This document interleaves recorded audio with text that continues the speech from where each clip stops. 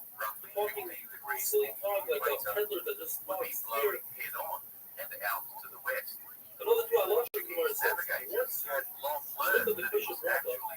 mission is counterintuitive. To sail out to sea, ignorant of the winds we now call the northeastern trade, and then ride the clockwise of the winds. As they come to the southwesterlies, that would bring up their backs as they approach Iberian coast. This turn of the breeze was known as the Volta de Lar, and it enabled Europeans to strike out with confidence across vast expanses of ocean and predict the likely wind direction based solely on their latitude. So it was that Victoria had one last broad loop to sail quietly making its way through southern Venezuela and up the Guadalquivir River, knocking at Seville, but not before exhausted and emaciated survivors managed to fire off a cannon salvo to salute their monarch and celebrate their return.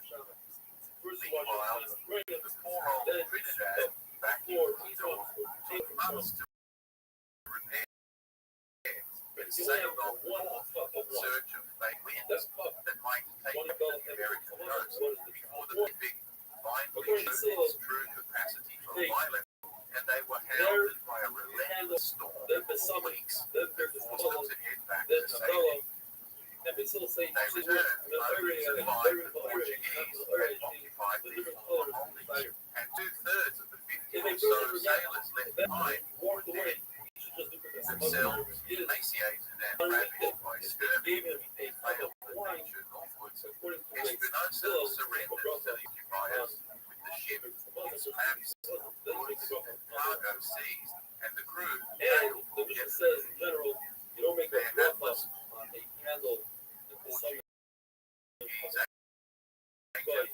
was taken outside and surrendered. Only the 50 or so men of Trinidad made it back to Spain alive. While the Trinidad was awaiting its fate, Elcano, back in Seville, was busy writing a short letter to King Charles, briefly outlining their journey, their suffering and sacrifices, the lamentable death of their leader, spreading the Christian faith, and the capture of their comrades who fought the king to rescue from the Portuguese. He gave an account of their successful diplomatic mission to the peoples of Maluku and the erection. Nowhere in his account Elcano mentioned himself or bragged about the staggering voyage he commanded to successfully return home, albeit battered and shattered. He did, however, manage to negotiate a pension and honors for himself, though he quite made it into the inner circle of the court. With the eventual release of the prisoners in Cape Verde and the arrival of those last 4 members of the Trinidad, only 35 of the original 270 crew members made it back to Spain alive, along with 4 Moluccans who were keen to meet the king. A subsequent mission to capitalize on their newfound trade route, known as the expedition, if a person only has 1 cup of wine and he has to do Abdullah, and he wants to eat a meal and do Zimah, what should he do? Says the Gemara that he could eat a full meal. He used the 1 cup of wine for both reasons, the Muslim and Abdullah. Says the Gemara, when he does this, he first does Birkas Hamazon, then he does Ner, then he does Summon, and finally the Abdullah. Who does this go according to? This goes according to Hashem. How do we want? Oh, this is a big machlokes to the mayor. What is the machlokes? they were arrested by a Portuguese. Not to be too confusing, everybody agrees that Abdullah is all the way at the end. And in Rameir, everybody agrees that Ner is first. Machlokes to Mishami still is in the middle. Do you say Birkas Hamazon and then Summon, or do you say Summon then Birkas Hamazon? And in Rabbi Yehuda, everybody agrees that Birkas Hamazon is first. Machlokes is only is Ner before the Summon or the Summon before Ner. Now, if you look at this list over here, where we see that Birkas Hamazon comes first, then comes Ner, then comes the Summon, then Abdullah. Like we said in the Brisa, the only one that says that is the Shammai, according to Rabbi Yehuda, is Shivas. You see, Abdullah is all the way at the end. Abdullah is equal to Kiddush. And in the mission of the Shammai hold, that first we do Kiddush on Friday night, and then on the wine, and over here is the opposite. First wine, then Kiddush, Abdullah. The answer is the difference between bringing in Shabbos letting Shabbos out. When you accept Shabbos, you want to make it as early as possible, so you make Kiddush first, and then wear Gregor. But when Shabbos goes out, you want to prolong Shabbos, so you make Gregor first, only afterwards, do Havdalah. Are you required to have a cup of wine for the Zima? We're still saying this. Shammai is a machlokes, is a two-way machlokes. What way Shammai hold? The Bryce says specifically that according to Shammai, you don't need a cup of wine because the Bryce says that if a person is about to be brought a cup of wine, you should make the bracha on the cup of wine and drink the cup of wine before you bench it. So you see that according to Shammai, you don't need it. But in the Mishnah, there's no heifer. It's possible that he actually keeps the cup of wine for benching. But it says in the Mishnah that he makes a bracha on the cup of wine. It's possible that he just tastes it a little bit, put it into his hand without touching it, without taking the rest of the cup, and he tasted it, and then he refilled the cup, and therefore he's able to be yotzei both. Now we're going to go into a idea of Tumah and Tahara. Very interesting subject. You know that a corpse is a Tumah. The person that touches that corpse becomes an Abat Tumah, one step lower. Abat Tumah touches food or failing, they become a Rishon. A Rishon touches another food, it becomes a Sheni. And that's pretty much it for Hula. Unless the Truma, which becomes a Sheni. One, usually you go down one madriga, one class of Truma every time you touch it. When it comes to mashkin, the 7 liquids, water, wine, the person who's a Sheni touches that liquid goes up a level. It becomes a Rishon. And it has the power only with Rabbana to be Muhammad something else and make that a Sheni. So therefore, we have a place in our Mishnah. What comes first? Do you wash your hands on the Til Sedayim and then pour the cup of wine? Or do you pour the cup of wine and then wash your hands? What's the matter? According to the Shammai, we're concerned that the cup will become common. Shammai hold that you're not allowed to use a cup that the outside of it is coming, outside means only good. I'm concerned that if your hands are coming, not washed, but perhaps they will cut up. Your hands have liquid on them, will cut or down to the cup. Your hand is the Sheni wine. That wine in return becomes a Rishon, which has the power to be on the cup. And I'm not allowed to use a cup that's conversation. But we still say you're allowed to use a cup to get outside of cup. My concern is that your hands are going to become covered. You're not allowed to eat with coming hands. That's why we wash the Til Sedayim. So if the cup is coming, wash your hands, you have moisture on your hands. Then wipe your hands. So that moisture, by touching the cup, will become a Rishon. And that Rishon will make your hands a Sheni. And that's a problem. Now we're not concerned that your hands are going to touch the tummy cup because the cup cannot make hands tummy. You need the water, you need the moisture. And hands without water cannot make a cup tummy either because the Sheni doesn't make a Sheni. Another machlokes we learned in the Mishnah. When you wipe your hands on a towel, what do you do with the towel? You put it on the table or you put it next to you on the couch. What's the difference? According to Beis Hillel, the table is a Sheni and the cushion is a Sheni. So there should be a difference. So there is a difference. Put it on the table. The sensei of Beis Hillel, the moisture in the towel will make other food. The combination will make other food on the table coming. I'm not concerned that my hands will become covered because that is not something that we find in the Torah that just hands are coming with the rest of the body become covered. Where food becomes a Sheni, that's in the Torah. Yeshai say differently. I'm concerned that your hands will become covered. Therefore, put the towel on the table. The table cannot be a Sheni according to Yeshai. You're not allowed to use the table as a Sheni according to Yeshai. Therefore, put the towel on the table, not on your cushion. Another machlokes you find in the Mishnah is you have to sweep the floor before you wash my bread, or you have to clear the table of crumb.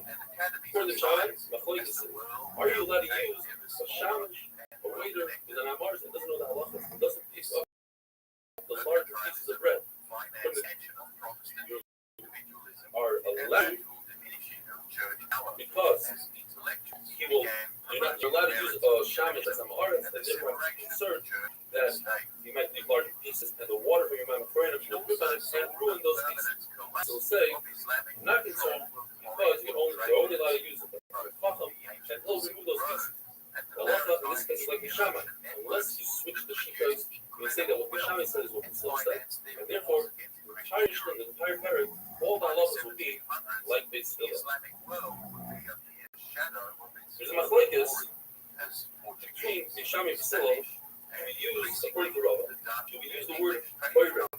Boira means in the past. He created life in the past. Boira means right now he's creating, or perhaps it also means in the past. And that's the Shammai said. According to Rabbbi, that can be. We say Yisrael, Boira Yechosha. Doesn't mean he's creating like now. It means he created generations. Therefore, it says, everybody holds the same Boira. The machlokes is the word Ma'oire. Does Ma'oire mean that light? How many different colors does fire have? According to the Shammai, one. According to the Beis Hillel, it has three: red, yellow, and green, or whatever that other third color is. The halacha is that a candle of a goy, you're not allowed to use the light from it for Havdalah because he did an issue with it during Shabbos. Rosh is amazing that he did it from Allah on Shabbos. Use it from Allah. The some of the guy not allowed to use if they're coming off of some sort of big party. Most of the parties are flat. So, wonderful day. Around in their own village, and the church was itself being rent candles and Protestant pollution.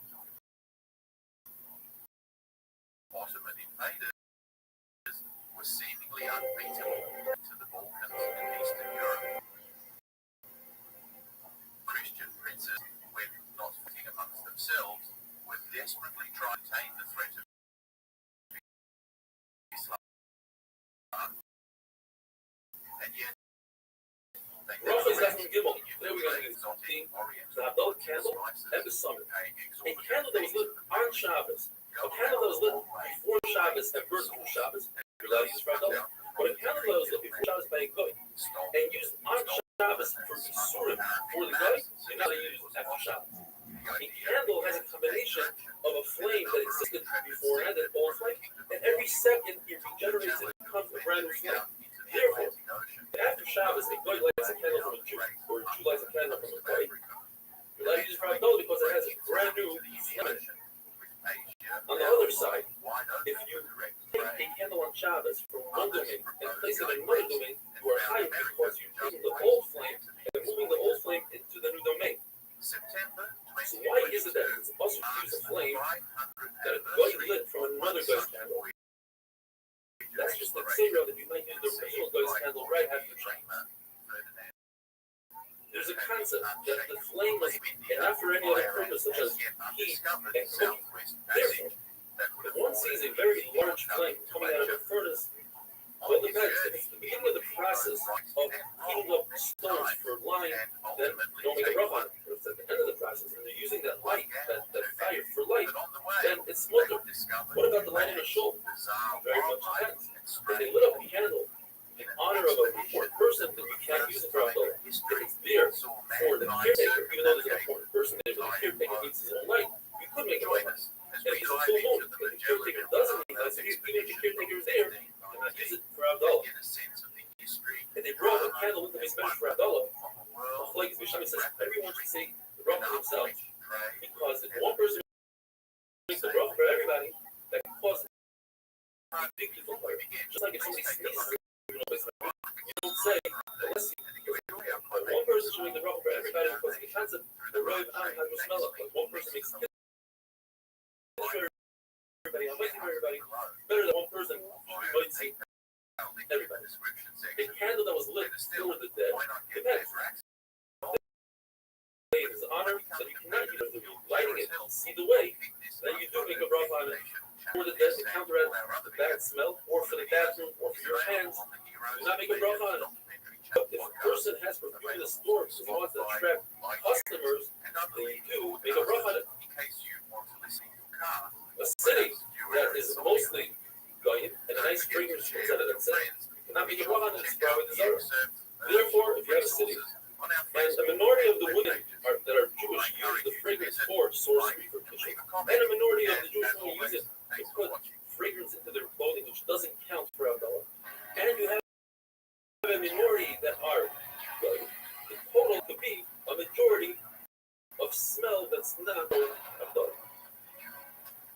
person smelled a nice fragrance that comes from the Zara, and he decided in his mind that he wants to benefit from it.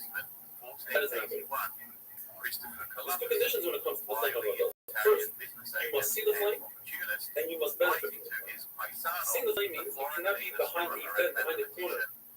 And benefiting is like Rav says, you don't have to physically benefit from it. You stand at a distance as long as you could possibly benefit from it, and it's not being out. With the olive. But Rabbah says, no, you must stand right next to it. And you should be able to differentiate from the light different points. Rav says that you don't have to search for a candle of Shabbos. Let me search for an esrog and other business. If it comes to you, easy, great. If not, no.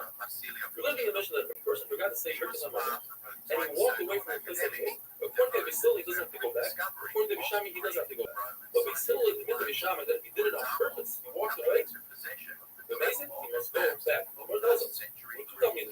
One was Makti like Bishami. He forgot, he walked away. But he came back. He was awarded with a pocket full of gold. Basil, the other time that I did like Basil, but on the amazing part. He walked away on purpose and benched far away. He was eaten by a lion. This is an amazing story about Rabbi Baruch on a trip, and he stopped to eat, and he ate, but he forgot to bench. He got back on, and he continued on. He said to himself, if I tell them, they'll say, bench right here, Hashem is everywhere. So he lied to them. He said, hey, I forgot at the restaurant. Hey, please go back.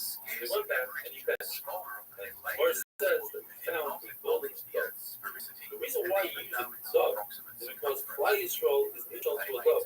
Once it's a dove, it's wings. The mitzvah is saved by Yisrael.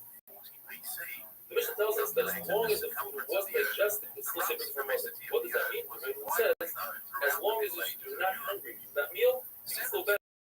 If you walk 4 cars, so the time of 4 cars 2 minutes away, then you can still more than that. And that's a very large meal. If it's a small meal, then it depends if you're still thirsty from that meal. If you're still thirsty, then you should. The mission tells us that if a person heard a part of a bracha, you can answer up. It says the Gemara, obviously he's not trying to be yaitzi, or just hamaitzi, or kiddush, or whatever it is. Because if you've only heard part of it, that's not enough. What it's saying is that since you heard part of it, you're allowed to say amen. Typically, you're not allowed to say amen because you don't hear a bracha. But since you heard part of it, you know what bracha they're referring to. You can say amen. The machlokes, what is better? Is it preferable to lead zimur, or is it preferable to answer the zimur? One of my says it's preferable to lead. In fact, the Brisa says it gets the higher before the person that says.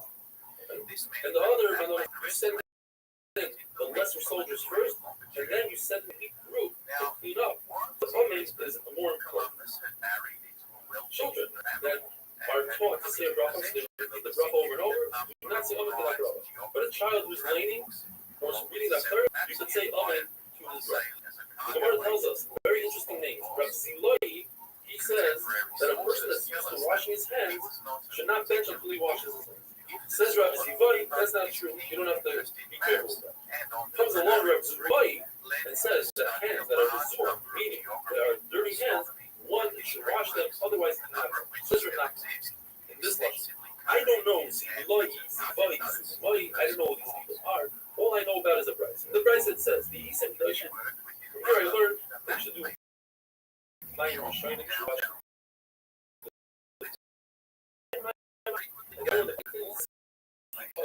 referring to what Hashem teaches us. Wonderful day. 12th century Muhammad al-Ibri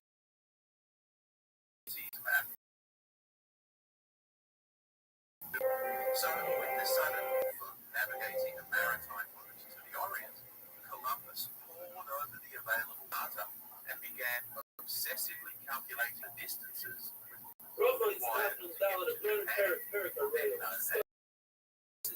Many different types of bracha, Which he estimated at 2,440 miles, or just under 4.5 Canary Islands. also The actual distance is 10,604 miles, or just under 20,000 kilometers.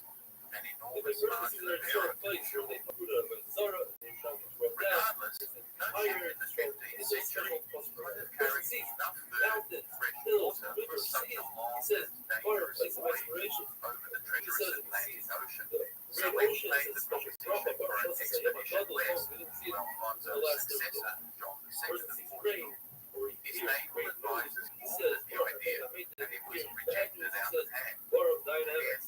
Not because they believed he was wrong about the project He says, principle, but because they correctly no assessed his use of calculations doubting as being something only that a already occurred. quarter of the It's actual So distance. his wife is pregnant, he's doubting They she can have fully this boy. understood that the technology and logistics of the time I hope made God it said, an urgent should see suicide mission. That's The case was definitely the closed person walks with into the a very subsequent dangerous city. penetration in Like 1488 of Bartholomew One Diaz comes in, around the southern one tip of Africa, when the he first walks in, European as he to gets in, demonstrate that a city, maritime says the second peace drop was possible. as he leaves, says the Columbus second was drop laughed when out he of realizes court, that he's sick. and Portugal rubbed its hands at the It's prospect great of to a make a drop maritime trade on fleet. that. It Just is like you make the a foot. bypass of the Arabs.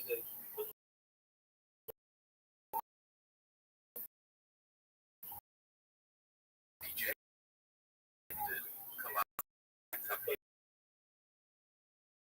going. Isabella the First and Ferdinand the Second of Aragon had just unified their realms through marriage and met their growing power with the added cash flow that Oriental spice trade would provide them. So when Columbus showed up with his idea to her, she passed it on to her own advisors who, like Portuguese scholars beforehand, dismissed it as untenable for them for the time being. Seeing as he had put so much ancillary work into the project, however, they retained him on their payroll, keen to prevent Columbus from giving anyone else the fruits of his research and labor. When you ask your friend, The you say, ambitious "Hi, how are Italian you doing? was Good morning." having none of it, however, and promptly set out for England, hoping to sell his idea there.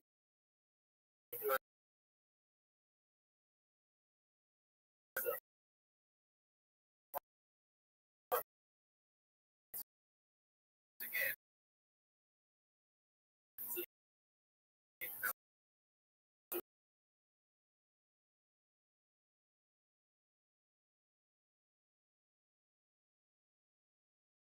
Customer some few years earlier, this meant that the entire west coast of Africa, south of the Canaries, along with its adjacent Atlantic waters, was basically a Portuguese playground.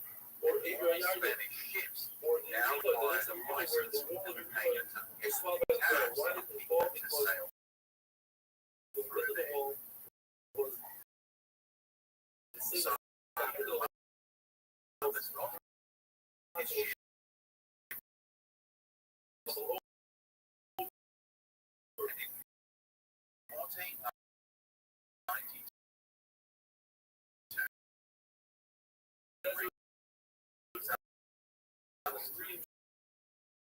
1492 on his return voyage to Europe, Columbus first docks in Lisbon Harbour.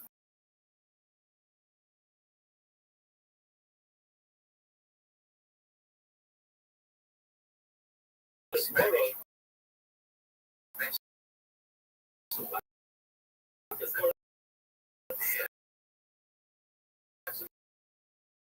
show up. Is a fella and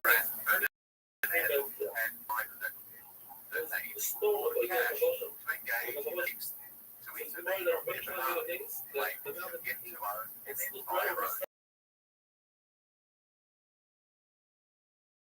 All land 100 leagues west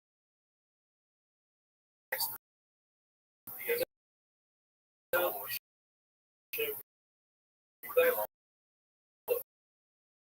to Castile, even if it wrapped all the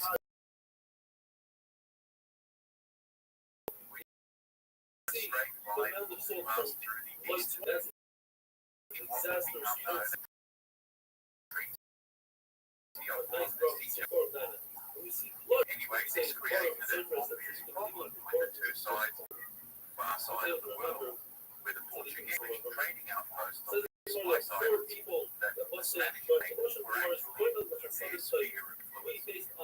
see, the Spanish insisted that the demarcation of the treaty went fully around the globe, which, according to their estimation, would situate the Spice Islands firmly for a hemisphere. But the Portuguese were indignant, and by the time it became a serious issue in 1518, the new Pope, Leo X, a Medici in Africa, and moreover, a beneficiary of the Portuguese, so decreed that the anti-Meridian running through Asia would be set at 17 degrees east of the Luna Islands. This disparity would go on to see substantial conflict and rivalry between the two powers, but we're getting ahead of ourselves. Now, before all this blew up, returning back to the post-Columbus Agreement of 1494, the two sides generally accepted the Atlantic Meridian set by the Pope, and the Portuguese themselves soon initiated an expedition led by Pedro Alvarez Cabral on a similar mission to reach India via the west, in which they sailed south from Lisbon till they reached their colony on the Caribbean Islands. Then, looking around and heading directly onto the easternmost tip of Brazil, before scouting the coast for a suitable harbor further south, where they disembarked, traded gifts with the indigenous chiefs, and then officially claimed the territory for God and the King. This fortuitously accurate marking into the easternmost promontory of South America has prompted some scholars to suggest that the Portuguese already knew about the existence of land in the southwest Atlantic, and that they were keeping it under their hat to prevent the Spanish from getting contiguous. In fact, there has been some suggestion that they had already established a logging industry bringing back Amazonian timber. Of course, neither the states of Europe nor the emerging Protestant one paid any heed to the Pope's treaty and completely ignored it, asserting they trusted themselves and establishing their own colonies both well in the West and throughout the Indo-Pacific via the Cape of Good Hope in Africa. At times coming into conflict with Pope Spain and Portugal, who were busy taking regular potshots at each other or otherwise conquering the various indigenous civilizations that they encountered. The reason I go into this protracted background is to demonstrate the fierce rivalry and disdain these two Iberian kingdoms had for one another, which sets the baseline for the antagonism to come in the further expansion westward beyond South America by Magellan. But we'll get to that in a moment. Anyway, as the next few years went by, both the Spanish and Portuguese got busy enslaving as many of the indigenous people as they could and plundering the adjacent countryside of gold under the form of forced labor system or the encomienda, whereby non-Christian communities of conquered lands were expected to provide a rotating workforce and was usually exploited to complete exhaustion. See my video on man that discusses us for a more in-depth discussion of this subject. One of these notorious conquistadors by the name of Vasco de Balboa hails an incredibly wealthy land and city, so he set out in 1513 on a military expedition using a mix of diplomacy and force of arms, making his way across modern Panama until he reached what he thought was a sea which was, in fact, the Pacific Ocean. Having divested the region's natives of their wealth and frequently also their lives and liberty, he sent reports back to Spain of this vast sea, which prompted discussions at court about the possibility of being positive far offshore, such that away from the names of the region of modern Panama, they would have a shortcut into Asia, while at the same time avoiding the entire Portuguese sphere of influence. Meanwhile, one Bernardo, known was in English as Ferdinand Magellan, a brave and competent Portuguese naval officer, had just returned to Lisbon from a reports regarding first where he and his cousin First, Francisco Serrao had been involved in the conquest of Malacca by the Portuguese a dream viceroy that of India, nobody deciphers is Alfonso great. de It's like Albuquerque. a letter that hasn't been opened. You Once see, you open it, following then the the problems violent start. appearance of Vasco da Gama, Good dreams, bad dreams, India, they don't happen 100%. the Portuguese court cemented its presence in India When a person in has a bad dream pursuit and of he's three sad about it, primary that sadness objectives. actually could be part of it. Firstly, to choke off Does fossil away with the sources dream. of wealth. On the reverse side, a And person has thereby good dreams, cripple feels their good about power. himself, that actually takes away Secondly, from his to success. spread Christianity. Bad dreams is worse than getting rockets. We learn from Thirdly, this that sad that not dominate the everything entire is spice trade comes true. back He's to Europe. talking in his dream about his mother, family, Now, and spice trade was and clearly later is their excited highest that someone priority. 20 years As from the cloves, dream. nutmeg, and mace were Never alternately dreams used as of preservatives the and dreams, food, never dreams but were that also thought to be Doesn't the cause the only sooner let them medicines that could prevent Whoever is causing the cure dream, the that's how Black they dream Death, dream. Don't forget about how chronic plague, itself, and therefore that that had so recently and devastated what the says entire that they get a population blink of grab on Europe. the left on when a person comes back from a long trip. The price of these commodities on the open Any market person was doesn't dream astronomical, dream at all. and if Portugal could secure a quiet really worried resource, about his dream. it would become wealthy You don't beyond imagination. that they should tell us. Tell us. So, They by should make it 1503, tell them. legendary Tell us as a source Alfonso really de Albuquerque had and they tell managed to them how ally they and will assist be the great King dream of be good. Kochi to secure rule of the Seal it, southeast seven coast of India, Muslim theories Islands, that it's for good. which the Portuguese They should were granted say favorable trade rights that are and reversed. permanent Read about outposts redemption. in We also Indian lands with the that same. laid the foundation for the Or Portuguese tell us, three maritime friends, I trading mean, my empire sister to and come. master stay together. He They were said, soon trading why don't we each say enormous a amounts statement of pepper that the others and have never heard? activities then spread So the first slowly thing I don't know towards Sri Lanka, what the you're worried source about. of the cinnamon trade. So we should By talk about saying 1507, that we they want had to built a series of forts Yeah. along the entire African that says, coast, congratulations for a place such as Red this. Sea I'm yours, my kids are yours. and Sent to a brought very long Islamic eruption, and merchants you're supposed to finish on that ships eruption with everybody as they're saying, oh, Embassies were but this meanwhile so sent they further don't east say to establish trade Please relations say, with significant I potential about partners shows such that you were as I don't know Siam, if we're showing you right. Malacca, Possible thing. and even China. These, Whoever's Malacca, afraid of the a iron hero, natural bottleneck in the take flow his of goods thumb from China, and was go so, reputedly a grab major the thumb of the regional other hand, trade hub. and then he should The say, diverse and I cosmopolitan just told you to find it, population I'm so and so. comprised of Serious local and Malays, essentially yes, as well as you're not the immigrants direct and descendant. merchants from Probably have all some over the Orient blood in you, who traded and therefore that's how they silks, raise the iron heart. spices, and What firearms. about your own iron heart? The Try king to of steer Portugal from was what's not keen to curry favor Then with it the doesn't get sultan something of Malacca a sick person. and made I don't know. overtures of They friendship call and everybody alliance else. would be allowed After to that, trade should mission close stop for him. alongside Chinese He'll do their job. and Muslim Rubber merchants that were already was sick, there. and he told his rabbi, don't tell anybody the first day. After that, Embassies he said, initially tell everybody, whoever was loves soon Rubber, undermined by disgrace. whoever hates Rubber, Merchants should be exulted supposed to that the enemies. Portuguese Sick, were active enemies, disappeared. and as Muslim, it was duty Shmuel says, not but only when he to had a bad reject dream, their he would say, embassy, but to attack I'll them. let me show you that they were Consequently, listen, the they're not surprise attack on the other hand, ambassadorial the fleet would say, caused consider the the hasty question. withdrawal. Let me show you that they were what?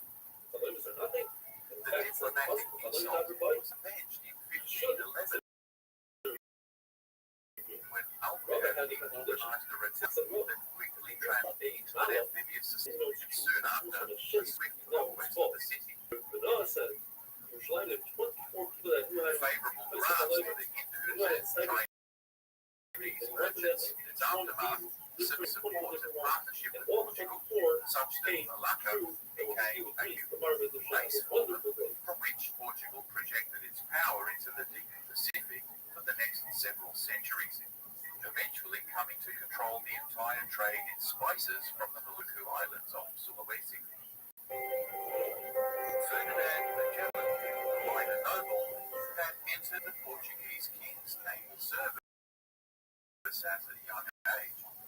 By 25, His staffing involved was anticipating the the amazing city establishment of of dreams. Portuguese Behind is outposts a over mural the course that a of the rabbi next dwells decade, for himself. fighting Gave in as a numerous gift. significant battles, Takes including all the the Battle dreams of of Munich, today tomorrow's in not. which the Portuguese What tells us, whatever you effectively think during the day crushed that's the what you're like, Islamic and worry, presence we're in going the to Indian Ocean, instead if you're so opening smart, the when you dream tonight, just inserted something in your mind during the day so that they about it, He was and you dreamt involved about in it. both the For failed instance, and it the said submission you're going to be and captured by the resultant prince, conquest and of you're going Malacca. to use a Then golden staff returned home to to raise the Portugal sheep. in You have this 1513, war. You're going to use a catching up to golden the eyeballs from grinder his to grind participation in the bacon. sacking. What else about Barhedia? Now accompanied Barhedia was by a if slave you paid him, he gave you a good in interpretation. the local And market. if you didn't pay him, he gave you a bad interpretation. Buy your Rabbbi had 1, 2 dreams. We're not going to go into all of them. But the bottom line is that whatever you interpret Rabbbi in the night, he interpreted about the message told Rabbbi, your wife is going to die, your children are going to die, your kids are going to be terrible. The king is going to accuse you of breaking, he did accuse Rabbbi of breaking this palace. And he told him, you're going to get whacked on the head by clubs.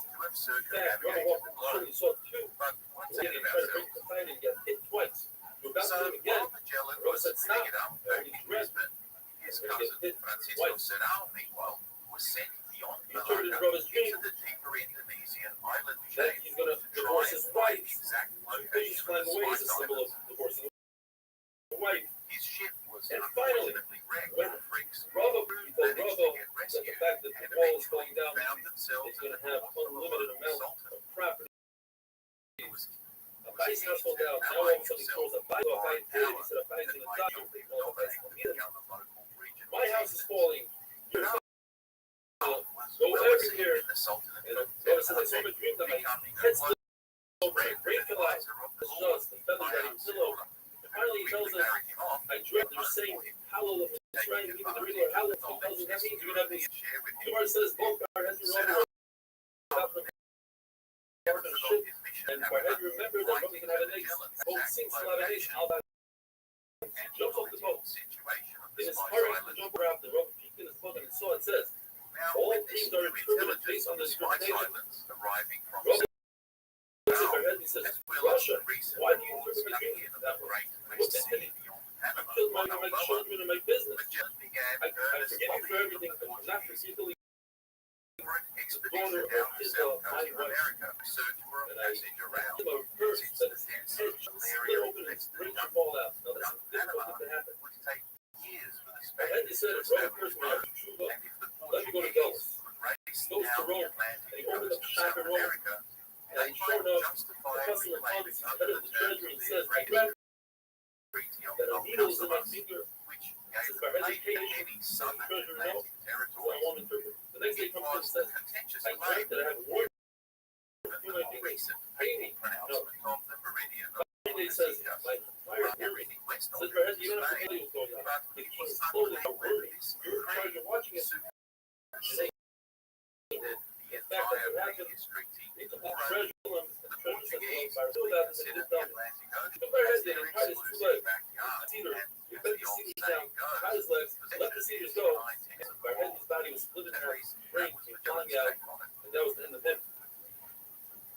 The Gemara tells us that Rabbi Shmuel also had interpretations for double kingdom and said, Jaws fell, says, well, the Lord, that means that the 2 Romans that were in you, they died. My nose fell off. That the door of which boat fell away. My hand fell off. Says Rabbi Shmuel, that means you're not going to pronounce anymore.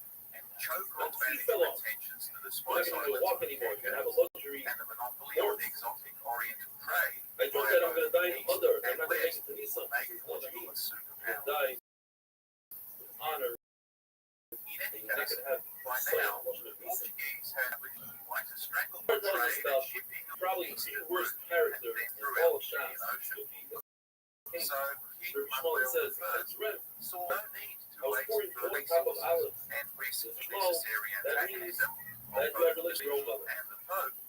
I dreamt that I grabbed the star. That means that you kidnapped the Jew. And I swallowed the star and you sold the Jew and you already used the whole one another. That means you have relations with your own sister. I kissed the moon and you have that relationship. I stepped beside a shadow of Hadass. That means a relation with the Naira Rothschild. I saw a shadow above me, but it was under me. That means that you have relations with your own. I saw ravens around my bed. That means you're I grabbed them from the pigeons and they flew and away. in 1517, Sent away along with twice his without seeing mate them again. Roy Valero, I a killed an egg. photographer and The means maker of of steel from his self-reviews, dead body. made his way to Says Seville Spooky. in Spain. Unbelievable. I agreed to everything. I didn't They walk. offered their services to the Spanish But I king, did not Charles steal from I, his dead. At grandson that moment, a woman of comes Palatable that coat that Isabella you're wearing, you Ferdinand, stole off the who bed. leapt at the opportunity to use the Finally, this intelligence is incredible. network and experience of one of the few Europeans Those are who small had ever been to except Southeast he left me Asia. money from it. That means As that he Valero's left me money hunting to right, dream. You're the seeing the Spanish effect of his money. not only save themselves If a person dreams unnecessary about a toil, well, that's a roads sign of through either the muddy peace jungles of or Panama, of Tyro, as it says, bypass like all native if a person checkpoints, dreams a river, a bird, or God, that would be it's a sign of by peace. the Southern As long as African the path doesn't have and he needed it. Moreover, The Arctic Gemara brings down that the that we Spanish can't get had into it benefited today, the but Portuguese each king one you have to say coming is over specific their puzzle side, and not a different made puzzle their that would be success detrimental to the dream. sweeter.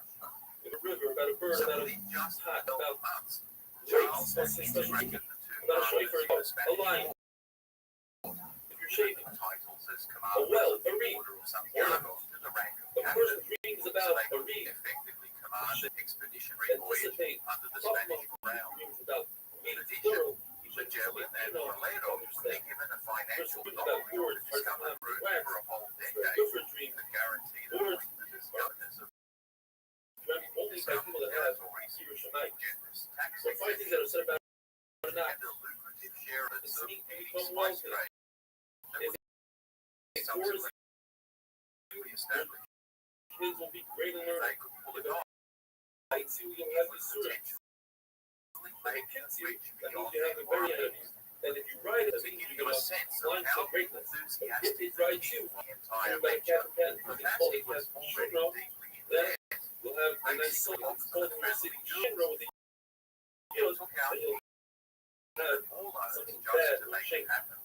Great. 20th of September, Looks 2019, like your head. It's in the the springtime, ships great squadron sign. of It's carracks not and the down this season, it's a bad Armada sign. of If you about a white horse, that's a great sign. A red horse, at the because mouth if of it's the Guadalquivir moving nicely, River, that's a and sign. then If it's towards galloping, Tenerife, that's a bad the sign. Canary And finally, Islands.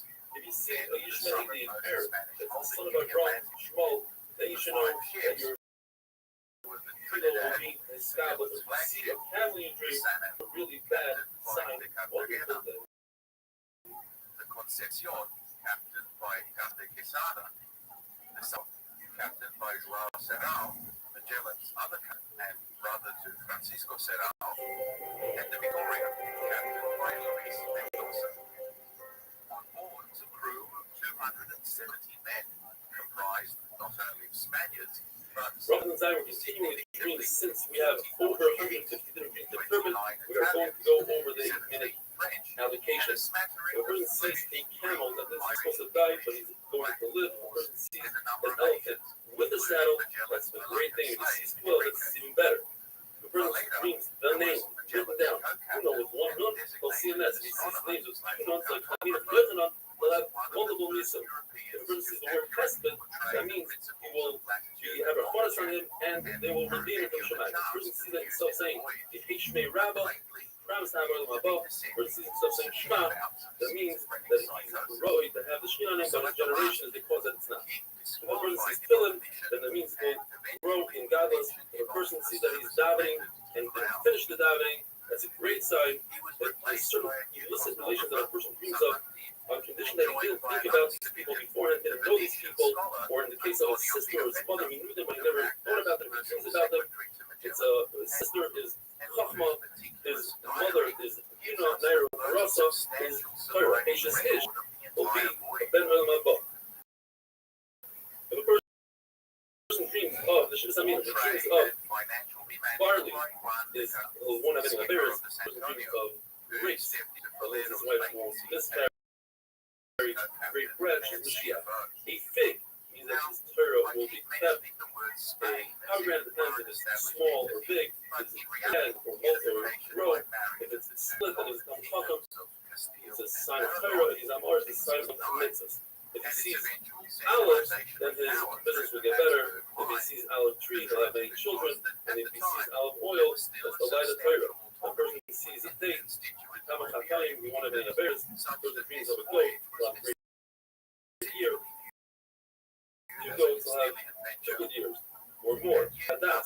that means his business will be successful. He doesn't have it, he'll inherit one. For example, to the Rabbbi, for instance, Esrog, that means that he's powerful things. He's beautiful in front of the powerful. For instance, Lulav, that means he's one heart that was one person sees a goose. That's a sign of Chachma, and if he has a relation with you, that's a sign of Rosh Hashiva, like Rabbbi said he dreamt. If a person sees a chicken, it's a sign of having a Ben Zachar, multiple Ben Zachar. If he sees a female chicken, that means he'll have a beautiful garden and simcha in his life. If a person sees or any round thing that's closed, like a nut, or a glass plate, or a cucumber, that means that his request is suspended. But if it breaks open, then his request will be answered. If a person dreams that he goes into the city, his things will be taken care of. If he dreams that he's shaving, that's a good sign. And if he's shaving his beard as well, that's a sign that a good thing will happen to his family as well. If a person is sitting on a small boat on top of the waves, that's a sign that he is going to have a good name, and if he's in a very large boat, his family will have a great name as well. If a person goes to the bathroom without using toilet paper, that's a great sign because he's ridding his body of all the bad stuff. If a person goes up onto the roof, that means he's going to grow. If he goes down, that means he's going to be the opposite. Rabbi and Abai say, no, once you go up, even if you come down, you're still going to be great. If a person is stripping his clothing and dreams, that means currently exiled did. If a person is naked in Chutz La'aretz, that means he's stripped from all appearance.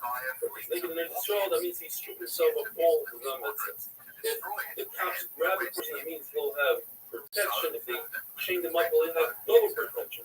If a person sees himself in a marsh, then that means he'll be a Rosh Hashiva. If he sees himself in a forest, he will be the head of the Rosh Hashiva. If a person sees himself on a snake, that's a great sign. That means they'll have parnasa. The snakes don't have to work for their food. If the snake bites him, he'll have double parnasa. And if he kills the snake, that means he won't have parnasa, even though Rav Shesha said that his parnasa will double. That's because Rav Shesha is limited and he wanted to give a good interpretation for himself. All of the liquids are a great sign besides wine, which if he's a Talmud Chacham, is a great sign. If he's not a Talmud Chacham, it depends. So there's no real interpretation for it. The Gemara says, if the person sees Sefer Malachim in his dream, that means he'll rise greatness. If he sees Yecheskel, that means he'll have Chachma. Yeshaya is in a Chama, Yirmiyah is Puranas.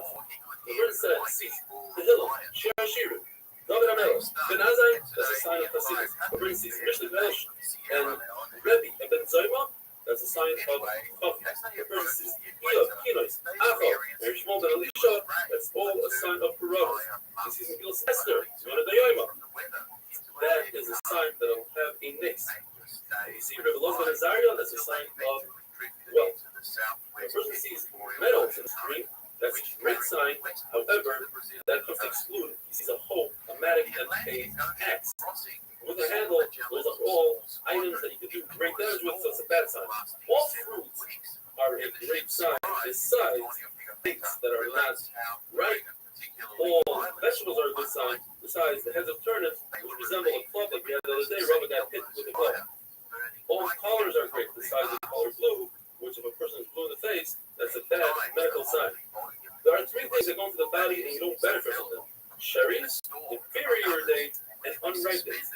There are three things that don't go into the body and the body benefits from it. That's bathing and anointing oneself and going to the bathroom. There are three things that have resemblance to Olam Haba, and that's Shabbos, the sun, and the bathroom. There are three things that calm a person down. That's good sound, music, or a good voice. Rashi really told women, and good sightings, like nice pictures of buildings, and good smell. There are three things that expand a person's mind, and that is a beautiful house, a beautiful wife, and beautiful vessels. There are five things that are 1 of 60. Fire is 1/60 of the Yehem. Honey is 1/60 of the month. Shabbos is 1/60 of the Olam Haba. Sleeping is 1/60 of death, and a dream is 1/60 of a nevuah. There are 6 things that are great for a sick person: that's sneezing, sweat, diarrhea, carry, sleeping, and dreams. 6 things will heal a sick person, and that is cabbage, the womb, intestines, diaphragm, some people say small fish, beets, and dry penny royal. and things will cause a person to become sick again, and even worse. That is, if you eat the meat of an ox and a bird, if you eat roasted meat or an egg, if you shave or you eat breast, milk, or bathe eating nuts and cucumbers. Cucumbers are very difficult on the body, like swords, but that's the large cucumbers. Small cucumbers, the Gemara always says that Rabbi Antoninus always had small cucumbers on the table. They were very wealthy, even in the summer, even in the winter. If a person dreams about a dead person in his own house, that means a sign of peace. If the dead person is eating or drinking, it's a good sign. If the dead person removes shoes from the house, that's a bad sign. Anything he removes is good besides the shoes. Anything he gives you in the dream, that's good besides if he gives you dirt and mustard. If a person sees Avodah Zarah, or mentions Mark Paulus, he should say, Hashem has Rahmanas to those who against his will. If he passes by a place that Avodah Zarah was uprooted in there, it's a scroll, he should say, which is shame. Just like this Avodah Zarah was uprooted, all over Israel, but Hashem lived with him, and you should return the hearts of these people to do tshuva. The Chutzlars, the Tanakh says, don't say that because they are mostly goyim. Or Shmuel says, even Chutzlars, all the goyim are going to become gerim. Let's say that there as well. Have a wonderful day. It's not been observed to present any danger of fire or electrocution, and Nikola Tesla demonstrated his relatively benign nature when he generated September's fire in his experiments in Colorado in 1899, where the wings of butterflies were seen to emit a blue glow as they flitted around. Pilots today occasionally report September's fire on their windshields and nose cones. Just like every Charles Darwin even observed the phenomenon while an anchor in the Rio de la Plata. September's fire derived its name from 4th century Christian martyr Erasmus of Orvieto, also known as Elmo. There was the bishop of the Italian city of Bologna in about 300 AD during the reign of the Roman Emperor Diocletian, who was persecutor of Christians. He soon fled to the mountains of Lebanon, where he remained in solitude for 7 years. Apocryphal stories tell us that he was attended and fed by a black raven. Eventually, an angel appeared to him and chastised him for abandoning his duty. Returning by road, he was intercepted by soldiers at a checkpoint where he admitted his identity, and whereupon he was sent to Antioch to stand trial for Diocletian. During the trial, he was severely tortured and thrown into prison, but again the angel appeared and led him to an escape. He now continued on his way through Lycia in modern Turkey, where he went on quite the baptism spree and converted many people to Christianity. At one time, he was preaching before a crowd when a lightning bolt struck the ground right next to him. Unfazed, he merely paused and carried on speaking while the crowd cowered in fear and the ground smoldered around him. It wasn't long before his proselytizing was reported to the Western Roman Emperor Maximian, who despised Christians even more than Diocletian. Once again, Bishop Elmo was arrested and led towards a pagan temple for humiliation. From the statues lining the avenue, crumbled as he passed them by, and when they got to the temple entrance, its sun erupted into flames, preventing their entry. Furious, Maximian had him bound and sealed in a barrel that was lined by spikes, and then rolled him down a hill. But an angel instantly healed his wounds, and he emerged unscathed. This time, the emperor had him flogged, smothered in tar, and then set alight. Again, the guardian angel put out the flames, and Bishop Erasmus was starting to look like a 4th century unbiblical Rasputin. Frustrated and hoping he could start from death, Erasmus was thrown into prison, but the angel not only fed him, but also arranged his escape once more. He was recaptured soon after because he couldn't help preaching to whomever came his way. And this time, the emperor had him tied to a table and disemboweled him with an iron hook tied to a windlass. Wound up the bishop's intestines on a spool, finally ending his life in the area of modern-day Croatia. These apocryphal stories made him the patron saint of sailors who were not only adept at using the windlass, but also vulnerable to flames and lightning on their tar-covered wooden ships. When the mysterious blue purple flames would appear on their masts during a storm, they considered it a comforting omen of his presence and protection. Given the gruesome nature of his death, he is also petitioned for intercession by people with abdominal pain, cramps, and limited childbirth, being considered one of the powerful 14 holy infant saints of the Catholic Church, being great to pray. Now, where were we? I guess Magellan. Anyway, back to our story. Having survived the ravages of storm and sea in the Atlantic, the Rabbbi squadron finally reached the coast of Brazil in late November and made their way down the coast to the inlet known to us today as Rio de Janeiro.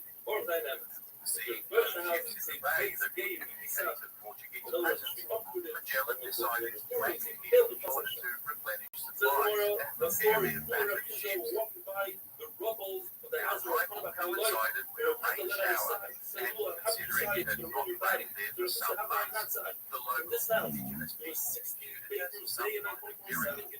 So the crew was treated with godlike deference, and the locals adopted Christianity with enthusiasm. They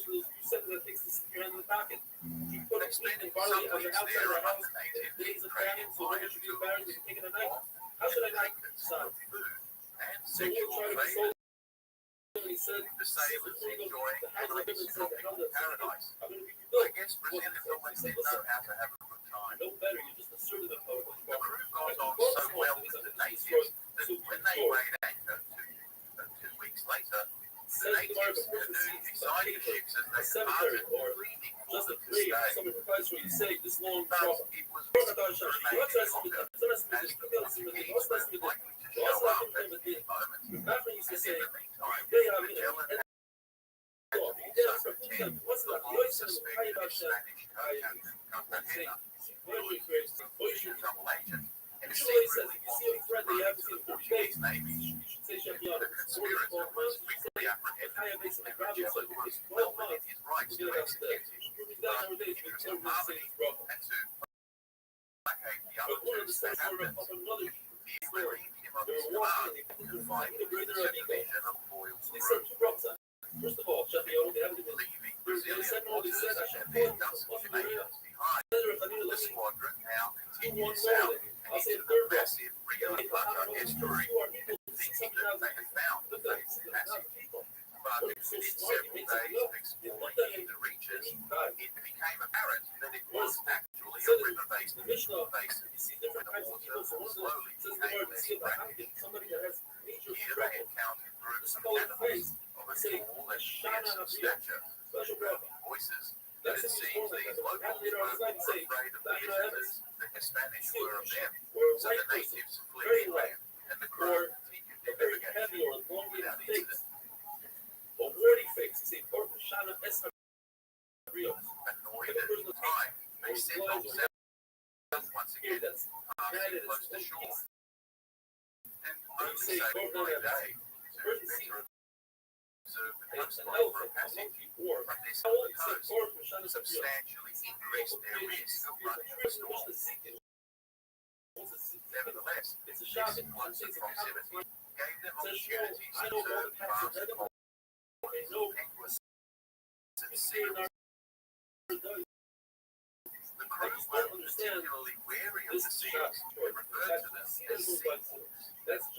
The weather was now getting progressively colder. The swell or violence of the storms wavered, but concerningly, they were now well below the 40th parallel, which Magellan had predicted would be the vicinity of the passage. The Cape of Good Hope in Africa was just under 35 degrees latitude, so the confidence in the captain's calculations was eroding with every further degree south they sailed.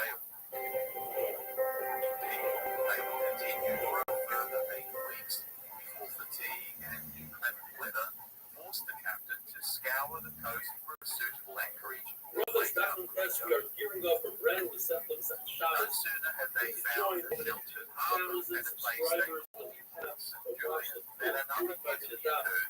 Whether Again, it's on YouTube instigated or by if they download Cartagena. our app, But it seems that this time, I the guarantee you planning that more had gone smiling into the rebellion. camaraderie. The other two Spanish captains, The Gemara tells us like what that they there's saw two as constellations, alternative actually people who Magellan's wanted to predictions, make a but marvel also in his the reckless started sailing from close people. to shore. And in order to stop the marvels, the place that you started to do that people would start. Sailing in a rowboat The question is, why did you just start it? Since the more there's a concept that you cannot fill it, if you try to refill it, it's not going to refill because there's as always the some news dirt of in the it. sailors stormed Or over the top, think that thing about saying or a prosecutor sitting in front of killing the one model. of them in the morning. Another long Instead of the dishes that was just an sailors earthquake, to console brought the word story, but but it the was current wrapped strode straight into Magellan's in ship. verses with the dead. And he said, I wonder if the plane Defying knows the why we recapture of just the had an ship from earthquake. their own Like, vessels, of course they the know. other two captains So the report realized is they about were now glass from outgunned colors and sheds to outmaneuvered, fear. so they And those were two prepared fears for clemency. create the earthquake. This time, Says the Magellan German, was you know, in that's no not mood true. for He's lying. generosity, That is and he true. had the two Says offending the Lord, the lesser reason why our captains things that in he's lying, part he didn't want to drawn and follow quartered, this way. But in hanging fact, their the various he was body right. parts off the At the ship heart for of several earthquakes. months. Cartagena, Thunder, having been says the personally Gemara, installed by the king, show of escaped this gruesome execution, clouds but was that instead focus sentenced each to be other, marooned on a pour nearby when island, clouds pour which water, was, water barring one a into another. miracle, effectively Or a Rabbbi death says was when the lightning strikes by the starvation. hail in the cloud, and 40 that creates the additional sound of conspirators the were found guilty, Gemara says you like including this the shot. aforementioned With El that, Cabo, another shot's and they were powered all as sentenced the to hard wind labor following the following cloud. 5 Sailors months, will wind which involved above the barrel pillaging and creates repairing that the hulls of ships, as well as Which says building that you shelter see on winds, very strong winds like this hurricanes, brutal suppression had make the a rock off, intended effect, and life says was value of into a desperate desperate that public hurricanes closed in all around full of them. chance to escape, and The it also impatient to lasts scout for the 2 area hours straight, still avoid some sort of convinced break. the passage was just around the proverbial Says the corner, Mishnah, so when you we see see a ship out in lightning, the say, winter. Kodesh, you could be brought They up soon so long. found another Rava harbour, says that our sheltered and certain lightnings are favourable terrible to the one guy. they were based in, That is, with if it's a drinking single water and lightning, food. if it's a white But as they or sailed yellow back lightning, to Magellan's and if it's a camp, cloud they that would comes hit from Myra great that comes freaks around wall. to the The north, ship or or some some clouds that cargo seem like was they're gonna blown onto a bump into each sandbank, other, that's the breaking up kind soon of after. Fortunately, Make sure the there lady was says no we have a casualties, boat created and after a thunder couple of is to weeks of scare trading people over land, to they think finally how traded back safely to base but alive. when you see a rainbow, you should not doubt Despite the loss, you're doubting Magellan the packed up the rainbow. camp Rather and you had say, now reduced borrow squadron later sailed is to the more favourable or anchorage, maybe where they remained for another 6 give us weeks, another marble, risking with them no on the ships so they can until hang the with weather the improved. Abai says It wasn't that until when there are October, winds the and springtime of the southern lightning and hemisphere, thunder, that the squadron finally mountains, ventured out again and in rivers, search all of the those elusive passage. make two brothers on the island, Ironically, and vice it was versa. only a Rava few says days later, that when you on the see the lightning 21st and of thunder, October, to make 1520, either or. that they rounded a But headland when you see that Magellan mountains, named only Cape say, Venialis place a in mighty honor of gracious St. and Ursula secret and the cross on the other, 11,000 this is virgin the mountains, martyrs whose not in the feast day entire was world, that whereas day. lightning exists in the Okay, entire world. obviously, before we go on, Well, the we clear need to have sky, a quick look at who by the the saint heaven, was and after why on rain the earth entire he night, had and the wind, 11,000 virgins when with you her. show the lady, The name say, Ursula oh, it's a derives from the gracious, Latin word for it says that sheep once there, there's a proof and of something legend has it that that she was the daughter of a British king called Where it says, Dionysus of Ionia, when you see the who sun ruled over a as it territory was created, roughly that shit covering should be modern gracious. Cornwall, England. In other words, He the was sun was regent created of Britain according to in the Manomar late on 4th Wednesday, century Tuesday night, before the collapse of the Roman Empire. And the story goes that he was asked by the legendary Celtic leader Conan every Beriadoc, 4 years, founder of since Brittany, the year is for his daughter's 365 hand in days marriage. quarter, Now, divided by 4 Beriadoc for was 4 busy seasons. fighting off the 91 Muslims days, rebelling 7.5 hours. but despite his In order success on the for battlefield, his son, his new domain of he had his America position at was 6. rather sparsely That populated. could happen only So every 4 years.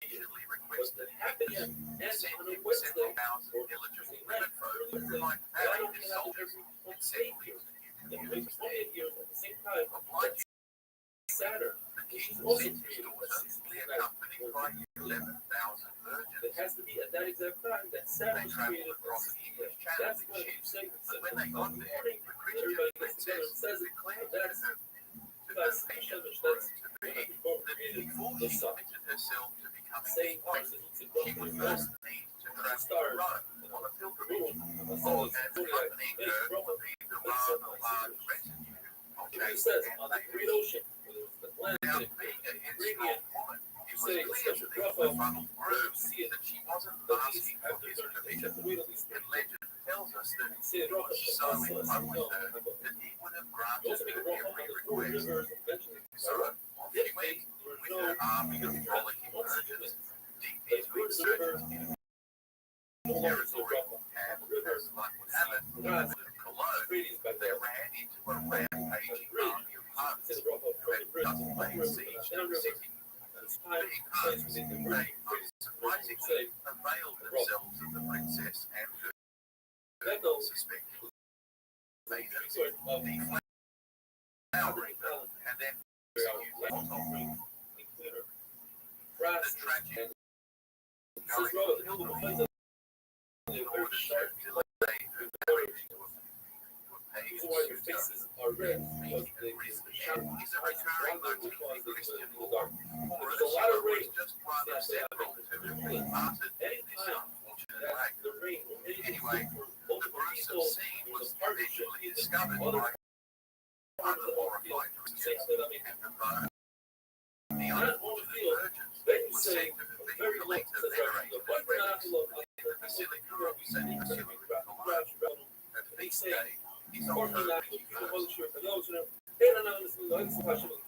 So when Magellan round landed in Tierra del Fuego on her feast day in 1520, he named the cape in her honor. The legend is also the source of the name of the Virgin Islands, so named by Columbus when he sailed past that carrying paradise on the same day, 1493. Finally, when you drink an Now, additional you wine might during also the be meal, wondering see, why I made that this the area that was other people sailing during the through meal. Fuego, or the land of fire in English. The extreme edge of the South American continent was named Tierra del Fuego by Magellan during his famous voyage of discovery in 1520. It was so named on account of the many campfires they observed on shore while passing through the region. Right from their previous winter Rothschild quarters, stopped the expedition had come across a small family group of indigenous Yagans. Despite the cold, The were question quite is, what you naked really have aside that from the odd animal skin. second time around your These guys. people were described as giants in stature If you bought it and fearsome in for appearance, the second with time, painted according to faces the first and lunch, being armed with bows. if you Being had it avid because you seal and inherited bird it, hunters. so now there's something new by you The buying crew it, had according to mixed Rabbbi, you make interactions a with brothel, these people, and according but to Rabbbi, they you make generally it. were open to trade. The second And option. Magellan had cordial That's exchanges with smart one already. particular This is dancing the first fellow. time you're buying it. Even Ravuna agrees you make a brothel.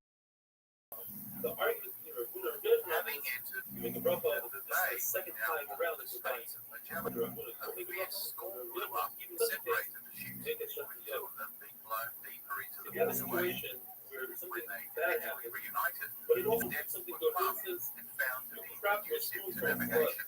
But the So flood is they good for next year cautiously for the next made their crop. way You're to still the going deeper, to die in the with MS. no noticeable change in the saltiness of the water. But you have something really There good that also happened, but appeared it's to be something tide bad. For instance, currents you found moving the other way, but see, you giving found them something some in the reason street. for It's encouragement. possible it's bad because the king will find out about it They and take it for you. eventually And came that will to a cause you large great island, aggravation. which And let's Magellan say, directed I played their out ships to explore to the left and right. two to the right, after which they would It's meet up again at the prearranged when Magellan What about the vessel fact that returned. David, Only one of the other ships was there to meet them, the Bibina, the San Antonio, the that's the largest of the name ships in the squadron by Those are displacement, not chock 40 days. full of That's 40 days. supplies. Good.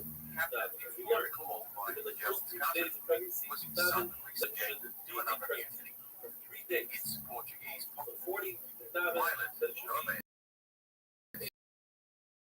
So, stabbed the unfortunate captain as he tried David, to set off should be warning squashed cannons. 3 months to The 6 mutinous months. crew David, now abruptly turned around and headed straight back up to the Atlantic, eventually arriving back in Spain, learn. more or less along the shots that 6 months if the later, woman leaving fertilizes Magellan first, with substantially reduced supplies.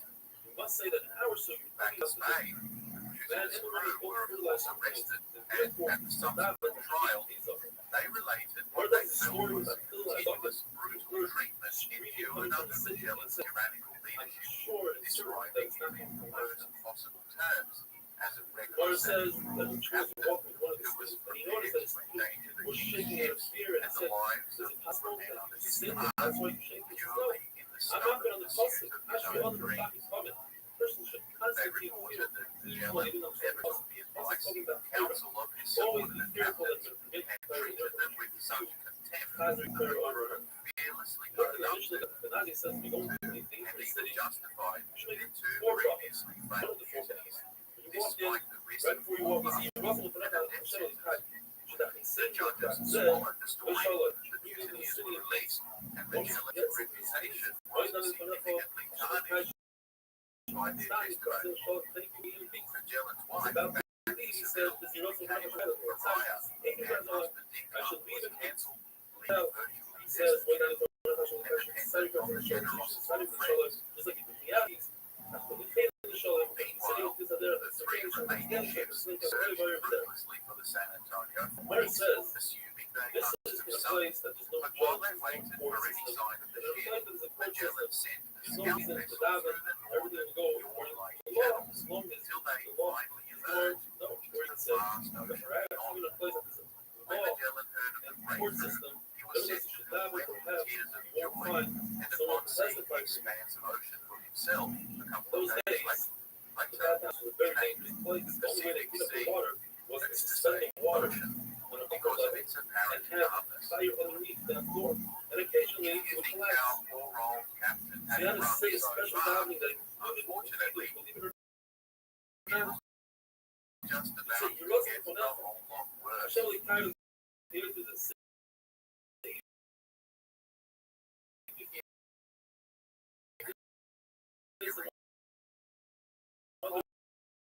Like,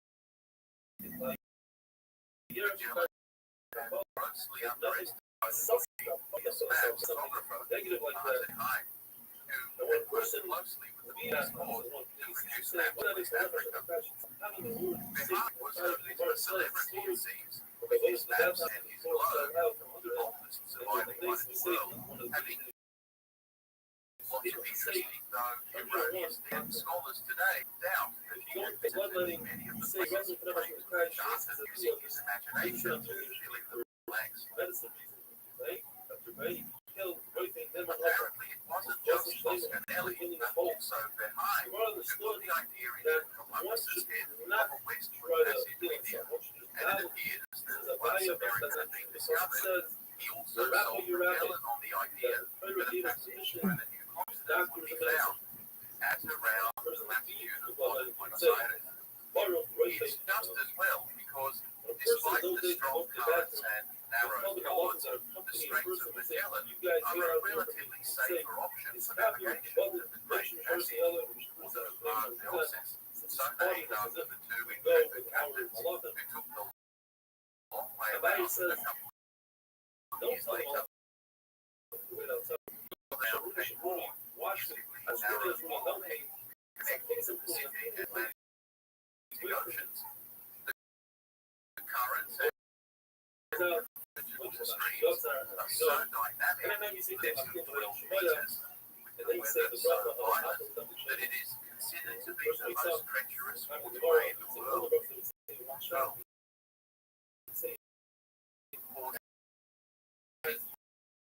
countless exceeds being right of passage as well as to come.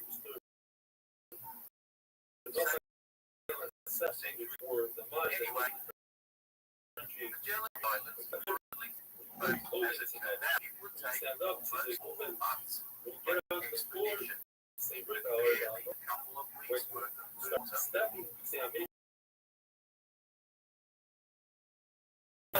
To strike out into the vast expanse and only during good weather, currents, they sailed into streams that might be suited gather food and water for what would amount to their supply of biscuit and Wash your dried hands, so meats, good to go. typical of naval Wash your face, voyagers, stay on were mountain, spoiled with the have a warm point, weather. you run And as the weeks to passed, the they resorted to boiling leather and eating sawdust as starvation slowly set in. This was Prophet Hashem. Rats, they could catch them, were a rice delicacy, but they were soon eradicated by the rabbits on the bed, that approved. Scurvy also soon took a hold with the open sores, causing gums and delirium, eventually causing the deaths of 20 or so crew members, with dozens more falling great fear.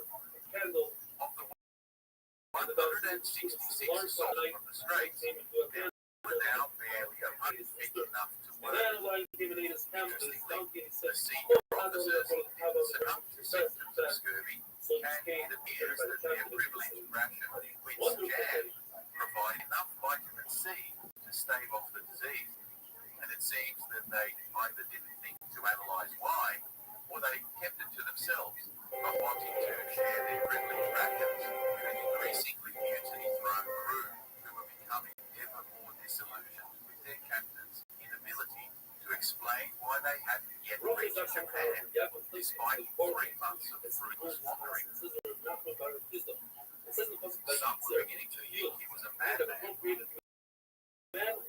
Eventually, they passed through a number of small islands that were uninhabited and offered no real sustenance besides a large presence of sharks that spent 2 days fishing for belly fluttered. They continued west without sighting any archipelagos and atolls that cluster in the vicinity until they eventually came to Marianas, anchoring off the island of Guam. Suddenly, there were dozens of outrigger boats swarming around the 3 Spanish ships, and Australian just walked on board without so much as proceeded to make off with anything that wasn't nailed down. We even managed to absorb the back of the stern of Magellan's flagship, and which was crucial for tendering and exporting. Unsurprisingly, a scuffle soon broke out, and the Chamorros fled back to their villages.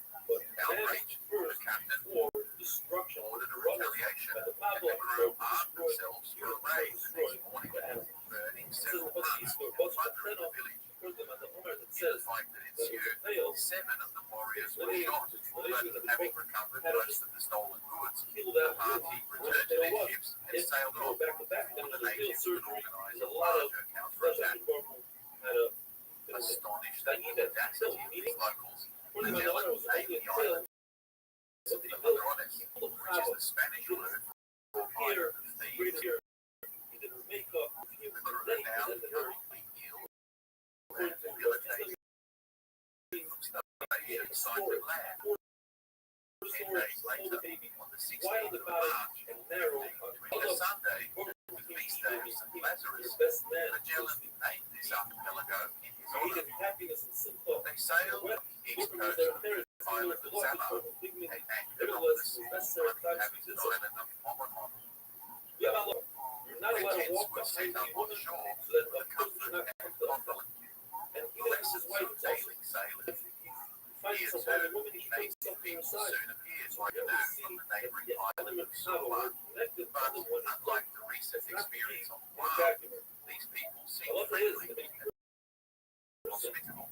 Gifts were soon exchanged, and food was generously provided by the local Rabbbi firm crew members.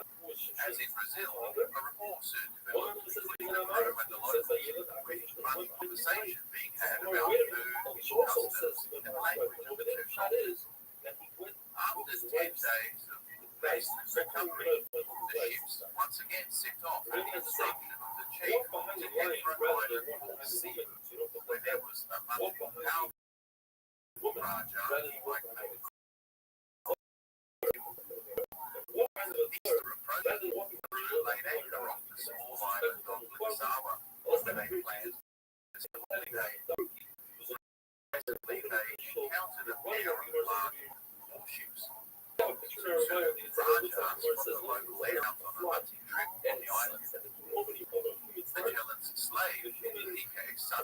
realized he could understand the dialect, and he now acted as a translator.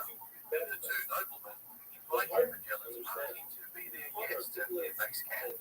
Now, most people associate the word Raja with India, so it might be worth taking a quick look at the cultural history of the Indo-Pacific region to get a sense of the people Magellan was coming into contact with. Magellan, just like Columbus in Hispaniola 3 decades earlier, was convinced that the man he encountered in the modern Philippines in 1521 was actually the fringe of India. Ironically, in a cultural sense, he may have not been too far off the mark. You see, Indian trade and colonization of Southeast Asia had been going on since at least 300 BC. References to Indonesian city-states in his literature, such as the Ramayana romance story, where the hero Rama sent his best general to Java in search of his lost bride Sita. Two major empires on the east coast of India, the Chola and the Kalinga, had an extensive thalassocracy. That is to say, a maritime empire built on trade that spread all the way down through Southeast Asia into the Malay Peninsula and thence through to Sumatra, Java, and beyond. Their sophisticated culture, religion, and architecture became fashionable, with the Indian language soon becoming the lingua franca among the thousands of indigenous cultures that now adopted those customs and titles themselves. By virtue of a solid trade network that extended from India to China in the 6th century AD, many of these Indianized chiefdoms became powerful dynasties in their own right and began projecting their own influence over less successful neighbors. So it was that by the 10th century AD, there were a number of powerful maritime kingdoms emerging out of Sumatra, Java, like Kalingas of India, tributary states of Earth, extending all the way north to the Philippines, and east even to New Guinea. These kingdoms rose to noticeable prominence with the Srivijayas in Sumatra and the Mataram kingdom in Java. In 1292, Kublai Khan sent a force of 1,000 ships from China to conquer the wealthy Singasari Empire, which was the current dynasty that ruled Java. His expedition ultimately failed, but internal feuds and competition between rival kingdoms saw continuous warfare being raged throughout the entire region, weakening their naval power. By the 14th century, Muslim traders and colonizers eventually began to settle in Sumatra, and soon enough began to exert their influence in turn, supporting their own Islamized candidates for kingship and then establishing sultanates throughout the region. At the time of Magellan's arrival in 1521, much of the west of modern Indonesia had become Muslim, while the east retained the Hindu Buddhist culture. So the Rajas that Magellan met in the Philippines were nominal vassals of the current Majapahit Empire, Muslim sultans from the west. For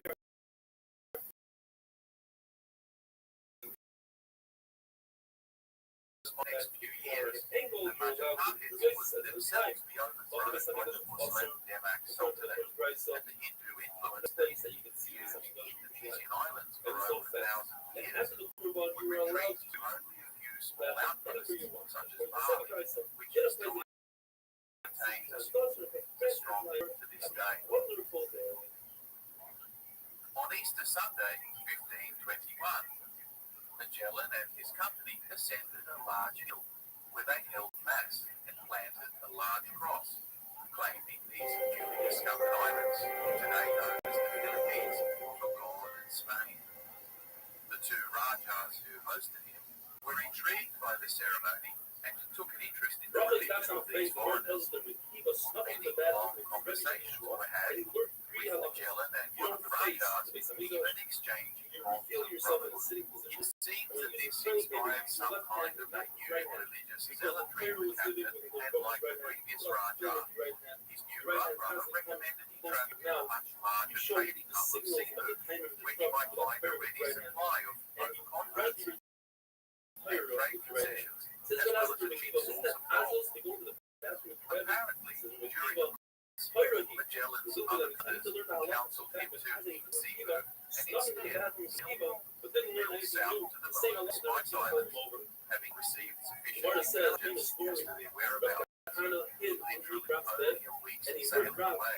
But, as usual, Magellan took his own advice and headed for the local capital instead, where he was brought before the local Raja Muhammad. This chieftain was similarly impressed by the approach of the Europeans' peculiar religion and a demonstration of his armor and weaponry, such that within a week of his arrival, Magellan's chaplain had not only baptized the Raja and his queen, but hundreds of locals who followed suit. The newly Christian Raja now got the idea of taking advantage of Magellan's European passion for missionary work by suggesting to him that the neighboring island of Mactar were not only resistant to joining the Druid faith, they openly mocked it.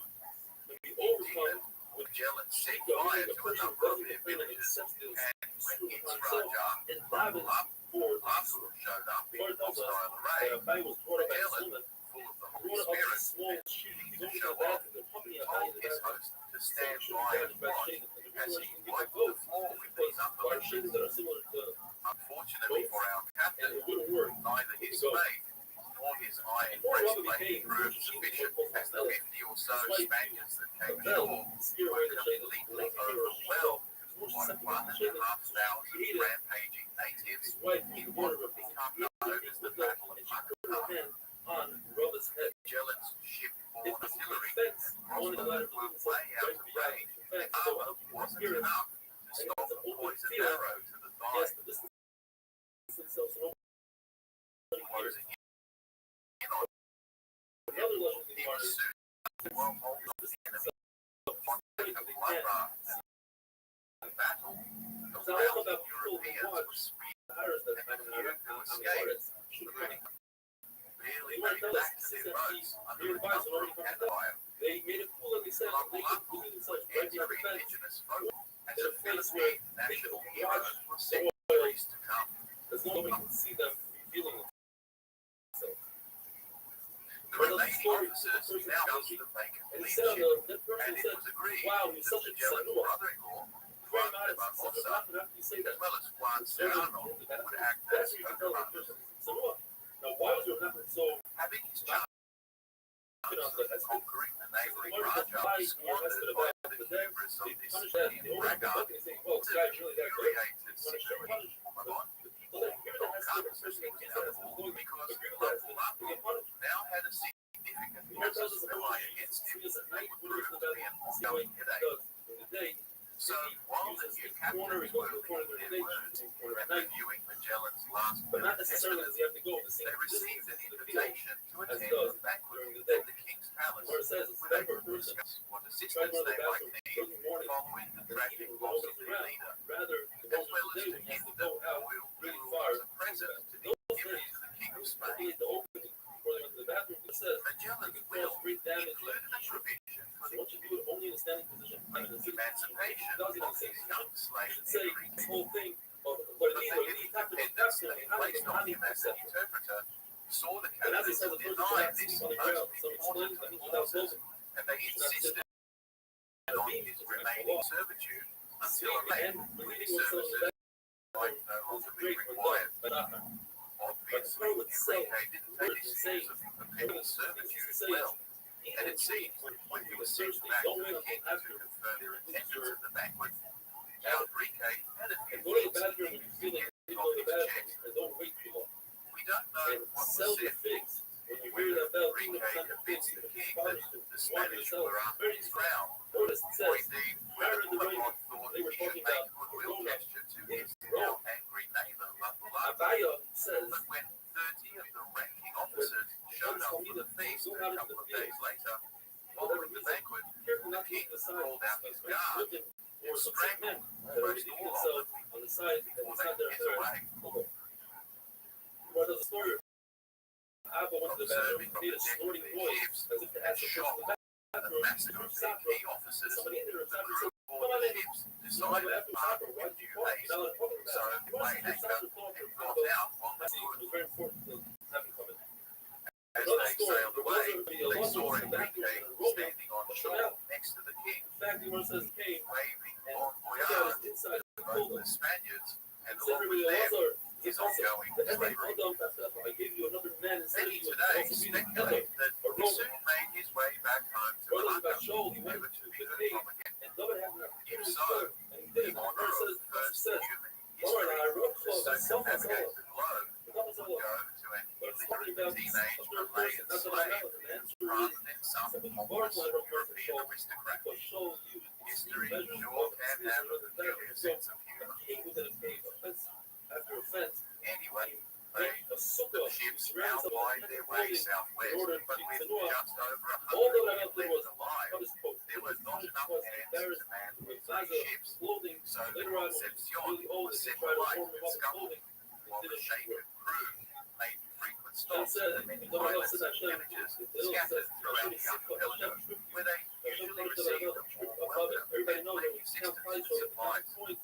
The Rabbel didn't count price for They like that. encountered And a whenever a game of well-established early 70,000 industry people died, and how long plantations did it of last? Just a few cinnamon, hours. From sandalwood, the morning when you shut the nutmeg, comment until just ginger, about it. and other spices that suggested they The were Lord getting told him, close.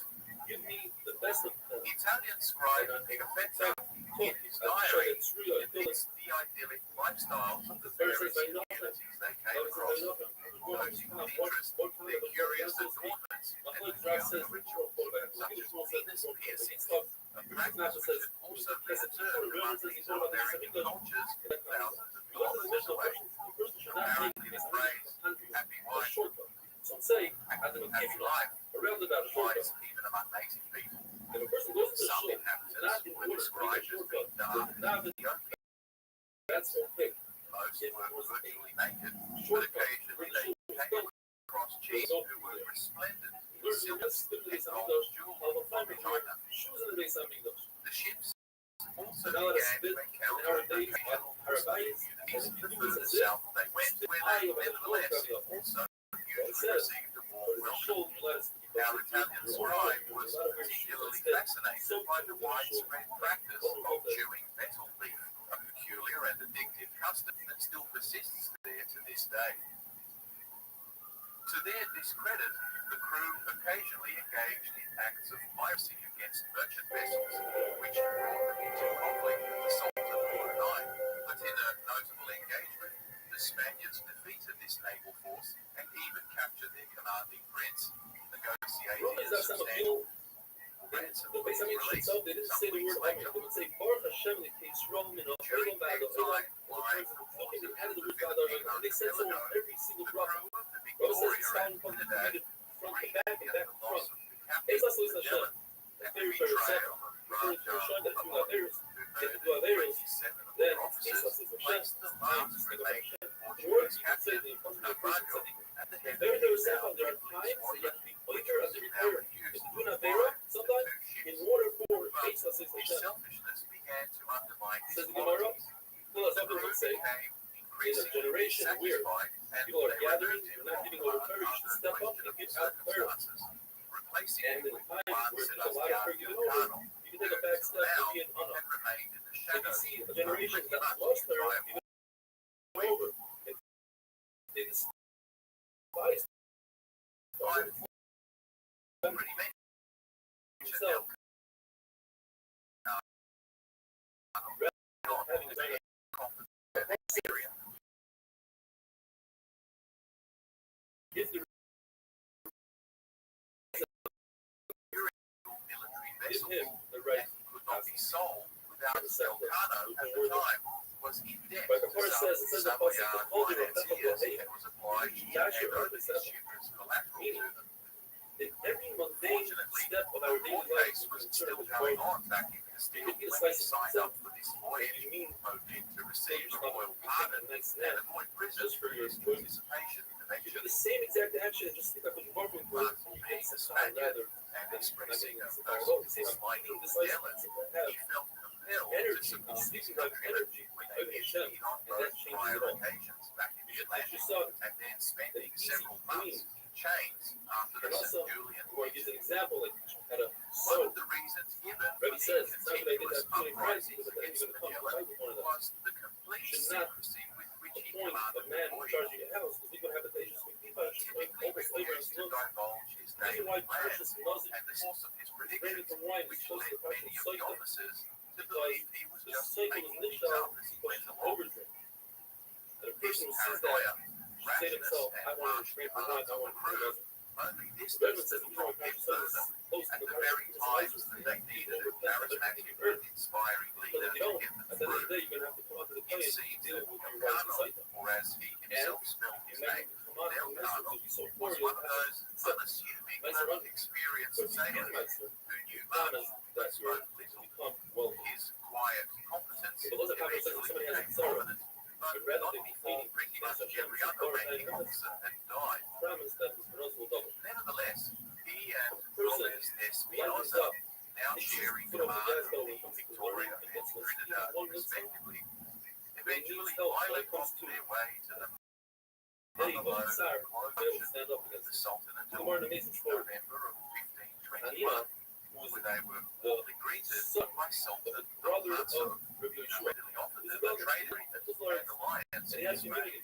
And he started doing Pura Shana. You He see, started saying, this year Al-Mansur we're going to have was two under others. some And expansion I love that the only two son are strong out of So he sent from a message. rival He warlord sent to Luis the pond Victor in and the the grandson Ternate Sultanate of of Sulawesi. Satire Tal. It was there that Or the Masham that he's Portuguese amigo. agent and cousin of Magellan, So he was really Serral, excited. He had said, what are long you doing made here? his So he home came some to years the ago, He gets the and public. from These whom two. Magellan Look at learned that, of the location of the Once spice they got that islands. Ascoma, It everything turned was out something that that said they said, Francisco he said, Serral come, he said, come, had he said, died what at do they say? roughly the same time as Magellan, so the two old friends never managed to actually meet up, though they were so close and only a week's sailing These guys are distance nobody. away from one They're another. fake.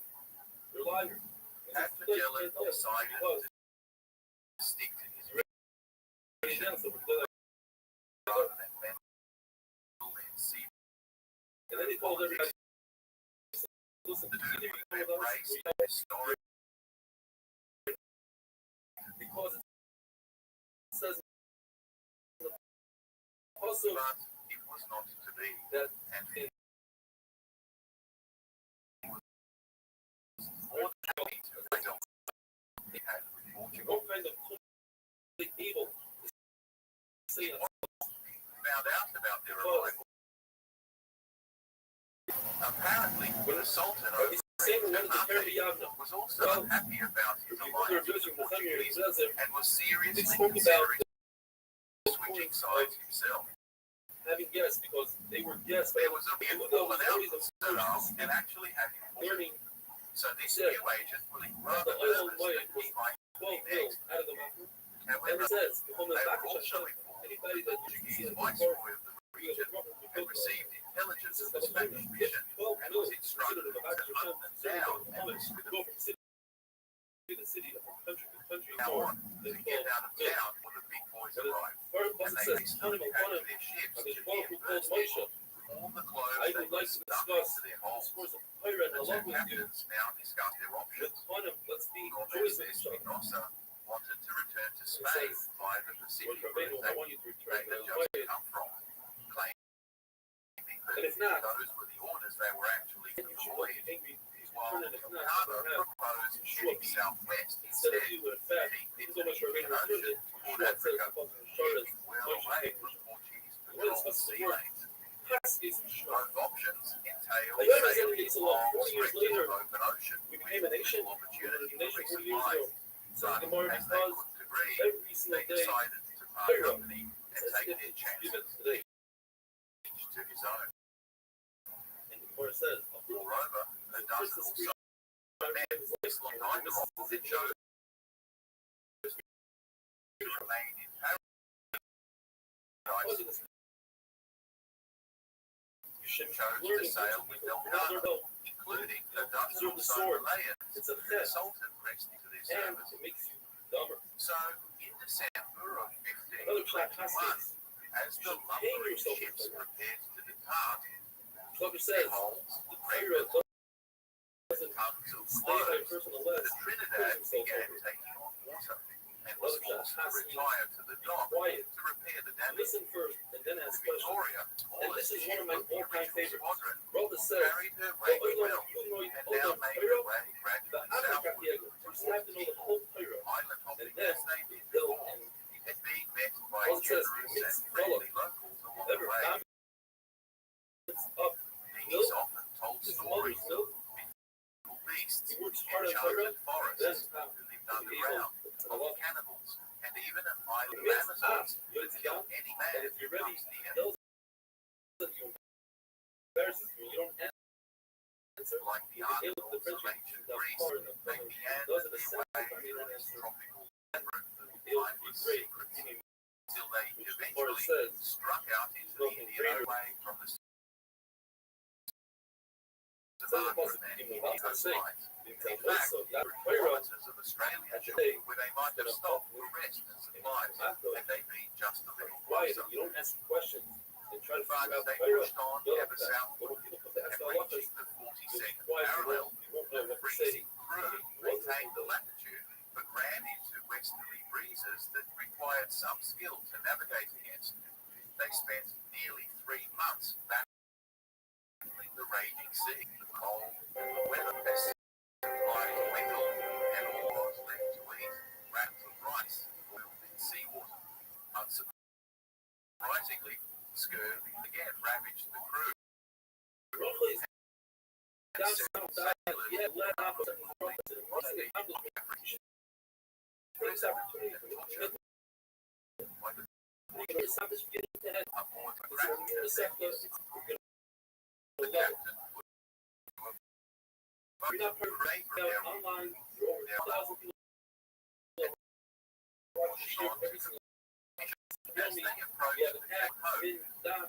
Impossible And we headwinds are held over them up anything. for weeks and forced Where the does us decision to someone head went to closer Yahoo shore, risking either first being if you wrecked spoke on the dangerous reefs along the coast the host, or captured then by the you have the Portuguese. defendant of Rabbi says, By some society they that living in included both, don't but despise as that they rounded the why cape, not? the situation was becoming more dire They by invited the us day. in. Don't forget all the people that are trying to tell us, yet we have to have a Worm cut. infestation. And So men he says were in the Bible, dying of flies from starvation.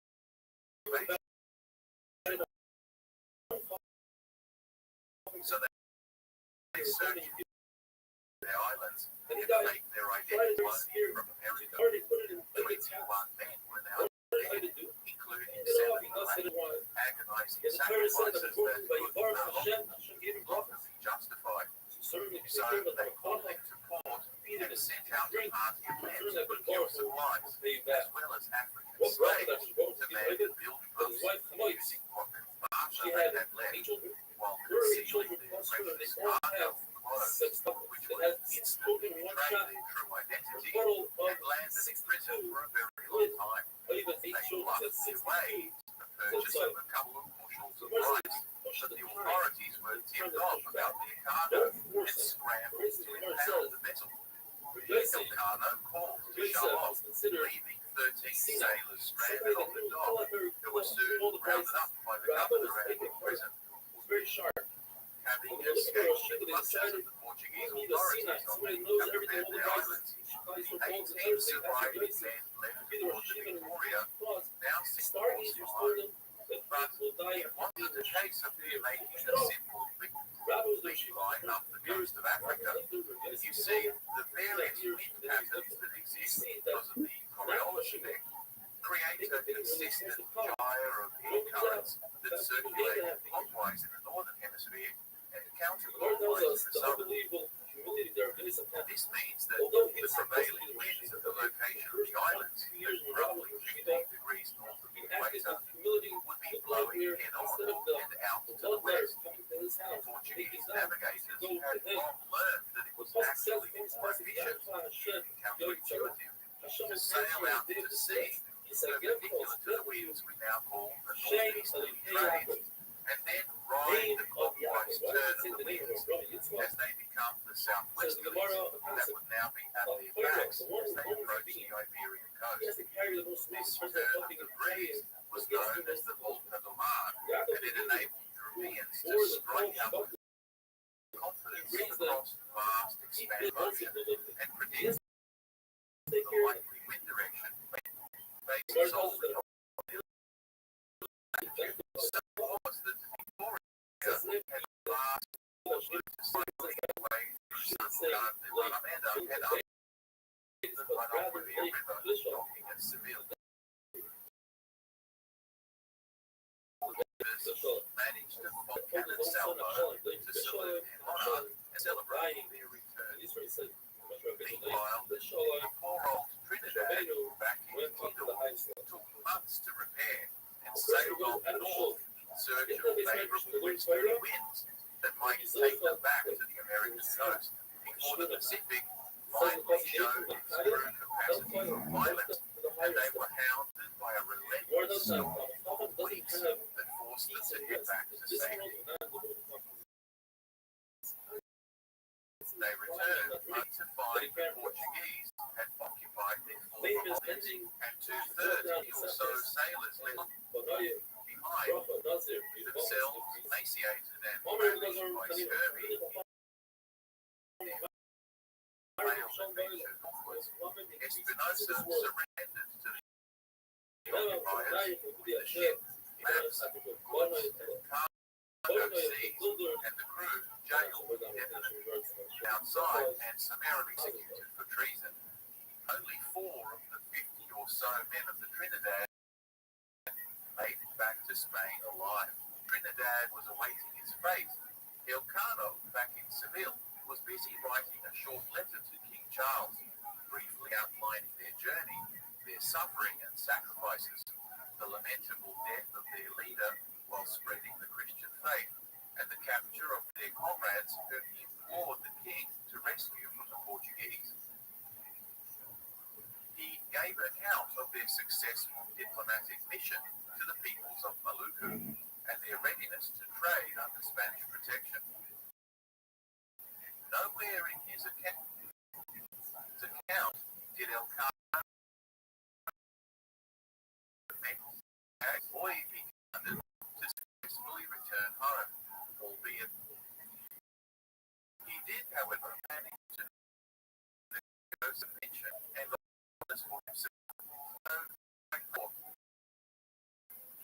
With the eventual release of the prisoners in Cup and the arrival of those last 4 members of the Trinidad, only 35 of the original 270 crew members made it back to Spain alive, along with 4 Malucans who were keen to meet the king.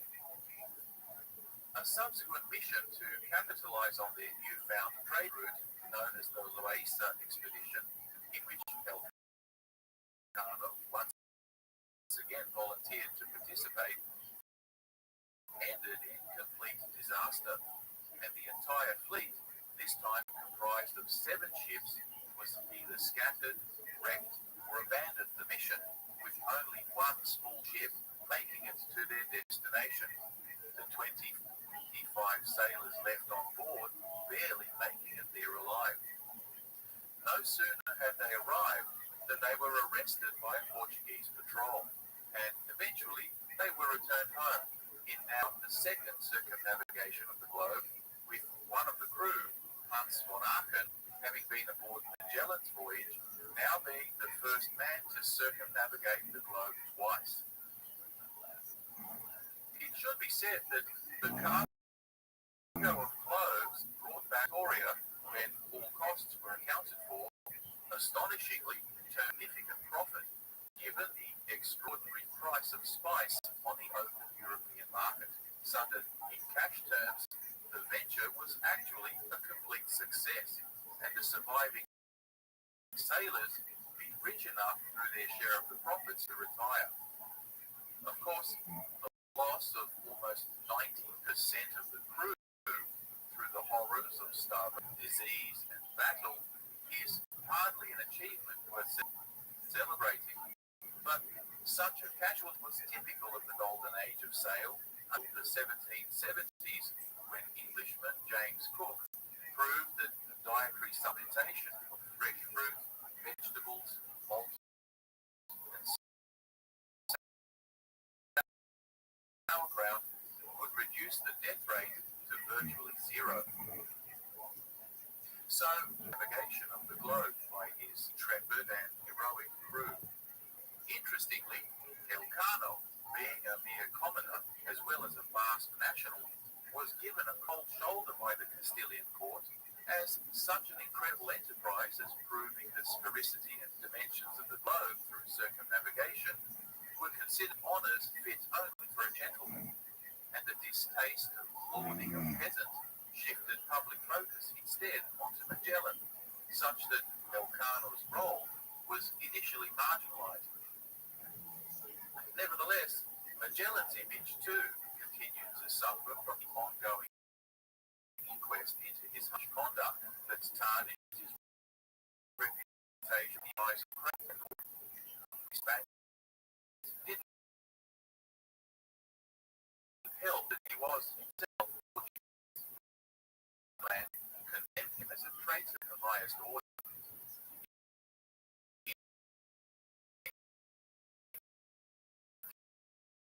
Indeed, the rivalry between continual skirmishing for control of lucrative outposts, atmosphere in which Muslims were seriously displacing indigenous culture and long residing interstates in the region of the South Pacific. The Pope would eventually settle the anti-Meridian possession question, first brought on by the Treaty of Tordesillas, by giving the Spice Islands in their entirety and the Philippine archipelago to Spain, from which new treasure fleets would eventually make their way to Acapulco, then overland via Mexico City to Veracruz, a safer and eventually more efficient route than the southwest passage of Magellan.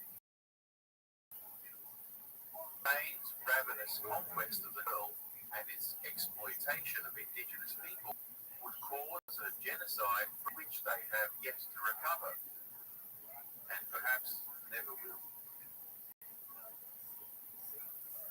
Pigafetta, the Italian scribe who gave us the most comprehensive narrative of the voyage, would go on to publish his precious journal in several languages, travelling through Europe and becoming quite a celebrity, before returning home to Florence to a life of relative obscurity.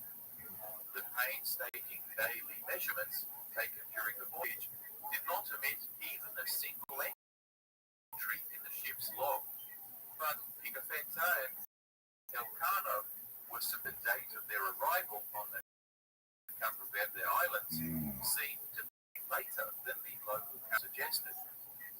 The Arab geographer Abu Feda predicted that circumnavigators traveled westwards in what is known as the circumnavigator's paradox would accumulate a one-day offset to the local date, effectively 1 hour forward for every 15 degrees traversed, while those travelling eastwards would lose 1 day relative to their starting point, a concept explored in Jules Verne's entertaining novel Around the World in 80 Days. Today, international treaties have set an international dateline and boundaries to better demarcate one calendar day from the next. The explosion of the spice trade saw the emergence of a completely new social and economic order in Europe, with ever greater emphasis on venture capitalism, mercantile trade, and academies as the world now ever smaller and well-connected. Capitalism, financing of profit individualism, and a gradual diminishing of church power. Intellectuals began promoting the merits of separation of church and state. It also saw the permanent collapse of Islamic control of Oriental trade routes, both the ancient Silk Road and the maritime Indian Ocean networks that produced incredible wealth and financed their wars against Christian Europe. By the 1700s, the Islamic world would be a mere shadow of its former glory, as Spanish, and increasingly the Dutch and English trading companies rivaled entire nations in their economic and political influence. It was in every sense the rise of the oligarchs and plutocrats as the real power brokers in world affairs that would set in motion a trend that continues in one form or another to this very day.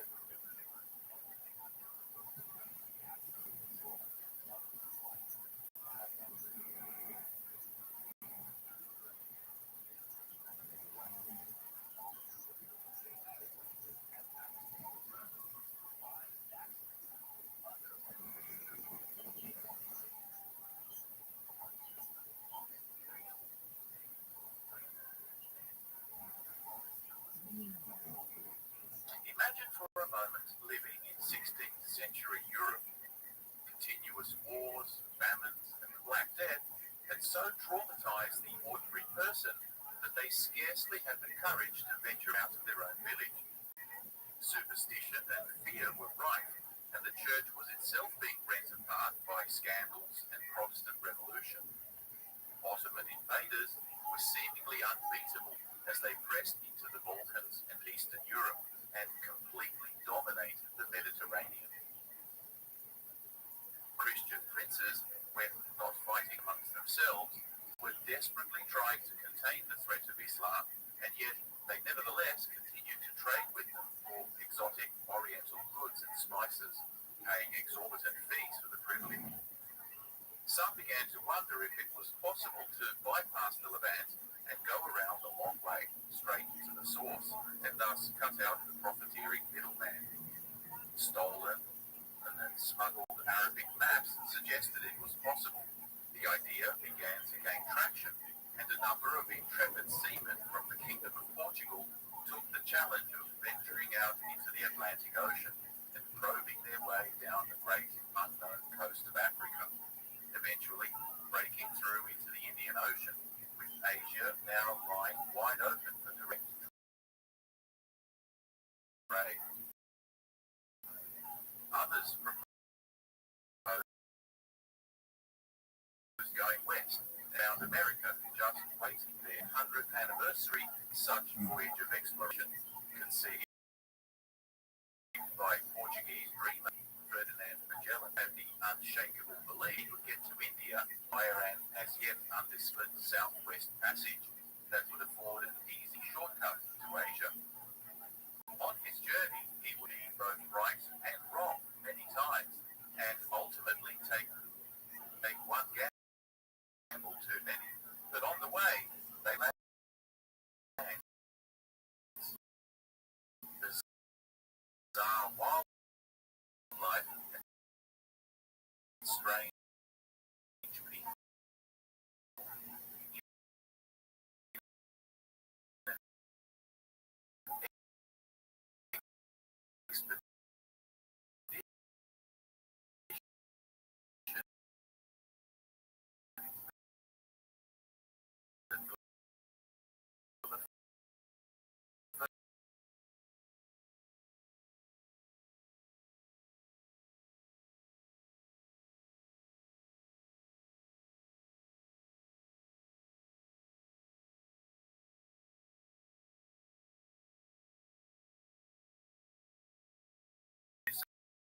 Support by making a small, easy donation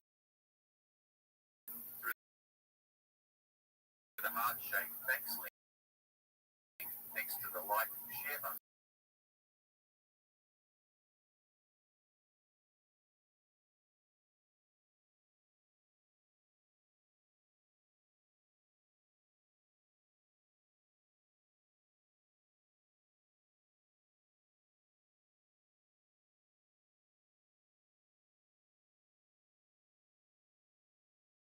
And as always, thanks for watching.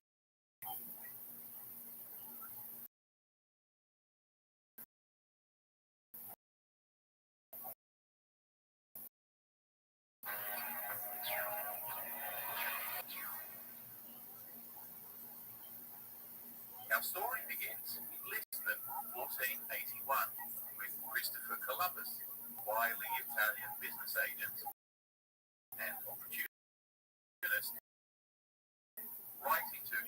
Toscano, the Florentine mathematician Paolo del Pozzo Toscanelli, thinking about the proposition he made years ago to the Portuguese king Alfonso V about the possibility of a westward route to the Spice Islands of Maluku, an archipelago of islands in the east of modern Indonesia. Toscanelli was a high-caliber and well-connected Renaissance intellectual whose friends included the architect Filippo Brunelleschi and the philosopher Marsilio Ficino. He was part of a tight circle of academics devoted to rediscovering lost Greek, Roman scientific works, coming into possession of the travelogues of first-century Greek geographer Strabo. With the fall of Constantinople to the Ottoman, the long-established trade links bringing exotic goods into Europe via the Silk Road suddenly became closed, and the scramble was now on to find alternative routes to exotic textile, porcelain, and spice markets of Asia. The exception that most Europeans at the time still believed the Earth to be flat, but historians of science have clearly shown that there was scarcely a Christian scholar of the Middle Ages who did not acknowledge the Earth's sphericity and even know its approximate circumference. They maintain that at least since the works of Eratosthenes in 240 BC, who calculated the circumference of the Earth, the rough sphericity of the Earth was widely known throughout the Middle Ages of Europe. Several scholars have traced the flat Earth myth to the 19th century opponents of evolutionary theory, biographers of Columbus, who took substantial, shall we say, creative liberties in the telling of his story. Eventually, these myths made their way into school textbooks, and generations of misinformed people just accepted it without question. Some things never change. The real issue for Renaissance scholars lay not in the belief in a spherical Earth, but its size. Several writers after Eratosthenes, such as Ptolemy, used a system of measurement known as the Arabic mile, which was about 25% longer than the Roman mile commonly used in European measurement at the time. This meant that maps were estimating the width of a degree of longitude. Now, while he was in Lisbon, Columbus had married into a wealthy merchant family and had come into possession of a significant number of prize geography and travel books, along with several maps he acquired while sailing as a cargo agent for his old boss. Contemporary sources tell us that he was not a particularly gifted scholar, but his keen interest in maps and entrepreneurial streak led him to study a large number of geography, astronomy, and history works, a number of which still exist, extensively covered in his handwritten margin notes and personal thoughts. He worked with his brother in a map-making shop in downtown Lisbon, where he frequently gathered even more information from sailors and merchants about their experiences at sea. We know that the map that most influenced Vasco da Gama's earlier book India was based on a copy of 12th century Arab traveller Muhammad al-Idrisi's map, the Norman king, Roger II of Sicily. With the sudden desperation for navigating a maritime route to the Orient, Columbus pored over the available data and began obsessively calculating the distances required to get to Japan, then known as Zimbabwe, which he estimated at 2,400 nautical miles, or just under 4,500 kilometers from the Canary Islands westward. The actual distance is 10,600 nautical miles, or just under 20,000 kilometers, an enormous margin of error. Regardless, no ship in the 15th century could have carried enough food and fresh water for such a long and dangerous voyage over the treacherous Atlantic Ocean. So when he made the proposition of expedition west to Alonso's successor, John II of Portugal, his naval advisors balked at the idea, and it was rejected out of hand. Again, not because they believed it was wrong project in principle, but because they correctly assessed his calculations as being they fully understood that the technology and logistics of the time made it a virtual suicide mission. The case was definitely closed with the subsequent penetration in 1488 of Bartolomeu Diaz around the southern tip of Africa, the first European to demonstrate that a maritime route east was possible. Columbus was laughed out of court, and Portugal rubbed its hands at the prospect of a maritime trade fleet to the east, bypassing the Arabs. Dejected, Columbus packed up his gear and headed to Castile, which was busy mopping up the last of the Islamic strongholds in its ongoing reconquista against the Moors. Isabella I of Castile and Ferdinand II of Aragon had just unified their realms through marriage and were keen to cement their growing power with added cash flow that an oriental spice trade would provide them. So when Columbus showed up and floated his idea to her, she passed it on to her own advisors who, like the Portuguese scholars beforehand, dismissed it as untenable for the time being. Seeing as he had put so much ancillary work into the project, however, they retained him on their payroll, keen to prevent Columbus from giving anyone principle his research and labour. The ambitious Italian was having none of it, however, and promptly set out for England, hoping to sell his idea there, but once again it fell flat. He was about to set off for France to see if the French might be convinced to have a go, but Isabella summoned him back to court and finally agreed to fund the voyage, because, damn it, any risk was worth outmaneuvering their rivals, the Portuguese, who had managed to wrangle control of southern Atlantic shipping routes from them in the Treaty of Alcáçovas a few years earlier.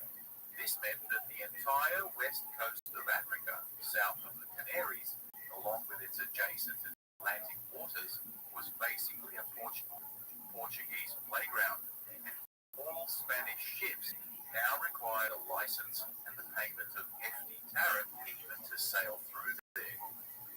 So Columbus got his ships, and in 1492 he sailed the ocean blue, and the rest is history. Which brings us to 1493. On to Europe, Columbus first docks in Lynnum Harbour, strides into the Portuguese royal court, and rubs King John's nose. The king spits the dummy and accusing their treaty, further advising them that these newly discovered islands now belong to Portugal, given their ownership of the Atlantic, and what's more, about to send a huge armada to this new territory and sink any Spanish vessel that is to show up. Isabella and Ferdinand had neither the navy nor to engage in another protracted war with Portugal. Ferdinand tapped his own country, Rodrigo Borgia, now Alexander VI, to intervene on their behalf, claiming that it was unfair that Portugal should get to own an entire ocean. The Pope agreed the Azores would belong to Castile the way around to India. Furious, the Portuguese king knew better than to challenge the Pope, but he nevertheless managed to negotiate shifting the goalposts a little further west, which would effectively give him full ownership west of a straight line through the east in Brazil, in what would become known as the Treaty of Tordesillas. Anyway, this created an obvious problem when the two sides eventually met up on the far side of the world, where Portuguese had established trading outposts on the Spice Islands that the Spanish claimed were actually in their sphere of influence. You see, the Spanish insisted that the demarcation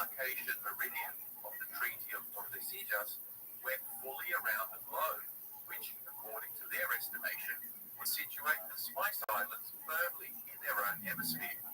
But the Portuguese were indignant, and by the time it became a serious issue in 1518, the new Pope, Leo X, a Medici power broker and moreover a beneficiary of the Portuguese, so decreed that the anti-meridian running through Asia would be set at 17 degrees east of the Maluka Islands.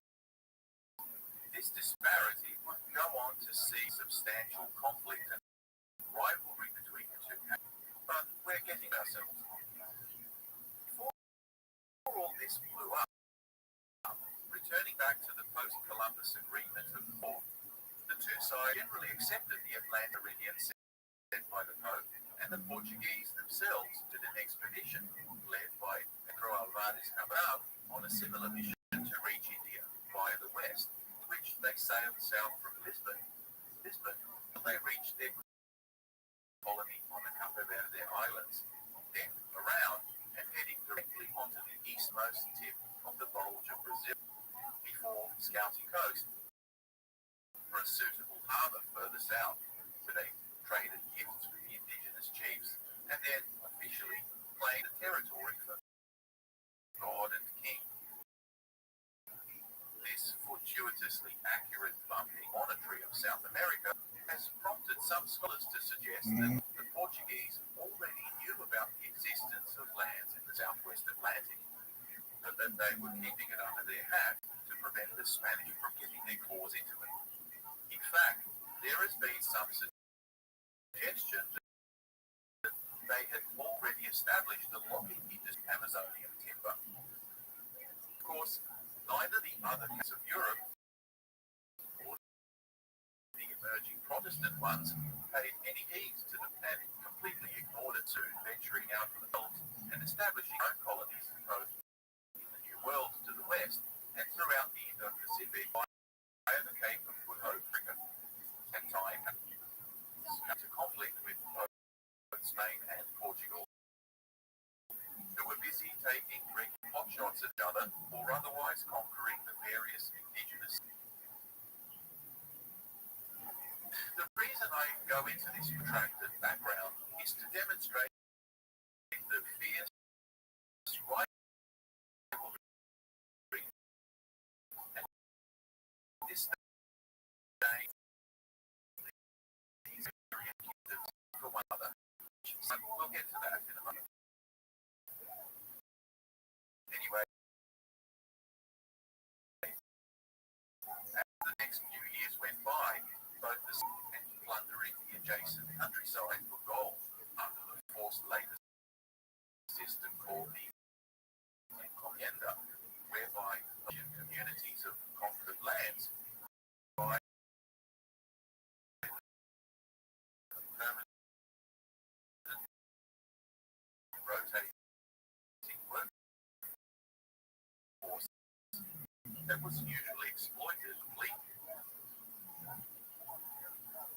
One of these glorious conquistadors, by the name of Vasco Núñez de Balboa, heard tales of incredibly wealthy inland heathen cities, so he set out in 1513 on a military expedition using a mix of diplomacy and force of arms, making his way across modern Panama until he reached what he thought was a sea, but which was in fact the Pacific Ocean. Having divested the regional natives of their wealth and frequently also their lives and liberty, he sent reports back to Spain of this vast sea, which prompted discussions at court about the possibility of the Spice Islands being not too far offshore, such that if a way could be made through the region of modern Panama, they would have a shortcut into Asia, while at the same time avoiding the entire Portuguese hemisphere of influence. One, Fernão de Magalhães, to us in English as Ferdinand Magellan, a brave and competent Portuguese naval officer, had just returned to Lisbon from the Far East, where he and his cousin Francisco Serrao had been involved in the conquest of Malacca by the Portuguese Viceroy of India, Afonso de Albuquerque. You see, following the violent appearance of Vasco da Gama on the east coast of India, 1498, the Portuguese court was keen to presence in the Indian Ocean in pursuit of three primary objectives. Firstly, to choke off Muslim source wealth and thereby cripple their power. Secondly, to spread Christianity.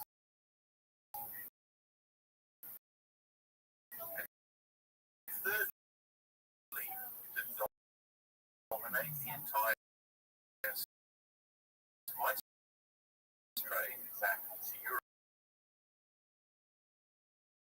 But were also thought to be the only medicines that prevent and cure the bubonic plague that had so recently devastated the entire population of Europe.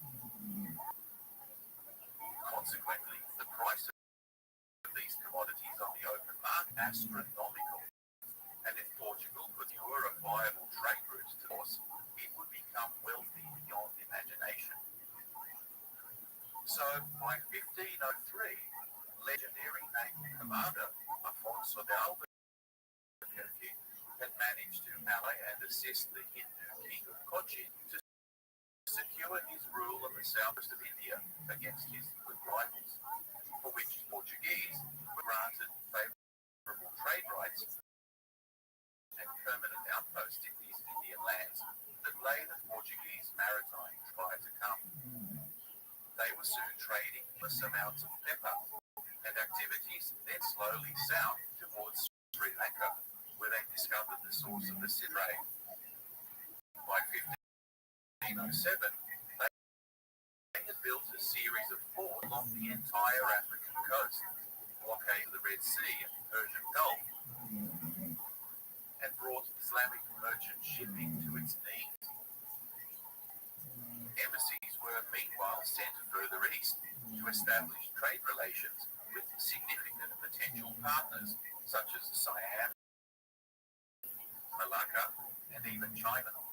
Of these, Malacca, a natural bottleneck in the flow of goods from China, was reputedly a major regional trade hub, with a diverse and cosmopolitan population comprised of local Malays, as well as immigrants and merchants from all over the Orient that traded everything from silks, porcelain, to spices and firearms.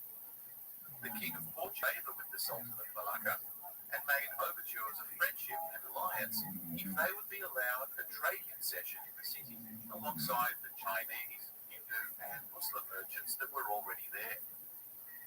However, the embassy's initially warm welcome was soon undermined by disgruntled Muslim merchants who convinced the Sultan that the Portuguese were actually their enemy, and as a Muslim, he was duty-bound not only to reject their embassy, but to attack them. Consequently, a surprise attack on the ambassadorial fleet caused mayhem and a hasty withdrawal back to India.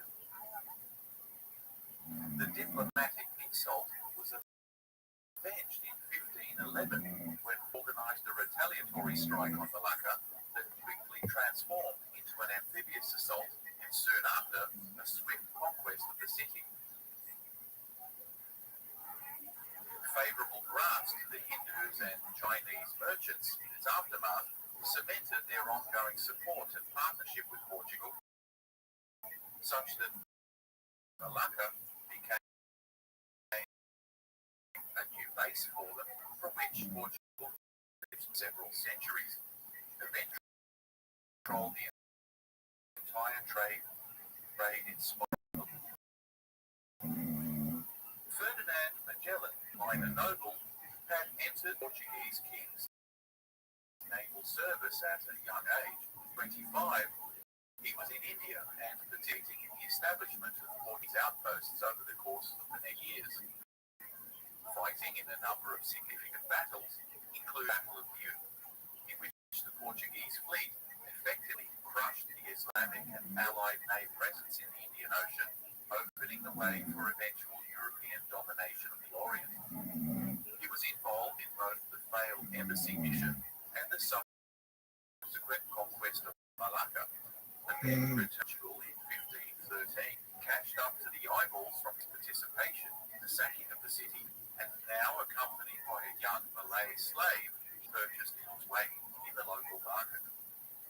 This 14-year-old Malaccan, or possibly Sumatran or even Sibuan lad, whom he baptized and named Enrique, remained by his side throughout his future voyages and would prove instrumental not only as a guide and translator, but more importantly, Enrique may actually have a legitimate claim as the first human to have circumnavigated the globe. But once again, we're getting ahead of ourselves. So while Magellan was living it up back in Lisbon, his cousin Francisco Serrao, meanwhile, was sent into the deeper Indonesian island chain to try and find the exact location of the Spice Islands. His ship was unfortunately re-squalled, but the crew managed to get rescued and eventually found themselves at the court of a local sultan who was keen to ally himself with a strong foreign power that might help him dominate the many other local regional chieftains. Serrao was well received in the Senate of Ternate, becoming a close friend and advisor of the Muslim lord Bayan Sirullah, who quickly married him off and set up a home for him, taking advantage of the knowledge this European might share with him. Serrao never forgot his mission, however, writing to Magellan back home with information on the exact location and political situation of the Spice Islands he now called home. Now, with this new intelligence on the Spice Islands arriving from Serrao, as well as the region of Panama by Balboa, Magellan began earnest lobbying of the Portuguese king for an expedition down the south coast of America to search for a passage around the jungles of Panama would take years for the Spaniards to establish roads. And if the Portuguese race down the Atlantic coast of South America, they might justifiably gave them claim in European Atlantic territories. It was given the more recent Document of Tordesillas, granting everything west of it to Spain. But it was unclear whether this decree superseded the entire previous treaty or only part of it. The Portuguese certainly considered the Atlantic Ocean as their exclusive backyard, and as the old saying goes, possession is 9/10 of the law.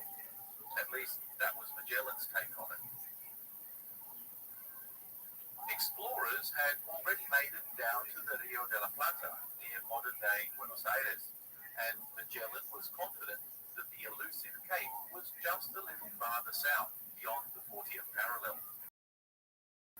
If they could pull it off, Portugal would control both shipping lanes out of the Atlantic and choke off Spanish pretensions to the Spice Islands for decades, and the monopoly of Oriental trade via the east and west would make Portugal a superpower. In any case, by now, the Portuguese had already established quite a stranglehold on trade and shipping along the eastern route and thence throughout the Indian Ocean.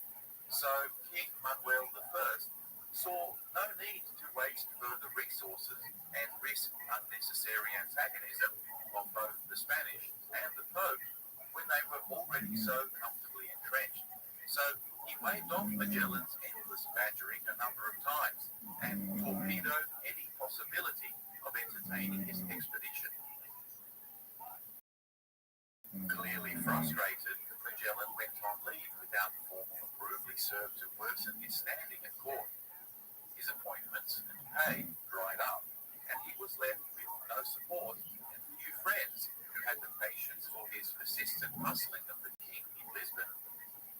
So he spat the dummy, renounced his Portuguese nationality, and in 1517, along with his good mate Rui Falero, a cosmographer and map maker of some repute, made his way to Seville in Spain.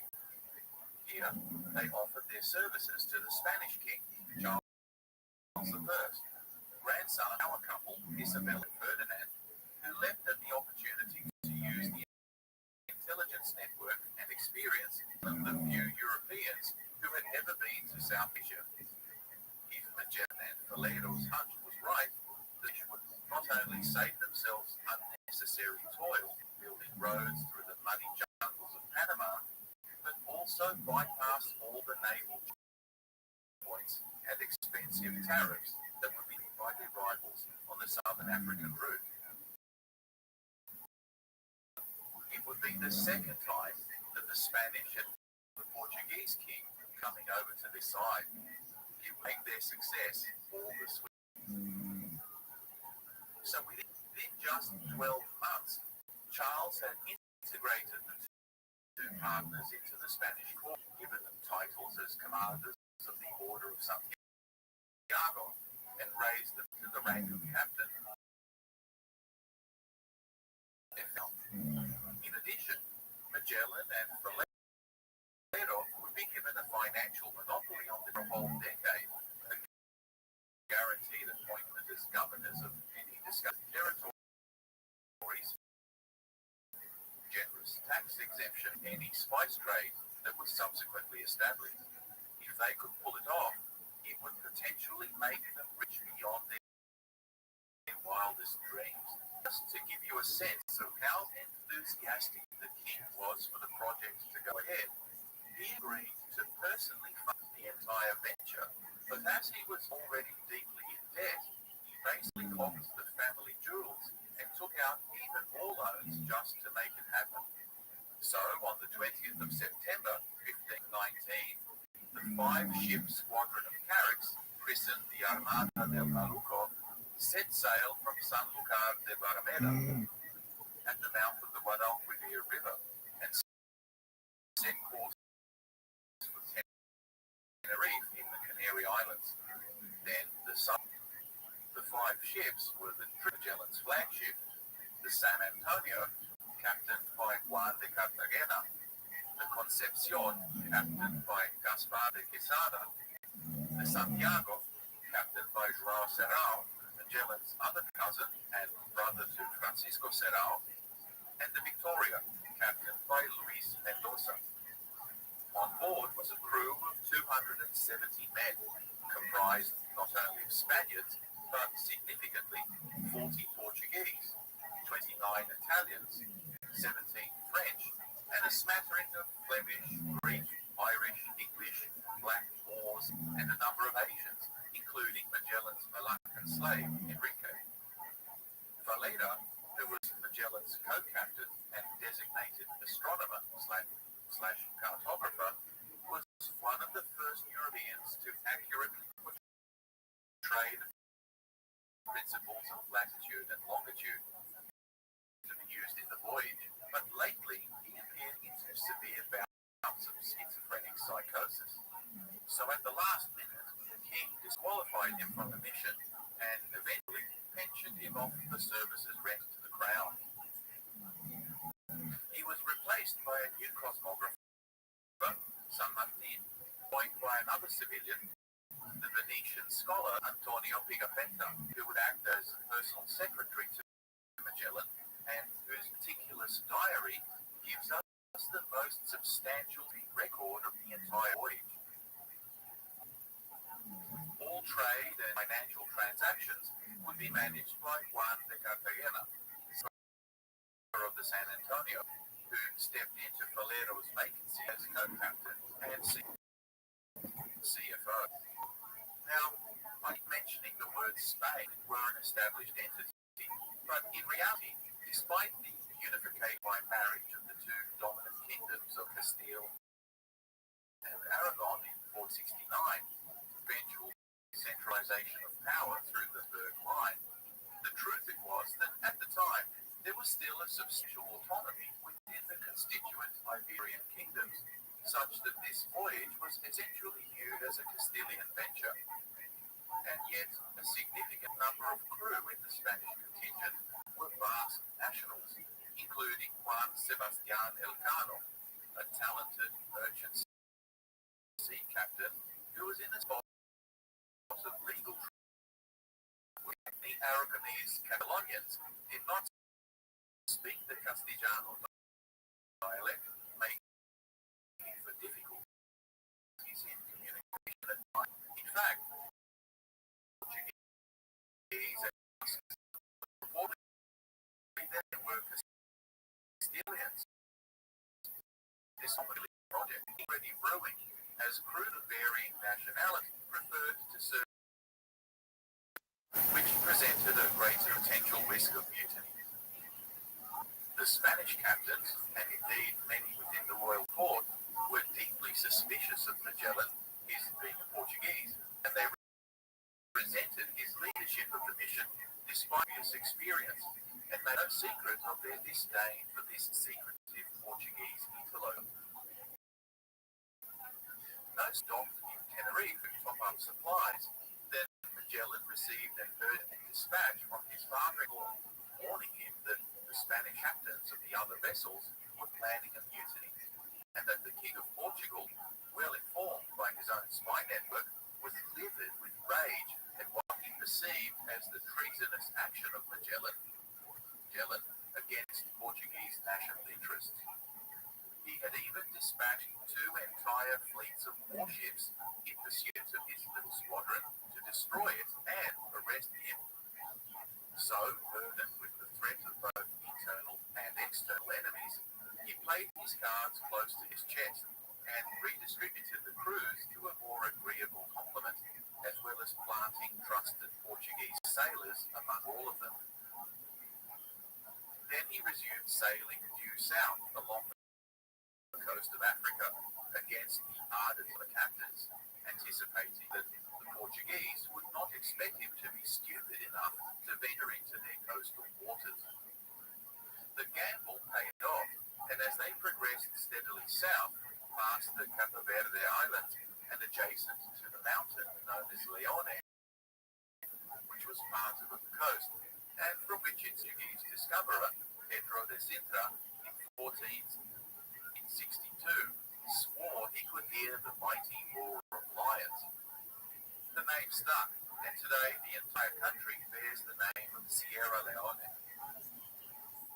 Anyway, as they approached the equator, they experienced continuous rain for 2 entire months, only to emerge from the weather into a dead calm. Aimless days went by until they eventually drifted into the southwest equatorial ocean current, which carried them westwards to the Brazilian coast. The Atlantic Ocean crossing saw Magellan's small squadron endure storms lasting several weeks, and the ship's scribe, Antonio Pigafetta, relates how during a particularly violent storm one night, they were relieved to witness St. Elmo's fire burning brightly at the top of their masts. Many times the holy body appears to us, that is, St. Elmo, and in a storm, among others, which we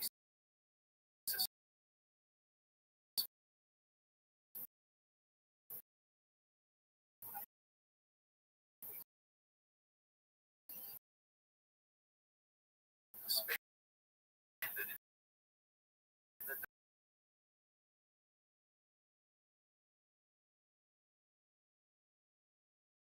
hour, we remained as blind,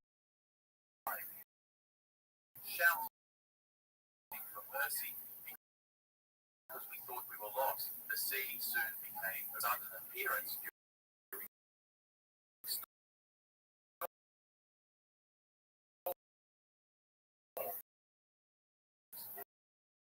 unsettled weather. Blue and purple flame interpreted by sailors appeared and was interpreting their ship from danger during a storm, frequently associated, as in this case, with the easing of the mist. The phenomenon is caused by the increase in atmospheric electrical activity that occurs when cloud and other gas particles become become charged through the friction of atoms in the air. Gas, highly energized or ionized, generates a huge voltage differential with the clouds and the ground, resulting in an electric field. When these charges become extreme, the atoms suddenly shed their outer electrons to release this excess energy in the form of lightning, which turns the surrounding air into what scientists call plasma, as both light and charge of the electrical energy out.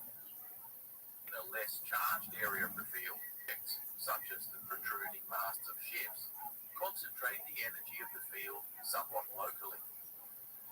A less intense discharge of light and energy occurs around these objects as the electrons of charged particles knock about, much as popular plasma balls, discharging electrical energy to dance around their pole in what is technically called coronal discharge. The bluish-purple color arises from the contact of the ionized gases while shedding their electrons. Blue in the case of nitrogen and purple in the case of oxygen. It's not been observed to present any danger of fire or electrocution, and Nikola Tesla demonstrated its relatively benign nature when he generated St. Elmo's fire in his experiments at Colorado in 1899, where the wings of butterflies were seen to emit a blue glow as they flittered around. Pilots today occasionally report St. Elmo's fire on their wingtips and nose cones. Charles Darwin even observed the phenomenon while at anchor in the Rio de la Plata. It derives its name from the 4th century Christian martyr, Erasmus of Formia, also known as Elmo or Telmo, who was the bishop of the Italian city of Formia in about 300 AD in the reign of Roman Emperor Diocletian. He soon fled to the mountains of Lebanon in solitude for 7 years. Apocryphal stories tell us that he was attended and fed by a black raven. Eventually, an angel appears to him and chastised him for abandoning his duty. Returning by road, he was intercepted by soldiers at a checkpoint where he admitted his identity and whereupon he was sent to Antioch to stand trial before Diocletian. During the trial, he was severely tortured in prison, but again the angel appeared and led him to an escape. He now continued on his way through Lycia in modern Turkey, where he went on quite a baptism spree to many people to Christianity. At once, he was preaching before a crowd when a lightning bolt struck the ground right next to him. Unfazed, he barely paused and carried on speaking while the crowd cowered in fear and the ground smoldered around him. It wasn't long before his proselytizing was reported to the Western Roman Emperor Maximian, who despised Christians even more than Diocletian. Once again, Bishop Elmo was arrested and led towards a pagan temple for humiliation. But the statues lining the avenue crumbled as by, and when they got to the temple entrance, it suddenly erupted into flames, preventing their entry. Furious, Maximian had him bound and sealed in a barrel that was lined by spikes, and then rolled him down a hill. But an angel instantly healed his wounds, and he emerged unscathed. This time, the emperor had him flogged, smothered in tar, and then set alight. Again, the angel put out the flames. Bishop Erasmus was starting to look like a 4th century killable Rasputin. Frustrated and hoping he would starve him to death, Erasmus was thrown into prison, but the angel not only fed him, but also arranged his escape once more. He was recaptured soon after because he couldn't help preaching to whomever came his way. And this time the emperor would table and disemboweled him with an iron hook tied to a windlass, which wound up the bishop's intestines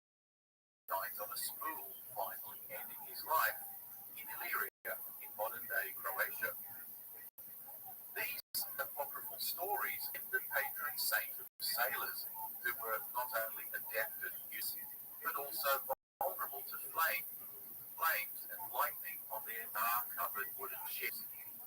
When the mysterious blue-purple flames would appear on their masts during a storm, they considered it a comforting omen of his presence and protection.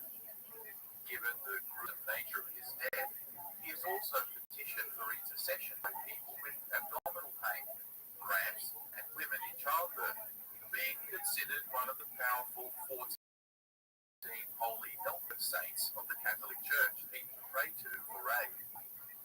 Now, where were we? Yes, Magellan. Anyway, that story. Having survived the ravages of storm sea in the Atlantic, the little squadron finally reached the Brazil in late November and made their way down the coast left known to us today as Rio de Janeiro. That would indicate a Portuguese presence. Magellan decided to land here in order to replenish supplies and their arrival coincided with a rain shower, and considering it had not rained there for some months, the local indigenous people viewed it as some kind of miracle. So the crew was treated with godlike deference, and the locals adopted Christianity with enthusiasm.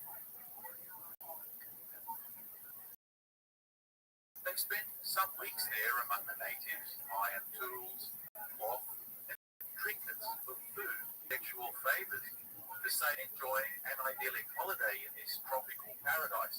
I guess Brazilians always didn't know how to have a good time. The crew got on so well with the natives that when they weighed anchor 2 weeks later, natives canoed beside the ships as they departed, pleading for them to stay.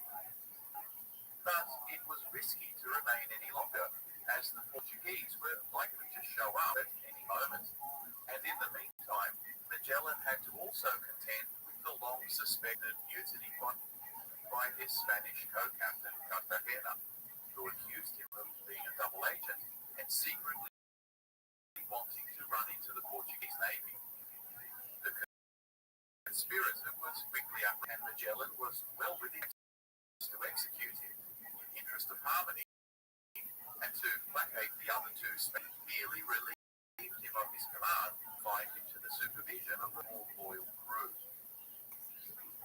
Leaving Brazilian waters and their dusky maidens behind, the squadron now continued south and into the massive Rio de la Plata estuary, thinking that they had found the fabled passage.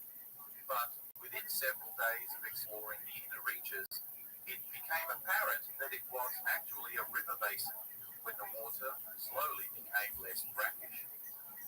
Here they encountered groups of cannibals of a tall and fearsome stature with booming voices, but it seems these locals were more afraid of the visitors than Spanish were of them, so the natives fled inland and the crew continued their navigation without incident. Annoyed at the waste of time, they set south once again, passing close to shore and only sailing by day to better observe the coastline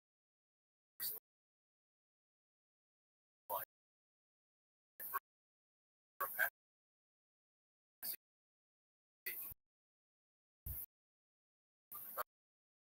This hugging of the coast substantially. The weather was now getting progressively colder. The swell more violent and storm frequent, but more concerningly, they were now well below the 40th parallel, which Magellan had predicted would be the vicinity of the Cape of Good Hope in Africa was just under. Confidence in the captain's calculations was eroding with every further degree south they sailed. Indeed, they would continue for a further 8 weeks before fatigue and inclement weather forced the captain to scour the coast for a suitable anchorage to wait out the winter. No sooner had they found a sheltered harbour at a place they called Port St. Julian than another mutiny occurred, again instigated Cartagena, but But it seems that this planning had gone into the rebellion. The other two Spanish captains, added by what they saw as not only Magellan's incompetent predictions, but also reckless sailing close shore, again included in the plan, sending 30 armed sailors in a rowboat over to the San Antonio in the dead of night, which was being skippered by Magellan's cousin, if you recall, and its officers, killing one of them in the front. The next morning, another longboat was sent full of sailors to consolidate control of the vessel, but the current was too strong, and they drifted straight into Magellan's ship and quickly apprehended. Eyeing the recapture of the ship from their own vessels, the other two captains realized they were now outgunned and outmaneuvered, so they quickly begged for clemency. Magellan was in no mood for ferocity, and he had the two offensive lesser captains hung, drawn, and quartered, hanging their various body parts off a gibbet for several months. Cartagena, having been personally installed by the king, escaped this gruesome execution, was instead sentenced to be marooned on a nearby island, barring a miracle, effectively a death by starvation. 40 additional conspirators were found guilty, including four men involved careening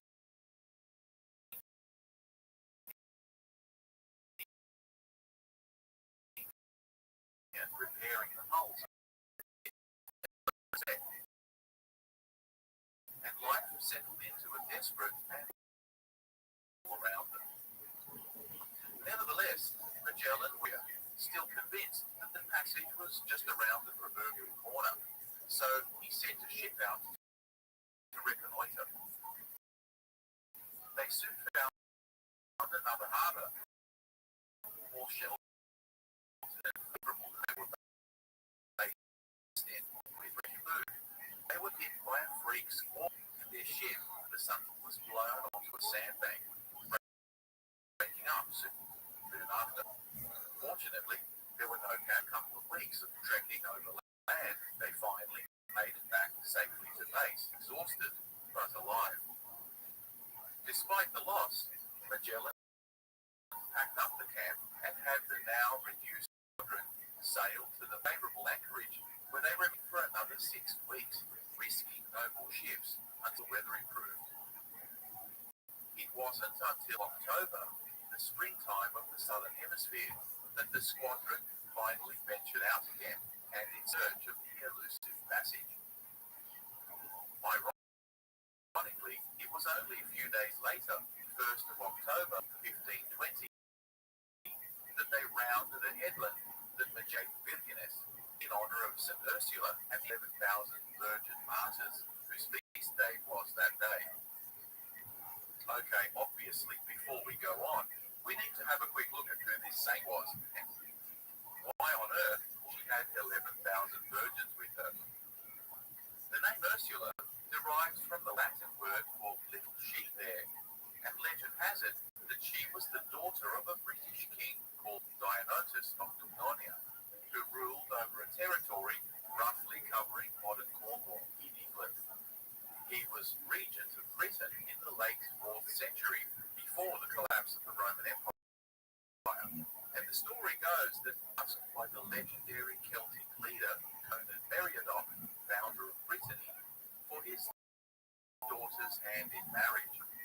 Meriadoc was busy fighting off the hordes of rebelling Gauls, but despite his success on the battlefield, his new domain of Armorica was rather sparsely populated, so he additionally requested King Dionysius give several thousand eligible women folk who might marry his soul and settle into new communities there. Obligingly, the king sent his daughter, who was apparently accompanied by 11,000 virgins, travelled across the English Channel in ships, but when they got there, the Christian princess declared to her pagan groom-to-be that the herself to becoming his wife, she would first need to travel to Rome on a pilgrimage. Oh, and accompanying her would be the rather large retinue of chaste handmaidens. Now, being a headstrong woman, it was clear to the befuddled groom that she wasn't asking for his permission, and legend tells us that he was so in love that he would have granted her every request. So off she went, with her up deep into insurgent enemy territory, and as luck would have it, in the vicinity of modern Cologne, and into a rampaging army of Huns who had just laid siege to the city. Being Huns, they unsurprisingly availed themselves of the princess and her unsuspecting maidens, deflowering them and then executing the entire lot of them. The tragic romance of the Christian princess going on a pilgrimage in order to delay her marriage to a pagan suitor, then meeting a grisly end, if you forgive the pun, is a recurring motif in Christian law, and poor Ursula was just one of several to have been martyred in this unfortunate way. Anyway, the gruesome scene was eventually discovered by other horrified Christians, and the bones of the unfortunate were said to have been collected and later venerated as relics within the Basilica. Her feast day is October the 21st. So when Magellan rounded the headland in Tierra del Fuego on her feast day in 1520, he named the cape in her honor, and incidentally, her legend is also the source of the name for the Virgin Islands, so named by Columbus when he sussed out Caribbean Paris on the same day in 1493. Now, you might also be why he named the area they were sailing through Tierra del Fuego, or the land of fire in English. The extreme edge of the South American continent was named Tierra del Fuego by Magellan during his famous voyage of discovery in 1520. It was so named on account of the many campfires they observed on shore while apart from their previous winter quarters and had come across small family groups of indigenous Yargans who, despite the cold, were quite naked beside the odd animal skin. These people were described as giants in stature and fearsome in appearance, with painted faces and being armed with bows, being avid seal and bird hunters. The crew had mixed interactions with these people, but they generally were open to trade, and Magellan in particular had cordial exchanges with one particular dancing fellow.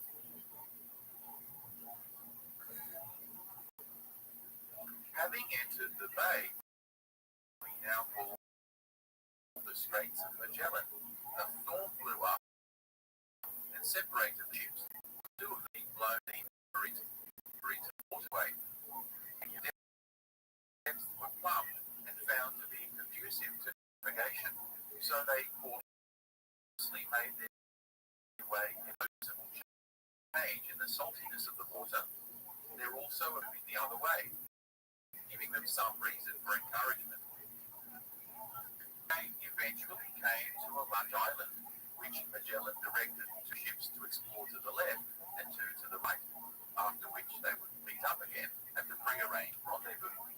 When Magellan's vessels returned, only one of the other ships was there to meet them. The San Antonio, the largest of the ships in squadron by displacement, chock full of supplies, captained, if you recall, by Magellan's cousin, was suddenly subjected to another mutiny. Its Portuguese pilot, Gomez, stabbed the unfortunate captain in the debacle as he tried to set off warning cannons. The mutinous crew now abruptly turned around and headed straight back out to the Atlantic, eventually arriving back in Spain, more or less along their original route, 6 months later, leaving Magellan with substantially reduced supplies.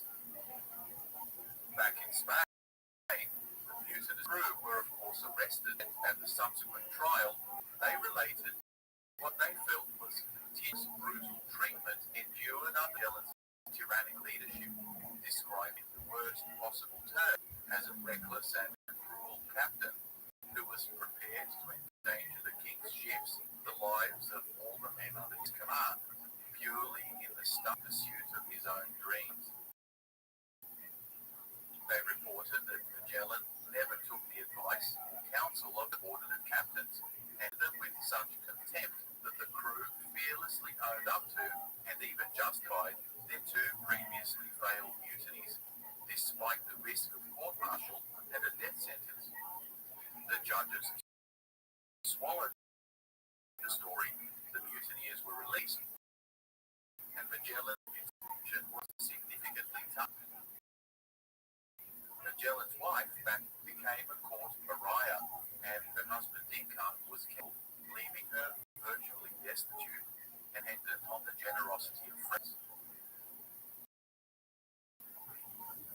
Meanwhile, the three remaining ships searched fruitlessly for the Saturn, assuming they must sunk. But while they waited for any sign of the ship, Magellan's scouting vessel through the northern fjord-like channels, they finally emerged into the vast ocean beyond. With the breakthrough, he was said to have wept tears of joy upon seeing the expanse of ocean itself. A couple of days later, he named it Pacific Sea, that is to say, ocean, because of its apparent calmness. Do you think our poor old captain had it rough so far? Yet a whole lot worse for his crew, that is. If you recall, Magellan had grossly underestimated the distance between the southern reaches of the continent and where he assumed the Spice Islands would be, by largely relying on the faulty and dubious maps produced by German merchant and cartographer Martin Beheim, who had worked closely with the Portuguese court to produce maps of West Africa. Beheim was a bit of a celebrity, it seems, with his map and his globe, the oldest surviving one in the world, had lots of interesting, though erratic details, and scholars today doubt that he had been many of the places he claimed to have charted, using his imagination to fill in the blanks. Apparently, it wasn't just Toscanelli, but also Beheim, who put the idea into Columbus's of a westward passage to India, and it appears that once America had been discovered, he also sold Magellan on the idea that a passage through the new continent found at around the latitude of modern Buenos Aires.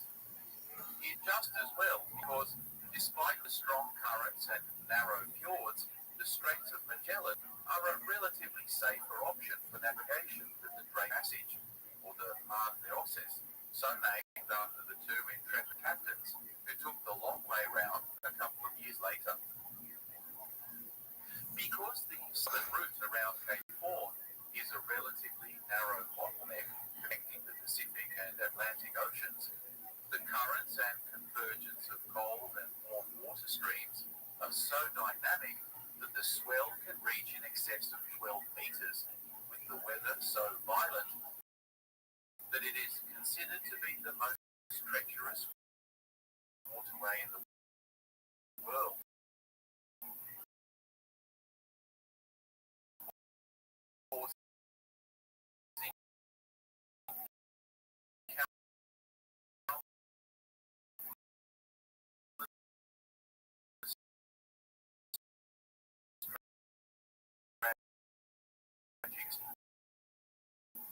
Sinkings, a rite of passage, as well as a source of macho sea shanties, fueled work of food and water.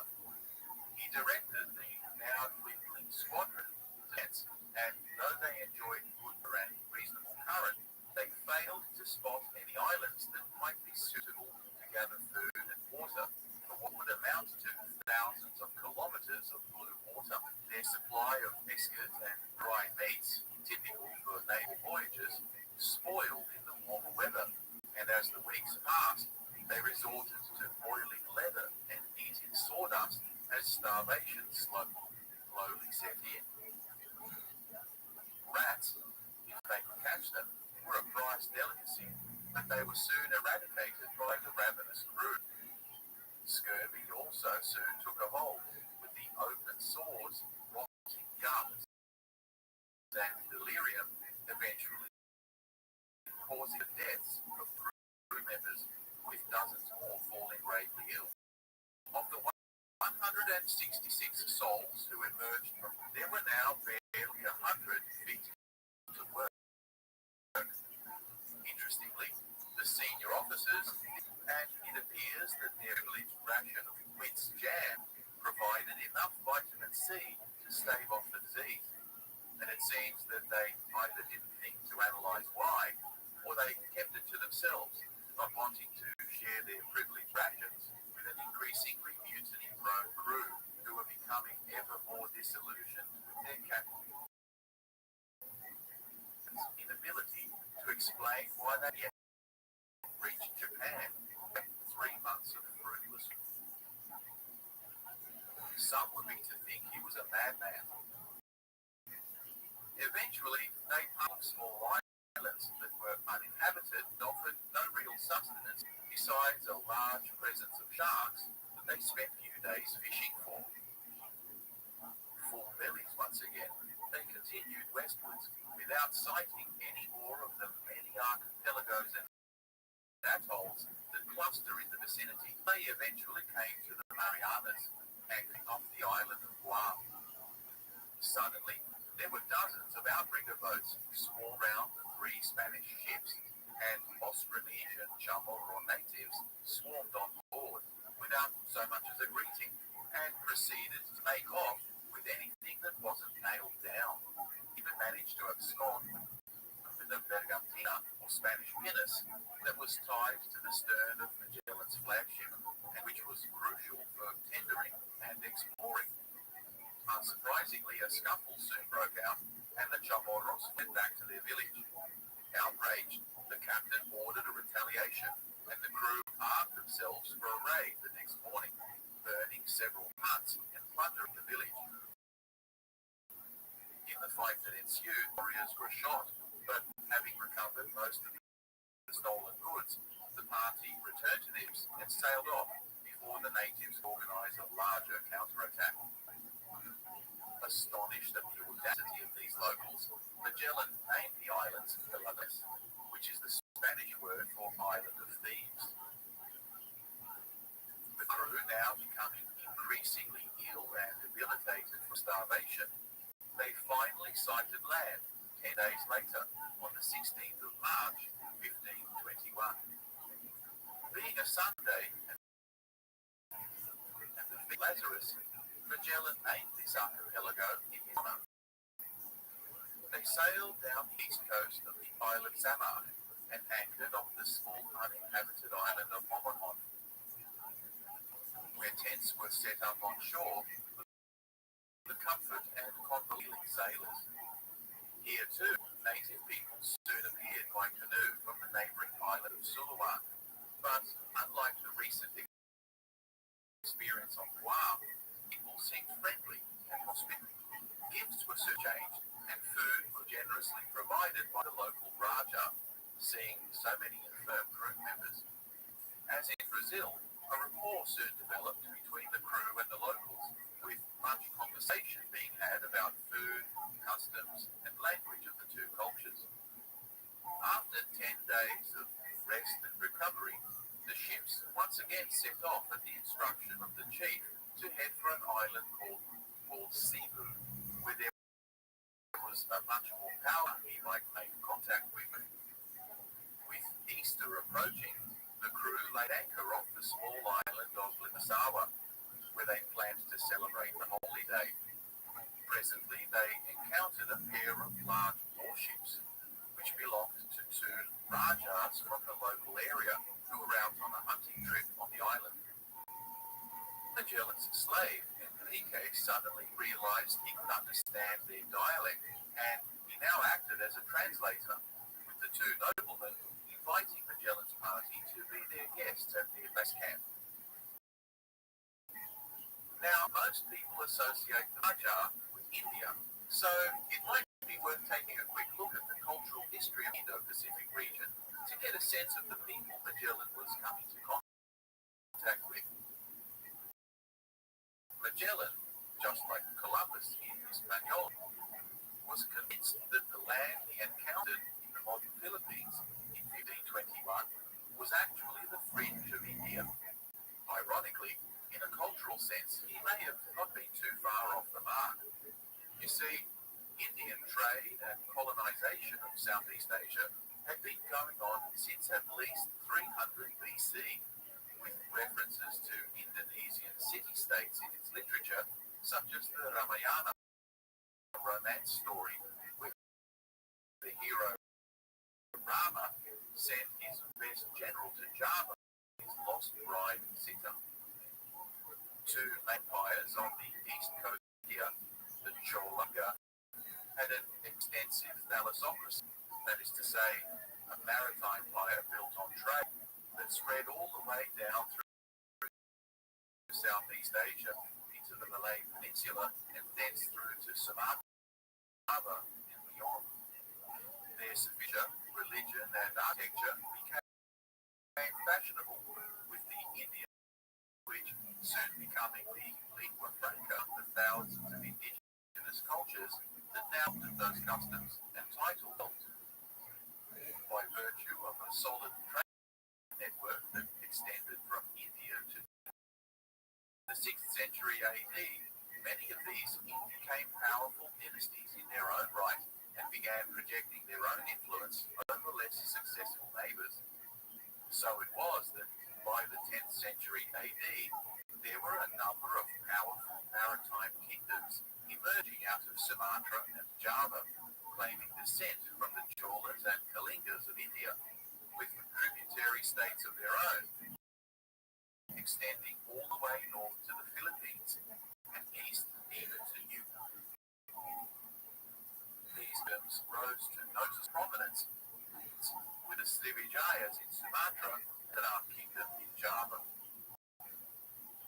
In 1222, Kublai Khan sent a force of 1,000 ships from China to conquer the wealthy Singasari Empire, which was the current dynasty that ruled Java. His expedition ultimately failed, but internal feuds and competition between rival kingdoms saw continuous warfare being waged throughout the entire region, weakening their naval power. By the 14th century, Muslim traders and colonizers eventually began to settle in Sumatra, and soon enough began to exert their influence in turn, supporting their own Islamized candidates for kingship and then establishing sultanates throughout the region. At the time of Magellan's arrival in 1521, much of the west of modern Indonesia had become Muslim, while the east retained a Hindu Buddhist culture. The Jars that Magellan met in the Philippines were nominal vassals of the current Majapahit Empire, ruling from its capital in Java, and they west were expanding their own territories into parts of the Spice Island of Maluka. Over the next few years, the Majapahits would themselves be overthrown by the Muslim Demak Sultanate, and the Hindu influence that infused the Indonesian islands for over 1,000 years would retreat to only a few small outposts, Bali, which is still on Hindu culture to this day. On Easter Sunday, 1521, Magellan and his company ascended a large hill, where they held and planted a large crop, claiming these newly discovered islands, today known as the Philippines, for God and Spain. The two Rajas who hosted him were intrigued by the ceremony and took an interest in the religion of foreigners. Many long conversations were had with Magellan, and one of the Rajas even exchanged bonds of brotherhood. It seems that it inspired some kind of renewed religious zealotry in the captain, and like the previous Raja, his new brother recommended he travel to the much larger trading hub of Cebu, where he might find a ready supply of both converts and trade concessions, as well as a cheap source of gold. other commanders counseled him to ignore Cebu and instead sail south to the Molucca Spice Islands, having now received sufficient intelligence as to their whereabouts, literally only a week's sailing away. But, as usual, Magellan took his own advice and headed for the local capital instead, where he was brought before the local warlord, Raja. This chieftain was similarly impressed by the Europeans' peculiar religion and a demonstration of his armor and weaponry, such that within a week of his arrival, Magellan had not only baptized Raja and his queen, but hundreds of locals who followed suit. The newly Christian Raja now got the idea of taking advantage of Magellan's newly awoken passion for missionary work by him that the neighboring Mactan were not only resistant to join the true faith, they openly mocked it. Indignant, Magellan set fire to a number of their villages, and when its Raja, Lapu-Lapu, showed up in hostile array, Magellan, full of spirit and to show off, told his host to stand by him as he wiped the floor with these unbelievers. Unfortunately for our captain, neither his faith nor his iron breastplate, as the 50 or so Spaniards that came ashore were completely overwhelmed by 1,500 rampaging natives in what would become known as the Battle of Mactan. Magellan's ship-borne artillery and crossbowmen were way out of range, and his armor wasn't enough to stop a poisoned arrow to the thigh. Closing in on him, he was soon cut down, holding off the enemy to fighting retreat. In war like a bloodbath and a battle, the routing Europeans were speared and blooded, and the few who escaped, including Pigafetta, barely made it back to the boats under the cover of cannon fire. Lapu-Lapu would enter indigenous folklore as a Philippine national hero for centuries to come. The remaining officers now huddled to discuss the vacant leadership, and it was agreed that Magellan's brother-in-law, Juan de Barbosa, as well as Juan Serrano, would act as co-commanders.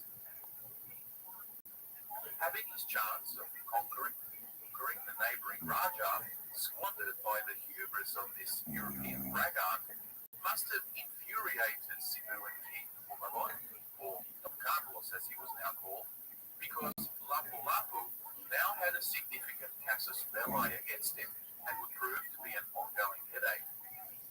So while the new captains were licking their wounds and reviewing Magellan's last will and testament, they received an invitation to a banquet at the king's palace, where they could discuss what assistance they might need following the loss of their leader.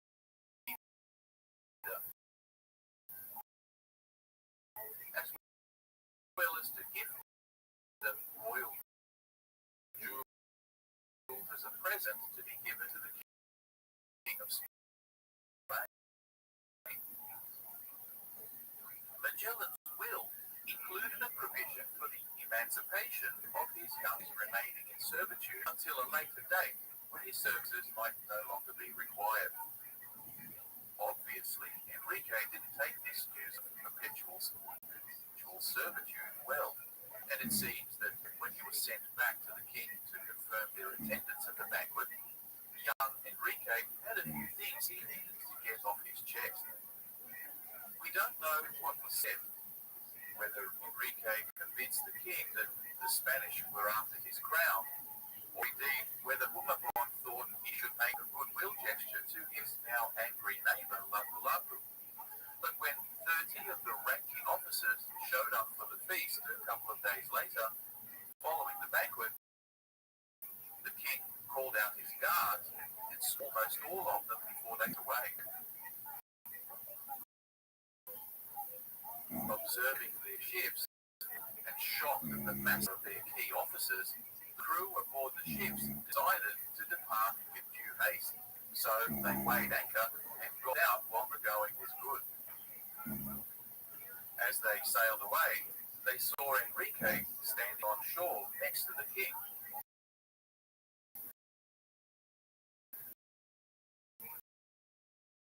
Waving bon voyage to both. Many today speculate that he soon made his way to Africa, never to be heard from.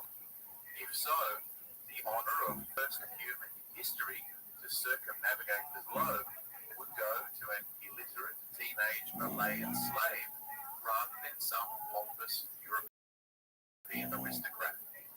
Sure can have a peculiar sense of humor. Anyway, the find their way southwest, but with just over 100 men left alive, there were not enough hands to man all three ships, so the Concepcion was set alight and scuttled, while the shaken crew made frequent stops at the many islets and villages scattered throughout the archipelago, where they usually received important and ready assistance with supplies. They encountered a well-established pearling industry and plantations of cinnamon, sandalwood, ginger, and other spices that suggested they were getting close. Italian scribe Pigafetta, in his diary, depicts the idyllic lifestyles of the various communities they came across, noting with interest their curious adornments and peculiar rituals, such as penis piercings, which had also been observed among Mesoamerican cultures thousands of people. Some inhabitants were described as being dark as Ethiopians. Most were virtually naked, but occasionally they came across chiefs who were resplendent in silken robes and gold jewelry on their trade with China. The ships also began to encounter occasional Muslim communities the further south they went, where they nevertheless also usually received a warm welcome. Our Italian scribe was particularly fascinated by the widespread practice of chewing betel leaf, a peculiar and addictive custom that still persists to this day. To this, the crew occasionally engaged in pressing against cancels, which brought them in conflict with the Sultan of Brunei. But in a notable engagement, the Spaniards defeated this naval force and even captured the commanding prince, negotiating a substantial ransom. During their time flying the waters of the Philippine archipelago, the crew of the Victoria and Trinidad, grieving at the loss of the captain Magellan and the betrayal of Raja Humbert and 27 of their officers, placed the last remaining Portuguese captain, Carvalho, at the head of their now dwindling squadron, which was now reduced from 5 to 2 ships. His selfishness began to undermine his qualities. The crew became increasingly dissatisfied, and they removed him from command under questionable circumstances, placing him with Juan Sebastián Elcano, who, until now, had remained in the shadows for pretty much the Elcano early on as being a competent and experienced merchant navy captain who had got into some legal trouble over unauthorized sale of one of his ships a few years ago back in Spain. You see, in the conflict, all ships were viewed as potential military vessels and could not be without appropriate government approval. But Elcano at the time was in debt to some Savoyard financiers and was obliged to hand over his ship as collateral to them. Fortunately, the court case was still going on back in Castile when he signed up for this voyage, hoping to receive a royal pardon and avoid prison through his participation in the venture. But being a Spaniard and expressing a personal dislike of Magellan, he felt compelled to support his countrymen and mutinied on both prior occasions back in the Atlantic, and then spending several months in chains after the St. Julian mutiny. One of the reasons given for the continuous uprisings against Magellan commanded the voyage. He typically refused to divulge his daily plans, and the source of his prediction, which led many of the officers to believe he was just making things up as he went along. His paranoia only distanced them from him further, at very times that they needed a charismatic and inspiring leader to get them through. It seems that Elkanah, or as he himself spelled his name, Delkanah, was one of those unassuming but experienced little. His quiet competence is prominent, but not before pretty much every other ranking officer had died. Nevertheless, he and Gomez Espinosa, now sharing command the Victoria and Trinidad respectively, eventually moved to the motherlode of clove production, the Sultanate of Tidor, in November of 21, where they were warmly greeted by Sultan Al-Mansur, who readily offered a trade agreement and alliance with Spain. You see, Al-Mansur was some expansionist pressure a sultanate on Sulawesi. It was the Portuguese agent Magellan Serrao had lost his home some years ago, and from whom Magellan learned of the location of the Spice Islands. It turned out that Francisco Serrao had died at the same time as Magellan. The two old friends never managed to actually meet up, though they were so close and only a week's sailing distance away from one another. Had Magellan decided to stick to his mission rather than meddle in seafood politics, the two would have embraced in a historic occasion of East-West conjunction, about which songs and paintings would no doubt have been long. But it was not to be, and fortunately for the Spaniards, the Tidor Sultan was more than happy to ally himself with to offset the alliance that Ternate had with Portugal. It wasn't long before a Portuguese found out about their arrival and made his way over to parley with the Spanish. Apparently, the Sultan over in Ternate was also unhappy about his alliance with the Portuguese and was seriously considering switching sides himself. But he had fallen out with Serrao and actually had him poisoned. So this new agent was feeling rather nervous that he might be next.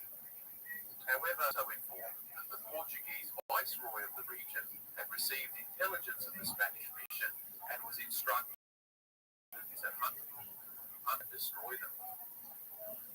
The race was now on to get out of town before the big boys arrived, and they hastily packed their ships to near bursting with all the cloves they could stuff into their holds.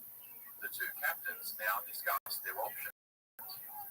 Gomez de Espinosa wanted to return to Spain via that had just come from, claiming that those were the orders they were actually at the outset of the voyage, while Elkanah proposed heading southwest instead, deep to the Indian Ocean toward Africa, keeping well away from Portuguese patrolled sea lanes.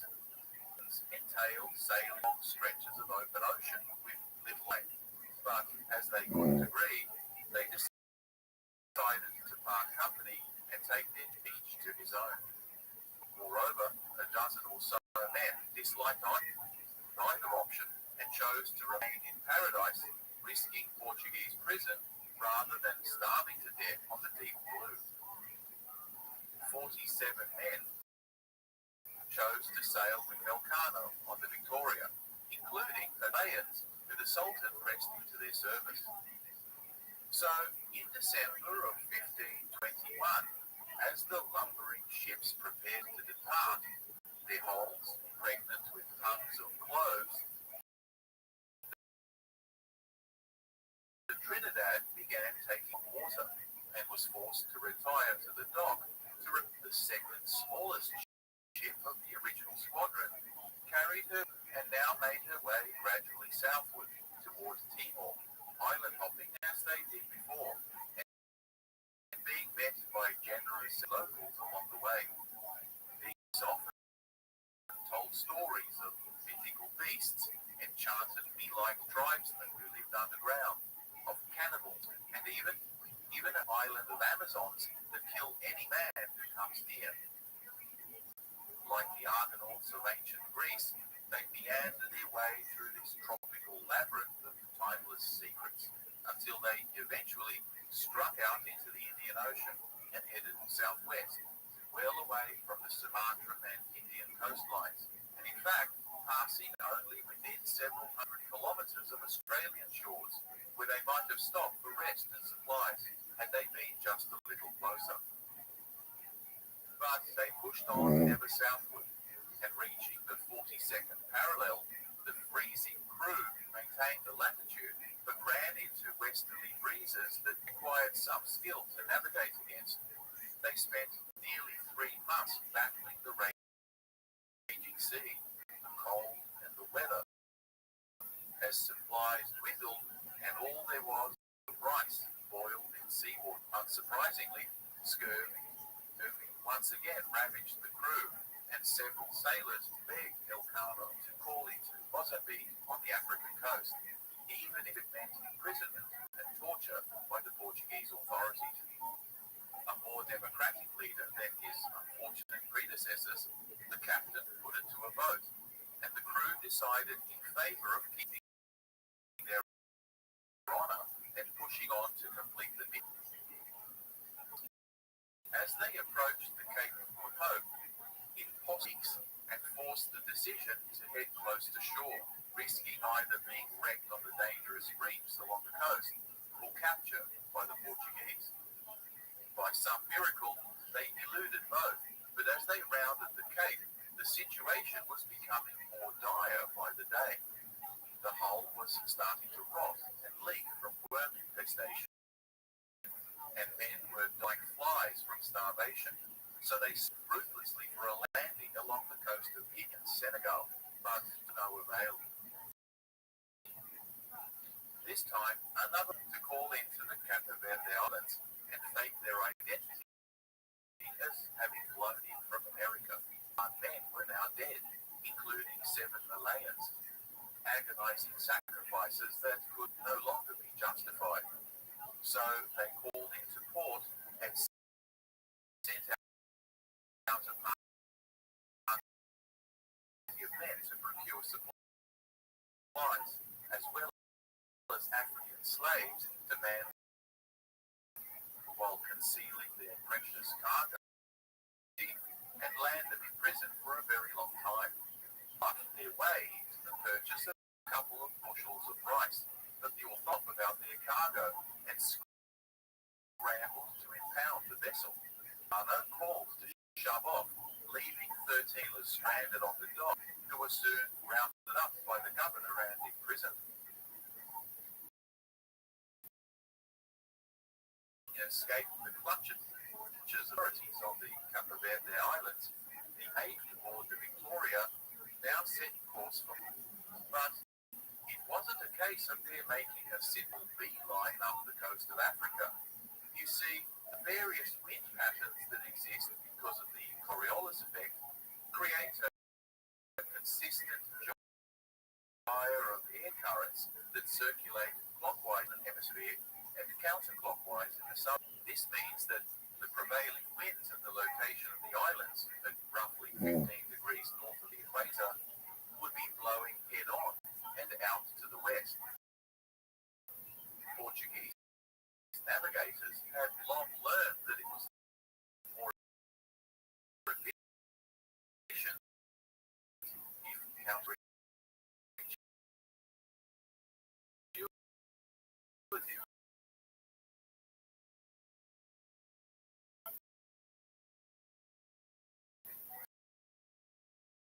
to sail out to sea perpendicular to the winds we now call the northeasterly. Had one last broad loop to sail before finally making its way through San Lucar, Panamera, and up the Guadalquivir River, docking at Seville. But not before the exhausted and emaciated survivors managed to fire off a cannon salvo to salute their monarch and celebrate their return.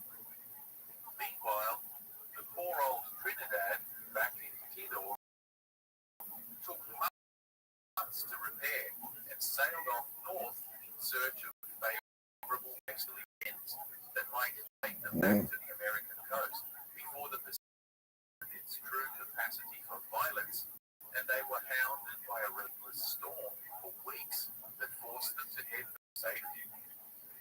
Only to find the Portuguese had occupied their former holdings, and 2 of the 50 or so sailors left behind were dead. Themselves emaciated and ravished by scurvy in their failed adventure northwards, Espinosa surrendered to the occupiers, with the ship, its maps, goods, and cargo seized, and the crew jailed indefinitely. Their hapless Portuguese agent was taken outside and summarily executed for treason. Only 4 of the 50 or so men of the Trinidad made it back to Spain alive. While the Trinidad was awaiting its fate, Elcano, back in Seville, was busy writing a short letter to King Charles, briefly outlining their journey, their suffering and sacrifices, the lamentable death of their leader while sprayed, and the capture of their comrades whom he implored the king to rescue from the Portuguese. He gave an account of their diplomatic mission to the peoples of Maluku and their right to trade under Spanish protection. Nowhere in his account did Elcano mention himself brag about the voyage he commanded to successfully return home, albeit battered and shattered. He did, however, manage to negotiate a pension and honours for himself. He never quite made it into the inner circle at court, with the eventual release of the prisoners in Capo Verde and the arrival of those last 4 members of the Trinidad. Only 35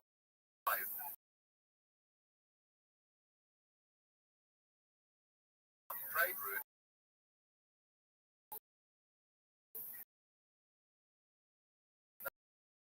known as the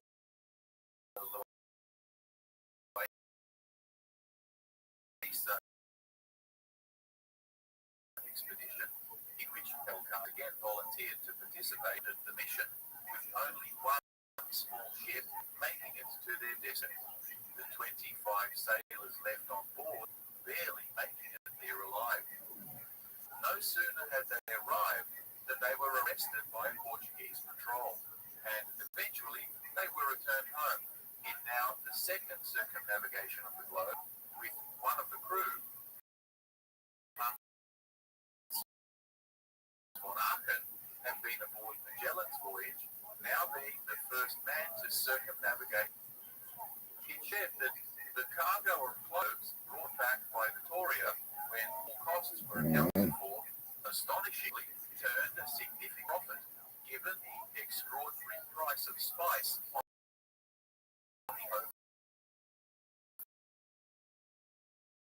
the European market, such that it cashed up through their share of the profit. The loss of almost 90% of the crew, horrors of starvation, disease, and battle is hardly an achievement worth celebrating, but such a casualty rate was typical of the golden age of sail until the 1770s, when English James Cook proved that dietary supplements of fresh fruit could reduce the death rate to virtually 0. So, what can we say about the Magellan and the circumnavigation of the globe? Heroic crew.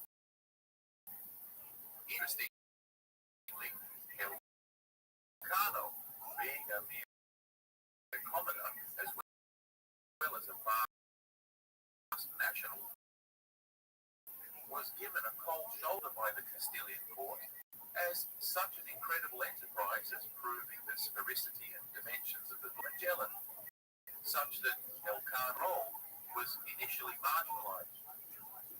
Nevertheless, Magellan's image too continued to suffer from the ongoing inquest into harsh conduct that's tarnished his reputation in the eyes of the crown and ordinary Spaniards. It didn't help that he was himself Portuguese rather than Spanish, for which his original condemned him as a traitor of the highest order. Indeed, the rivalry of Iberian powers now accelerated in earnest with continual skirmishing for control of lucrative outposts throughout Southeast Asia, escalating already volatile atmosphere in which Muslim sultans were seriously displacing the indigenous culture and long resided states in the region of the South Pacific, though would eventually settle the anti-Meridian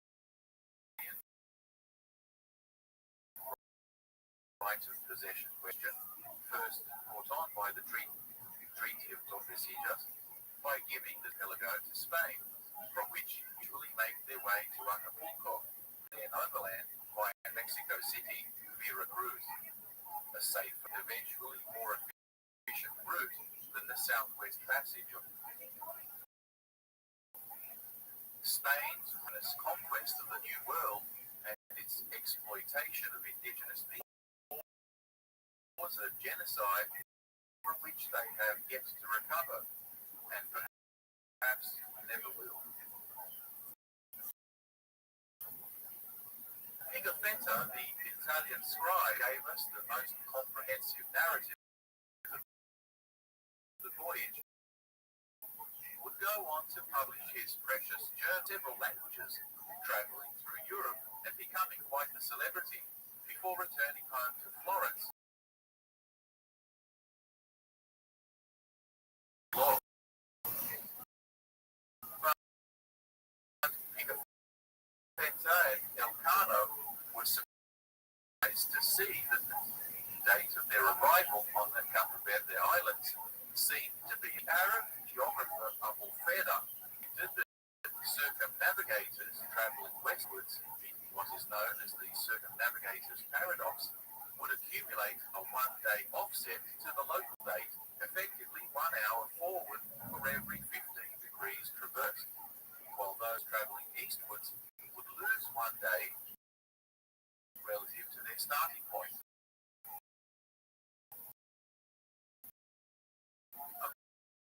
Concept explored in Jules Verne's line and boundaries to better demarcate one calendar day from the next.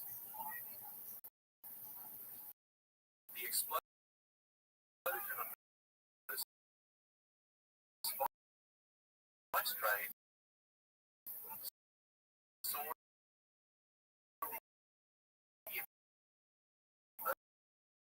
emergence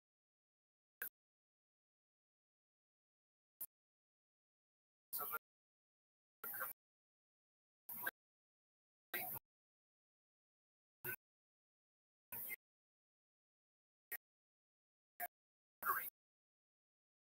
Europe with greater emphasis on venture capitalism,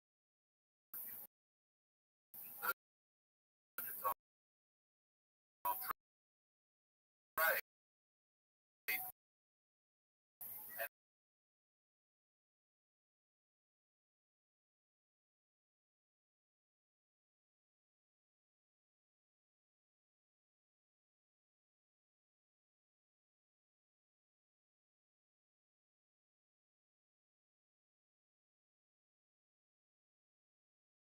and plutocrats as the real power brokers in world affairs that would set in motion a trend that in one form or another to this very day.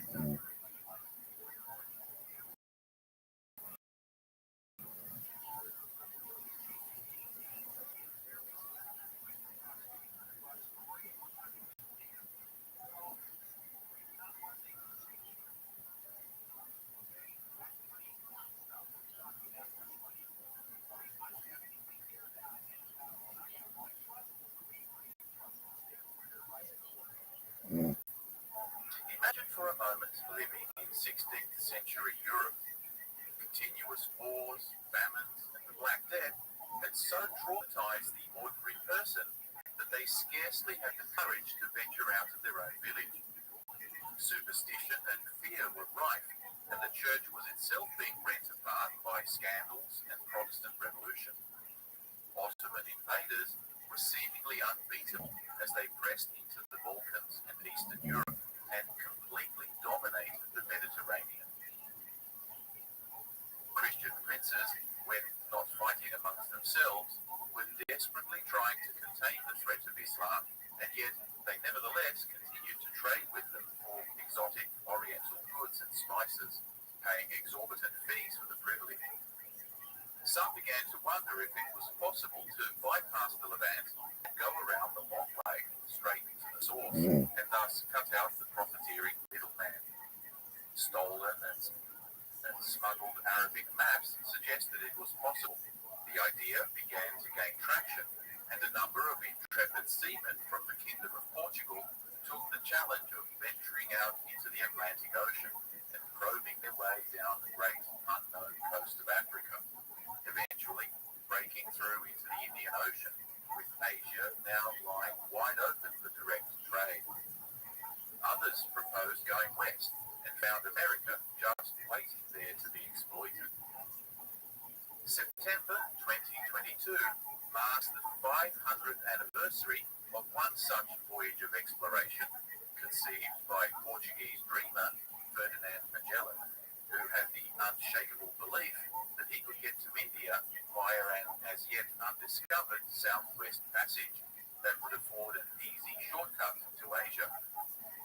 On his journey, he would be both right and wrong many times, and take one gamble too many. But on the way, they would discover new lands, bizarre wildlife, and strange in an expedition that for the first time in history saw mankind circumnavigate the entire globe. Join us, the Magellan-Elcano expedition of 1519, and get a sense of the history, drama, and wonder of a world that was rapidly shrinking, and after which trade would never be the same again. We begin. Please take a moment, like and subscribe for updates, and if you enjoy our content, please by making a small, easy donation through the heart-shaped thanks link next to the like and share buttons below, or via the PayPal link in the description section. Why not get better access to personal involvement by becoming a Patreon supporter? Your generous help will keep this unfunded education channel going. An audio-only version of this and all our other videos is available on the Heroes and Legends documentary channel podcast, available through Spotify, iTunes, and other leading broadcasters in case you want to listen in your car or perhaps cure your insomnia. Don't forget to share with your friends, and be sure to check out the excerpts, merch, and resources on our Facebook and web pages. I encourage you to visit, like, leave a comment, and as always, thanks for watching.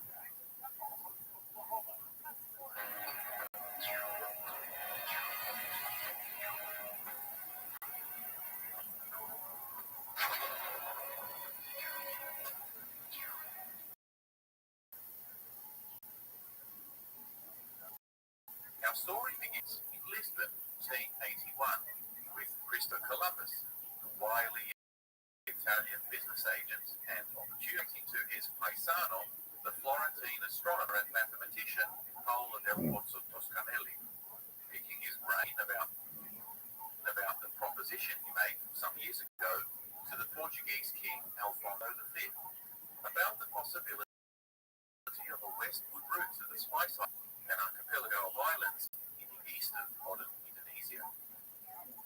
Toscanelli was a high-caliber and well-connected Renaissance intellectual whose friends included the architect Filippo Brunelleschi and the philosopher Marsilio Ficino. He was part of a tight circle of academics devoted to rediscovering lost Greek and Roman scientific works. For example, coming into possession of the travelogue and maps of 1st century Greek geographer Strabo. Constantinople to the Ottoman Turks in 1453, the long-established trade links bringing exotic goods into Europe via the Silk Road suddenly became closed, and the scramble was now on to find alternative routes to the exotic textile, porcelain, and spice markets of Asia. There's a common misconception that most Europeans of the time still believed the Earth to be flat, but historians of science have clearly there was scarcely a Christian scholar of the Middle Ages who did not acknowledge the Earth's sphericity and even know its approximate circumference. At least since the works of Eratosthenes in 240 BC, who calculated the circumference of the Earth. The rough sphericity of the Earth was widely known throughout the Middle Ages. Several scholars have traced the flat Earth myth to the 19th century opponents of evolutionary theory, as well as to biographers of Columbus who took substantial, shall we say, creative liberties in telling his story. Eventually, these myths made their way into school textbooks, and generations of misinformed people accepted with a Renaissance scholars laying ice. Several writers, Eratosthenes, such as used a system of methods known as the Arabic mile, which was about 20% longer than the Roman mile commonly used in European measurement at the time. This meant that map makers were grossly underestimated. Now, while he was in Lisbon, Columbus had married into a wealthy merchant family and had come into possession of a significant number of prized geography and travel books, along with several maps he acquired while sailing cargo agent for his old boss. Contemporary sources tell us that he was not a particularly gifted scholar, but his keen interest in maps and entrepreneurial streak led him to study a large number of geography, astronomy, and history works, a number of which still exist, extensively covered in his handwritten margin notes and personal thoughts. He worked with his brother in a map-making shop in downtown Lisbon, where he frequently gathered even more information from sailors and merchants about their experiences at sea. We know that the map that most influenced his and Vasco da Gama's earlier voyage to India was based on a copy of 12th century Arab traveller Muhammad al-Idrisi's map, drawn for the Norman king, Roger II of Sicily.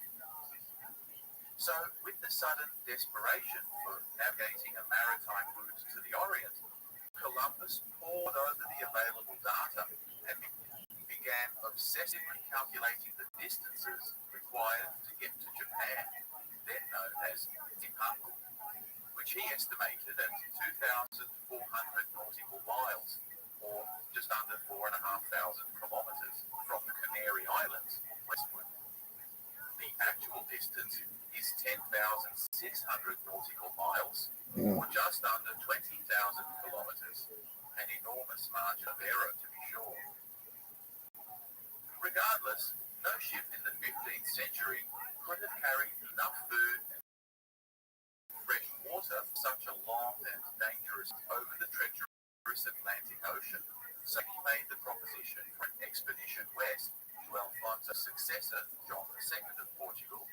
His naval advisors balked at the idea, and it was rejected out of hand. Again, not because they believed he was wrong about the project in principle, but because they correctly assessed his calculations as being only a quarter of the actual distance. They fully understood that the technology and logistics of the time made it a virtual suicide mission.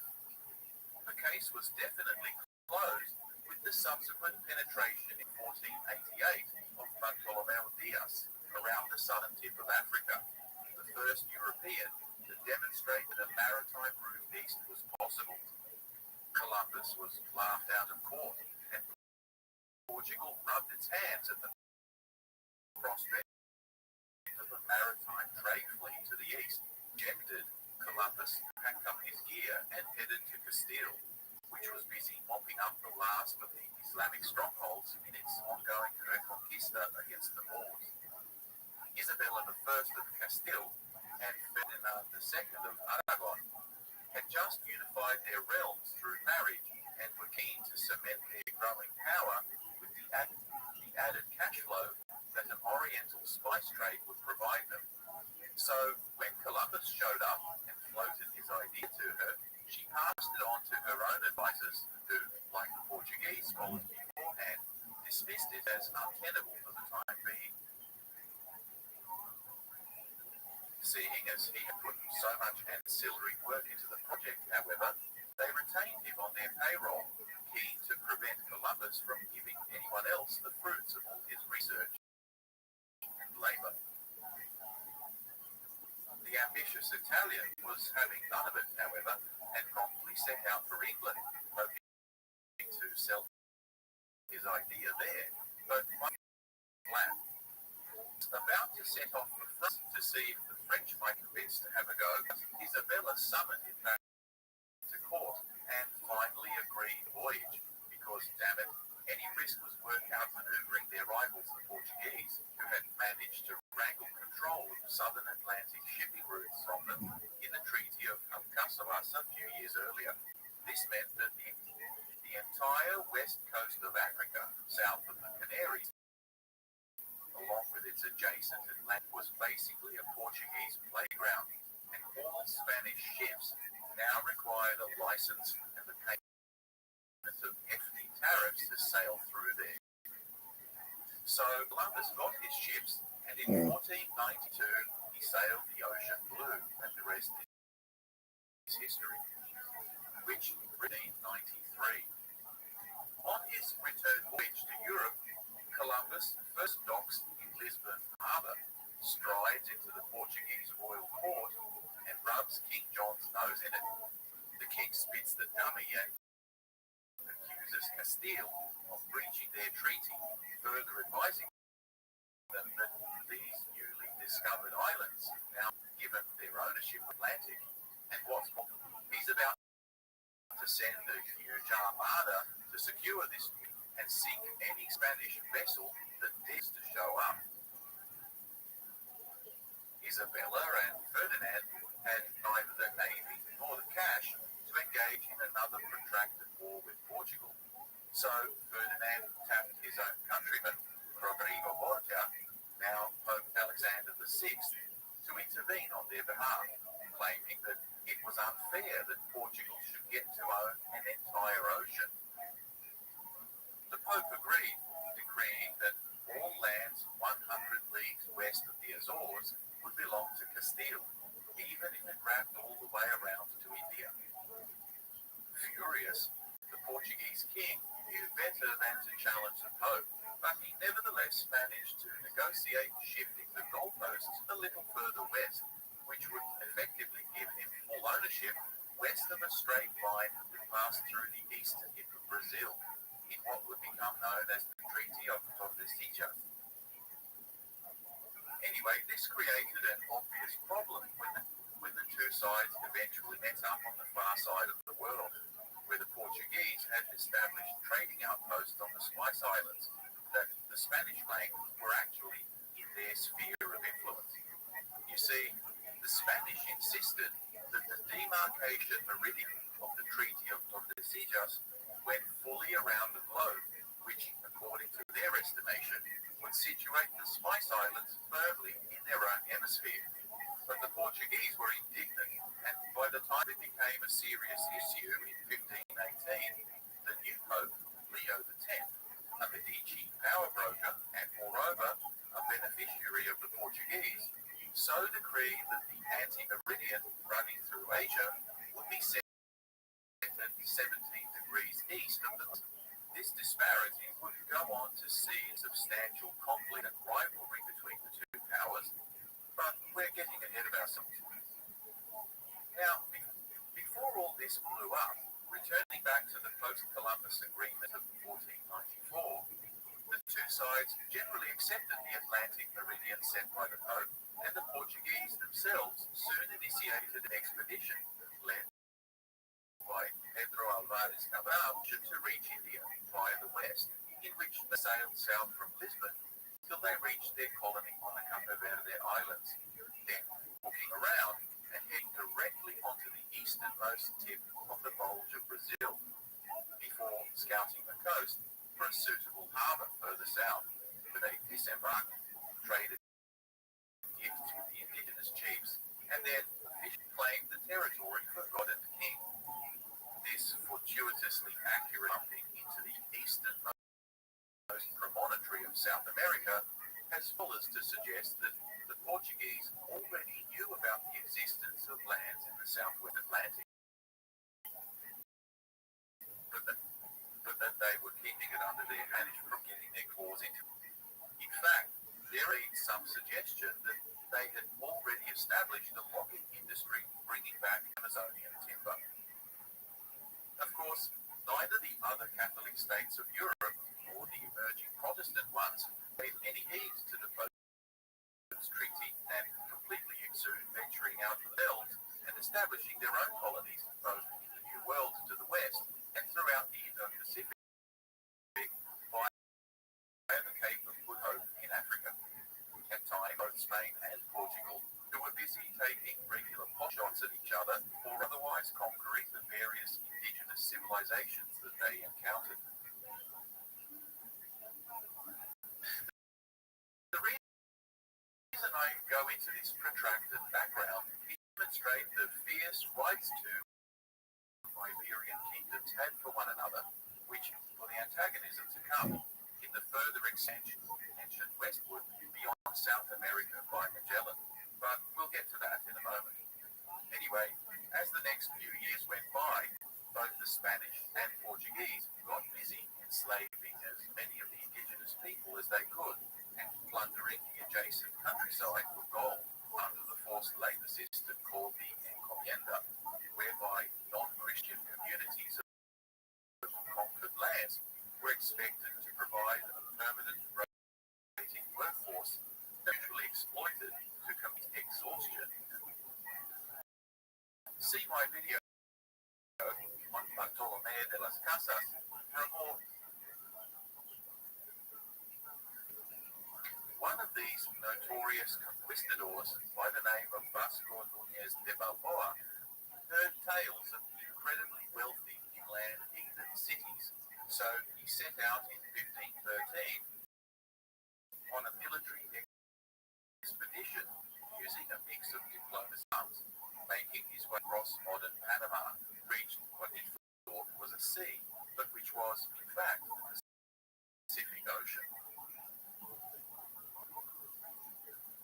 Having divested the regional natives of their wealth and frequently also their lives and liberty, he sent reports back to Spain of this vast sea, which prompted discussions at court about the possibility of the Spice Islands being not too far offshore, such that if a way could be made through the region of modern Panama, they would have a shortcut into Asia, while at the same time avoiding the entire Portuguese hemisphere of influence. Meanwhile, one Fernão de Magalhães, known to us in English as Ferdinand Magellan, a brave and competent Portuguese naval officer, had just returned to Lisbon from the Far East, where he and his cousin Francisco Serrao conquered Malacca, also the Albuquerque. With the violent appearance of Vasco da Gama on the east coast of India in 1498, the Portuguese court was keen to cement its presence in the Indian Ocean.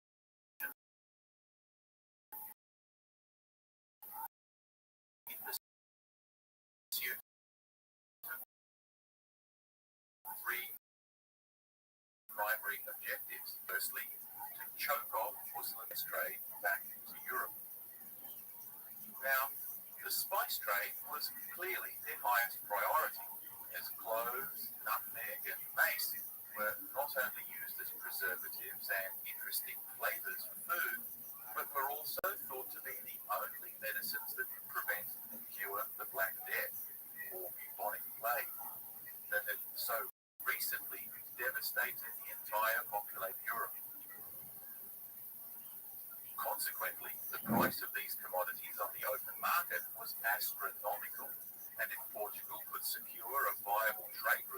source, it would become wealthy beyond imagination. So by 1503, the legendary naval commander Afonso de Albuquerque had managed to ally and assist the Hindu king of Cochin to secure his rule on the southeast coast of India against his Muslim rivals, for which the Portuguese were granted favourable trade rights and permanent outposts in these Indian lands that lay the foundation for the Portuguese maritime trading empire to come. They were soon trading enormous amounts of pepper, and activities then spread slowly south towards Sri Lanka, where they discovered the source of the cinnamon trade. By 1507, they had built a series of forts along the entire African coast, blockaded the Muslim trade routes into the Red Sea and the Persian Gulf, and brought Islamic merchant shipping to its knees. Embassies were meanwhile sent further east to establish trade relations with significant potential partners such as Siam, Malacca, and even China. Of these, Malacca, a natural bottleneck in the flow of goods from China, was reputedly a major regional trade hub with a diverse and cosmopolitan population comprised of local Malays, as well as immigrants and merchants from all over the Orient that traded in everything from silks, porcelain, to spices and firearms. The King of Portugal was keen to curry favour with the Sultan of Malacca and made overtures of friendship and alliance if they would be allowed a trade concession in the city alongside the Chinese, Hindu and Muslim merchants that were already there. However, the embassy's initially warm welcome was soon undermined by disgruntled Muslim merchants who convinced the Sultan that the Portuguese were actually their enemy, and as a Muslim, he was duty-bound not only to reject their embassy, but to attack them. Consequently, a surprise attack on the ambassadorial fleet caused mayhem and a hasty withdrawal back to India. The diplomatic insult was avenged in 1511 when Albuquerque organized a retaliatory strike on Malacca that quickly transformed into an amphibious assault and soon after a swift conquest of the city.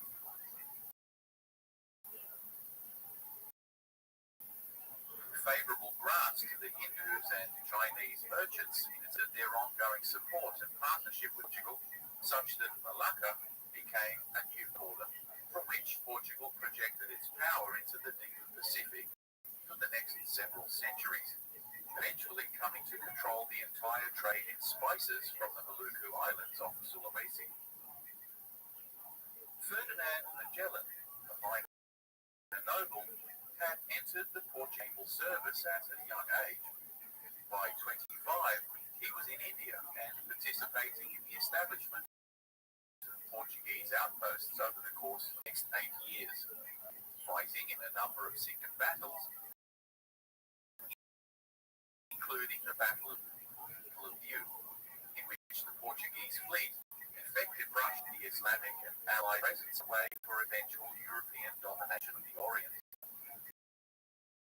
He was and the subsequent conquest of Malacca returned home to Portugal in 1513, cashed up to the eyeballs from his participation in the sacking of the city, and now accompanied by a young Malay slave he purchased in the local market. This 14-year-old Sumatran or Sibuan lad, who he baptized and named by his proved instrumental not only as a guide and translator, but more importantly, Enrique may actually have a legitimate claim as the first human to have circumnavigated the globe. But once again, we're getting ahead of ourselves. So while Magellan was living it up back in Lisbon, his cousin Francisco Serrao, meanwhile, was sent beyond Malacca into the deeper Indonesian island chain to try and find the exact location of the Spice Islands. His ship was unfortunately wrecked in a freak squall, but the crew managed to get rescued and themselves at the court of a local sultan who was keen to ally himself with a strong foreign power that might help him dominate the many other local regional chieftains. Sedao was in the Sultanate of Ternate, becoming a close friend and advisor of the Muslim lord Bayan Sirullah, who quickly married him off and set up a home for him, taking advantage of the knowledge this European might share with him. Sedao never forgot his mission, however, writing to Magellan back home with information on the exact location and political situation of the Spice Islands he now called home. Now, with this new intelligence on the Spice Islands arriving from Sedao, as well as the recent reports coming in of a great western sea beyond Panama by Balboa, Magellan began earnest lobbying of the Portuguese king for an expedition down the south coast of America to search for a passage around, since the dense malaria-infested jungles of Panama would take years for the Spaniards to establish roads, and if the Portuguese could race down the Atlantic coast of South America, they might justifiably claim it under the terms of the previous Treaty of Algiers, which gave, if you remember, to many Atlantic territories. It was a contentious claim, given the more recent Patent of Decijas, granting everything west of it to Spain, but it was unclear whether this decree superseded the entire previous treaty or only part of it. The Portuguese certainly considered the Atlantic Ocean as their exclusive backyard, and as the old saying goes, possession is 9/10 of the law. At least that was Magellan's take on it. Explorers had already made it down to the Rio de la Plata, near modern-day Buenos Aires, and Magellan was confident that the elusive cape was just a little farther south. If they could pull it off, Portugal would control both the eastern and choke off Spanish pretensions to the Spice Islands for decades, and the monopoly on exotic oriental trade via both the east and west would make Portugal a superpower. In any case, by now, the Portuguese had already established quite a stranglehold on trade and shipping along the eastern route throughout the Indian Ocean. Manuel I saw no need to waste further resources and risk unnecessary antagonism. Both the Spanish and the Pope were comfortably entrenched, so he waved off Magellan's endless badgering a number of times and torpedoed any ability of entertaining his expedition. Clearly frustrated, Magellan on leave without formal approval, which only served to worsen his sting at court. His appointments and pay dried up, and he was left with no support and few friends who had the patience for his persistent hustling of the king in Lisbon. So he spat the dummy, renounced his Portuguese nationality, and in 1517, along with his good mate Rui Faleiro, a cosmographer and map maker of some repute, made his way to Seville in Spain. Here, they offered their services to the Spanish king, King Charles I, grandson of power couple Isabella and Ferdinand, who left them the opportunity to use the intelligence network and experience of one of the few Europeans who had ever been to Southeast Asia. If military toil, building roads through the muddy Panama, but also bypass all the naval checkpoints and expensive tariffs that would be led an African route. Moreover, it would be the second time that the Spanish benefited from a servant of the Portuguese king coming over to their side. It would make their success all the sweeter. So within just 12 months, Charles had integrated the two partners into the Spanish court, given them titles as commanders of the Order of Santiago, and raised them to the rank of captain, so they could effectively command an expeditionary voyage under the Spanish crown. In addition, Magellan and Valero would be given a financial monopoly on the discovered route for a whole decade, a guaranteed appointment as governors of any discovered territories, generous tax exemptions, and a lucrative share of the profits of any spice trade that was subsequently established. If they could pull it off, it would potentially make them rich beyond their wildest dreams.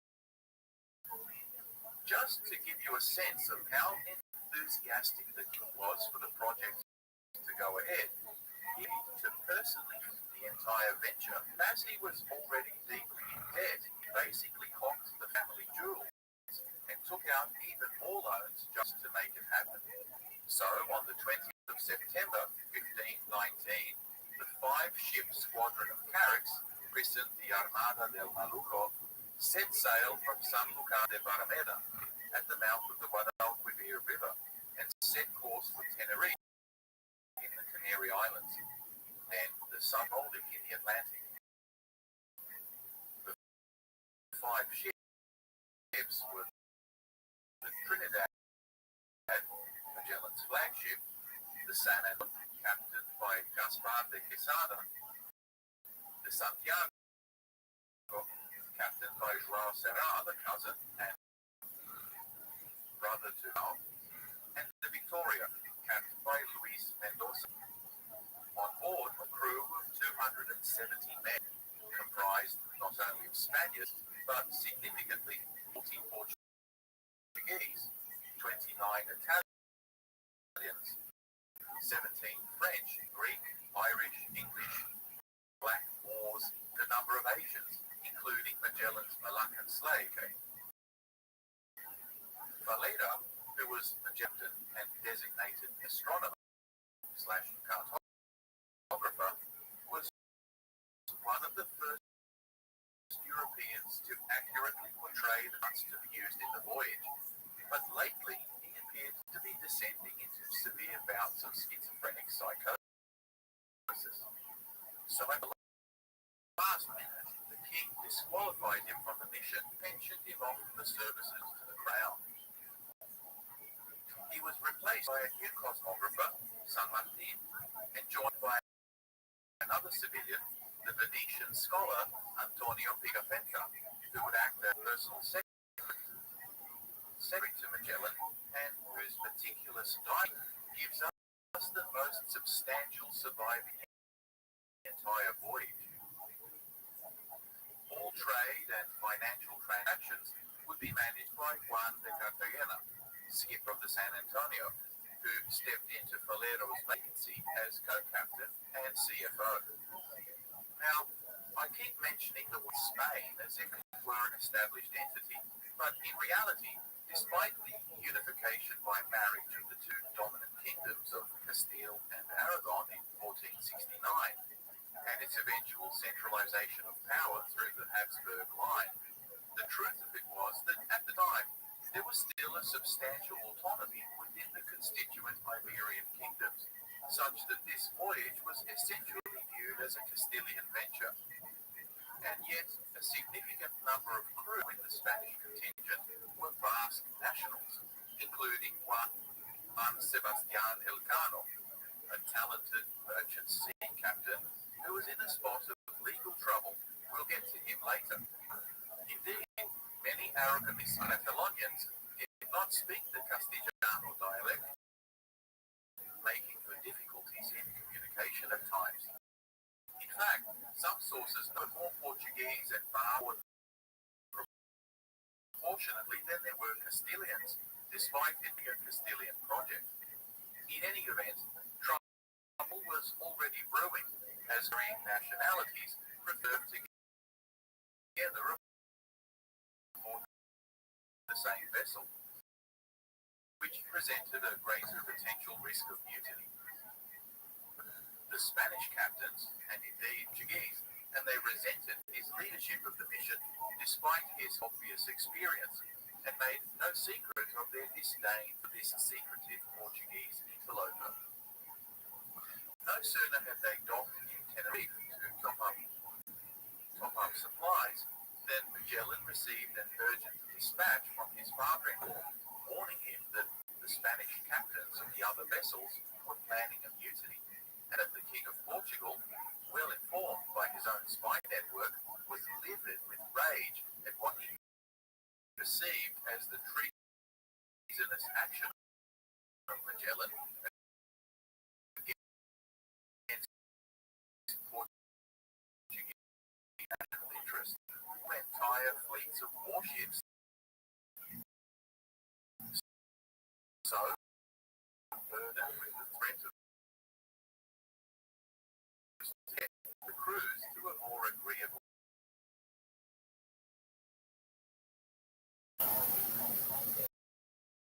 Then he resumed sailing due south along the coast of Africa against the ardent advice of the other captains, anticipating that the Portuguese would not expect him to be stupid enough to venture into their coastal waters.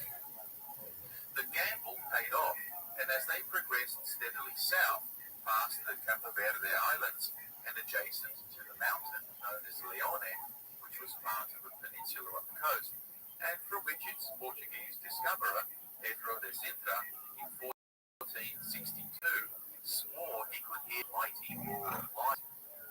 The name, and today the entire country bears the name of Sierra Leone. Anyway, as they approached the equator, they experienced continuous rain for 2 entire months, only to emerge from the weather into a dead calm. Days went by until they eventually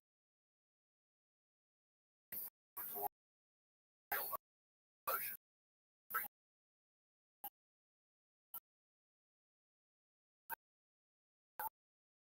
Westwards to the Atlantic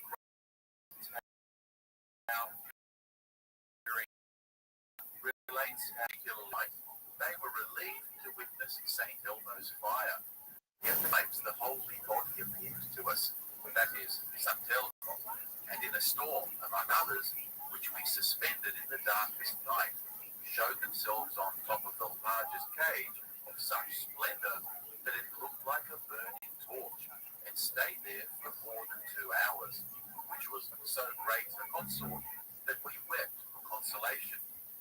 When he wanted to leave from there, he threw so bright a splendor into our eyes that for half a quarter of an hour we remained as blind, shouting for mercy because we thought we were lost, but the sea soon became agreeable.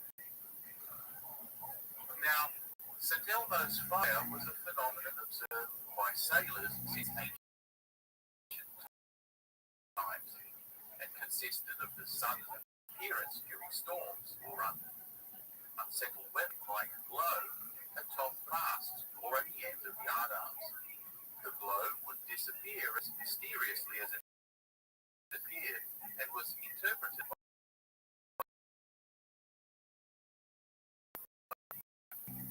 its departure, frequently associated, as in this case, with the phenomenon is caused by the increase in atmospheric that occurs when cloud and other gas particles become charged through the friction atoms in the air. This friction causes the water atoms to become highly energized or ionized, which generates a huge, resulting in an allele. When these charges become extreme, the atoms suddenly shed their outer electrons to release energy in the form of lightning, turns the surrounding air into what scientists call plasma. Both like an extreme heat and transmitted direct discharge of the electrical energy to the ground. Pointed objects, such as the protruding masts of ships, concentrate the energy of the field somewhat locally. A less intense discharge of light and energy occurs around these objects as the electrons of charged particles knock about, much as popular plasma balls cause discharging electrical energy dance around their pole in what is technically called coronal discharge.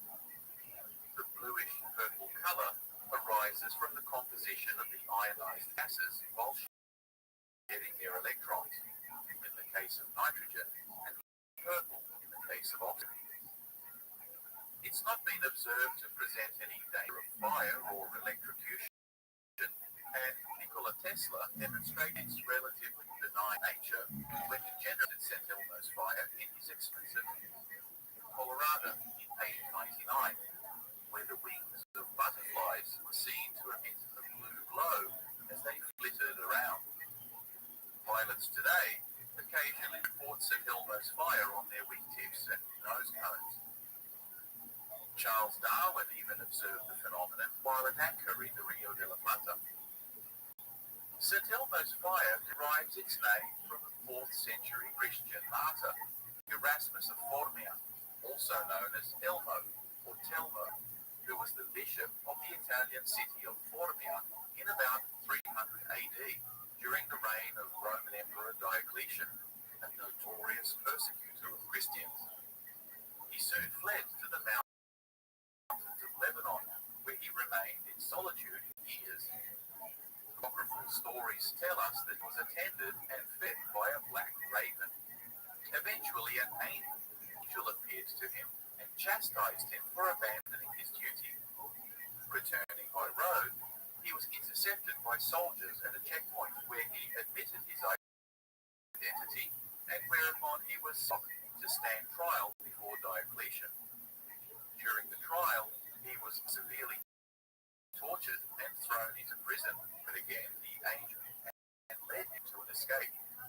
He now continued on his way through Lycia in modern Turkey, where he quite a baptism spree and converted many people to Christianity. At one time, he was preaching before a crowd when a lightning bolt struck the ground right next to him. Unfazed, he barely paused and carried on speaking while the crowd cowered in fear and the ground smoldered around him. It wasn't long before his proselytizing was reported to the Western Roman Emperor Maximian, who despised Christians even more than Diocletian. Once again, Bishop Elmo was arrested and led towards a pagan temple for humiliation. But the statues lining the avenue crumbled as he passed them by. And when they got to the temple entrance, it suddenly erupted into flames, preventing their entry. Furious, Maximian had him put in a barrel that was lined by spikes, and then rolled him down a hill. But an angel instantly healed his wounds, and he emerged unscathed. This time, the emperor had him flogged, smothered in tar, and then set alight. Again, the guardian angel put out the flames, and Bishop Erasmus was starting to look like a 4th century unkillable Rasputin. Frustrated and hoping he would starve him to death, Erasmus was thrown into prison, but the angel not only fed him, but also arranged his escape once more.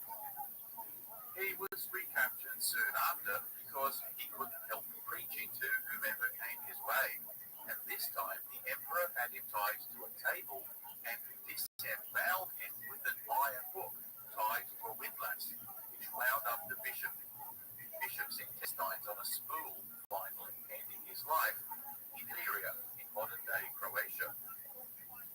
These apocryphal stories made him the patron saint of sailors, who were not only adept at using the windlass, but also vulnerable to flames and lightning on their tar-covered wooden ships. When the mysterious blue-purple flames would appear on their masts during a storm, considered it a comforting omen, presence, and protection. Given the gruesome nature of his death, he also petitioned for intercession for people with abdominal pain, cramps, and women in childbirth, being considered one of the powerful 14 holy helper saints of the Catholic Church that people pray to for aid. Now, where were we? Ah yes, Magellan. Anyway, back to our story. Having survived the ravages of storm and sea in the Atlantic, the little squadron finally reached the coast of Brazil in late November and made their way down the coast to the inlet known to us today as Rio de Janeiro. Seeing no ships in the bay that would indicate a Portuguese presence, Magellan decided to anchor here in order to replenish supplies and repair their battered ships. Their arrival coincided with a rain shower, and considering it had not rained there for some months. The local indigenous people viewed it as some kind of miracle. So the crew was treated with godlike deference, and the locals adopted Christianity with enthusiasm. They spent some weeks there among the natives, trading iron tools, cloth, and trinkets for food and sexual favors, with the sailors enjoying a nice tropical paradise. I guess Brazilians always know how to have a good time. The crew got on so well with the natives that when they weighed anchor 2 weeks later, the natives canoed beside the ships as they departed, pleading for them to stay. But it was risky to remain any longer, as the Portuguese were likely to show up at any moment. And in the meantime, Magellan had to also contend with the long-suspected mutiny by his Spanish co-captain, Cartagena, who accused him of being a double agent and secretly wanting to run into the Portuguese navy. The conspirator was quickly apprehended, and Magellan was well within his rights to execute him.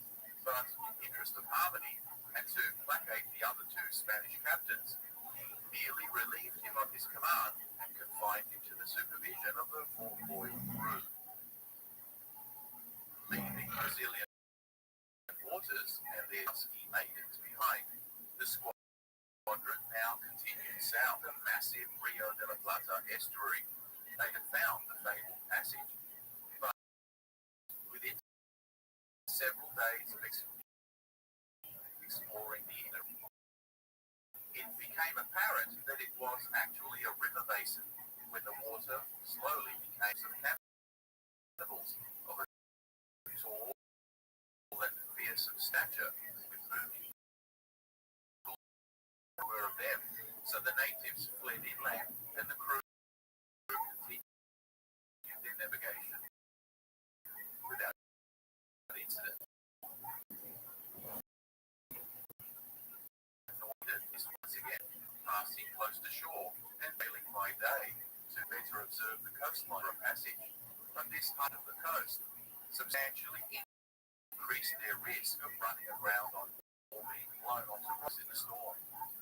Nevertheless, this closer proximity to the land gave them opportunities to observe vast colonies of penguins and seals. The crew were particularly wary of the seals, believing them to be man-eaters more dangerous than sharks, and referred to them as sea wolves. The weather was now getting progressively colder, the swell more violent, and storms more frequent, but more concerningly, they were now well below the 40th parallel, which Magellan had predicted would be the vicinity of the passage.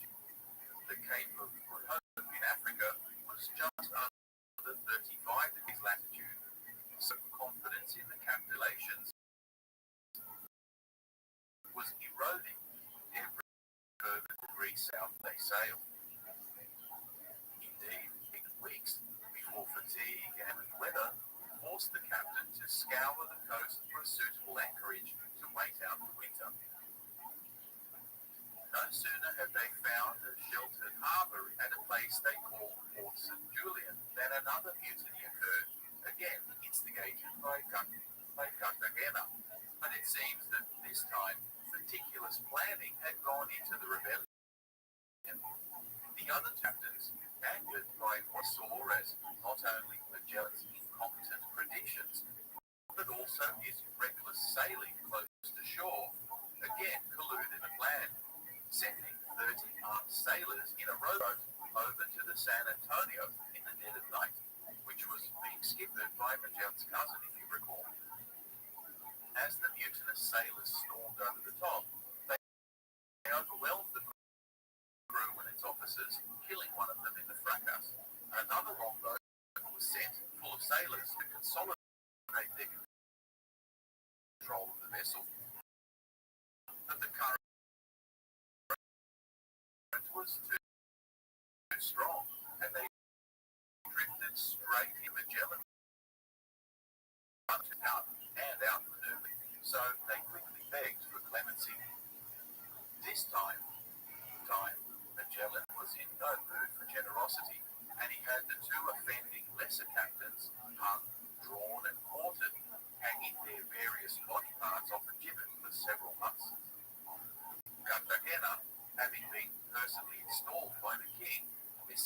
this gruesome execution, but was instead sentenced to be marooned on a nearby island, which was, barring a miracle, effectively a death by starvation.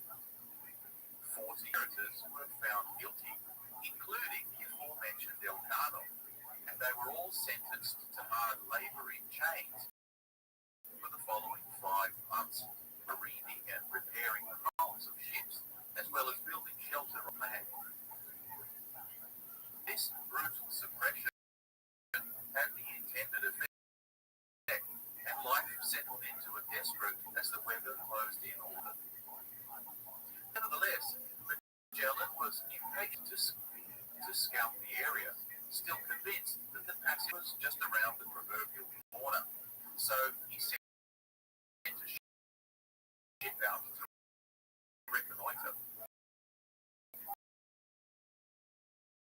Ample food, but as they sailed back to Magellan's camp, they were hit by a freak squall, and their ship, the Santiago, was blown onto a sandbank, breaking up soon after. Fortunately, there were casualties, and after a couple of weeks of trekking over land, they finally made it back to safe place, exhausted but alive. Despite the loss bridge, where they remained for another 6 weeks, risking no more ships until the weather improved. It wasn't until October, the springtime of the southern hemisphere, that the squad ventured out again, and in search of the elusive passage. Ironically, it was only a few days later, on the 21st of October, 1520, that they rounded a headland that Magellan named Cape Virgenes in honor of St. Ursula and the 11,000 virgin martyrs whose feast day was that day. Okay, obviously, before we go on, we need to have a quick look at who this saint was and why on earth she had 11,000 virgins with her. The name Ursula derives from the Latin word for little she-bear, and legend has it that she was the daughter of a British king called Dionysus of Lugnonia, who ruled roughly covering modern Cornwall in England. He was regent of Britain in the late 4th century, before the collapse of the Roman Empire, and the story goes that the legendary Celtic leader Conan Meriadoc Brittany for his daughter's hand in marriage. Now, Meriadoc was busy fighting the hordes of rebelling Gauls, but despite the new domain of America was rather sparsely populated, he initially requested King Dionysus eligible womenfolk who might marry his soldiers and settle into new communities there. Obligingly, the king sent his daughter, who was ships, but when they got there, the Christian princess declared to her pagan groom-to-be that before she committed herself to becoming his wife, she would first need to travel to Rome on a pilgrimage. Oh, and accompanying her would be the retinue of chaste handmaidens. Now, being a headstrong woman, it was clear to the befuddled groom that she wasn't asking for his permission, and legend tells us that he was to her every request. So off she went with her army of virgins deep into insurgent enemy territory, and as luck would have it, in the vicinity of modern Cologne, they ran a raging army of Huns who had just laid siege to the city. Being Huns, they unsurprisingly availed themselves of the princess and her unsuspecting maidens, deflowering them and executing the entire lot of them. The tragic romance of the Christian princess going on a pilgrimage in order to suit her, then meeting a grisly end, is a recurring motif in Christian law, and poor Ursula was just one of several to have been martyred in this unfortunate way. The bones of the unfortunate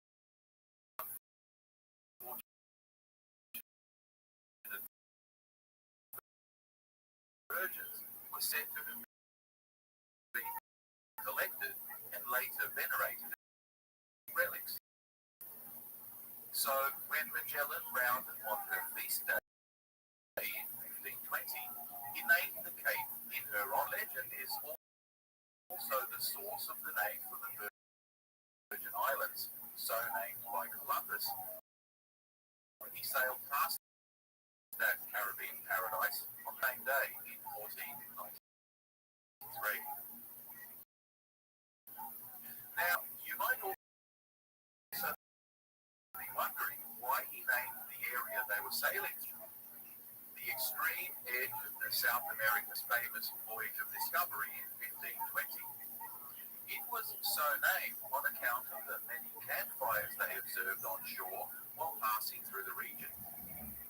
Right from their previous winter quarters, the expedition had come across small family groups of indigenous Yagans who, despite the cold, were quite naked, aside from the odd animal skin. These people were described as giants in stature and fearsome in appearance. With painters with these people were open to trade, and Magellan in particular had cordial exchanges with one particular dancing fellow.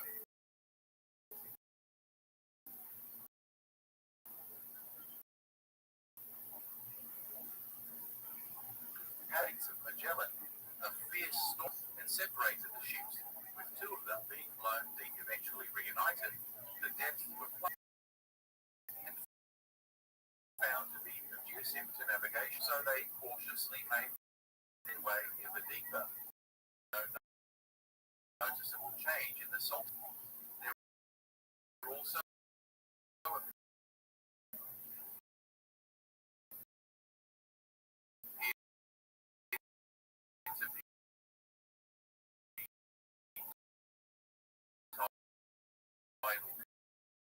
currents moving the other way, giving it for encouragement. They eventually came to a large island, which Magellan directed two ships to explore to the left, and if you recall, by Magellan's cousin, was suddenly subject to another mutiny. Its pilot, Gomez, stabbed the unfortunate captain in the debark as he tried to set off warning cannons. The mute crew now abruptly turned around and headed straight back out to the Atlantic, eventually arriving back in Spain, more or less along their original route. 6 months later, leaving Magellan with substantially reduced supplies.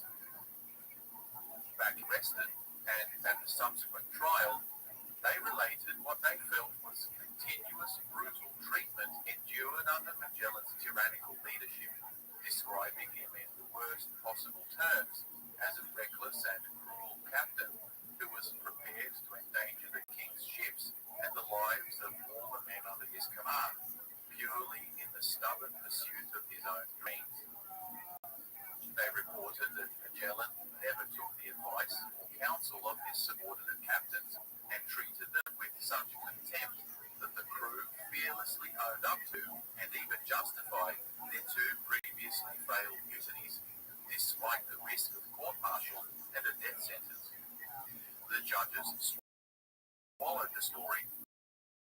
The mutineers were released, and Magellan's reputation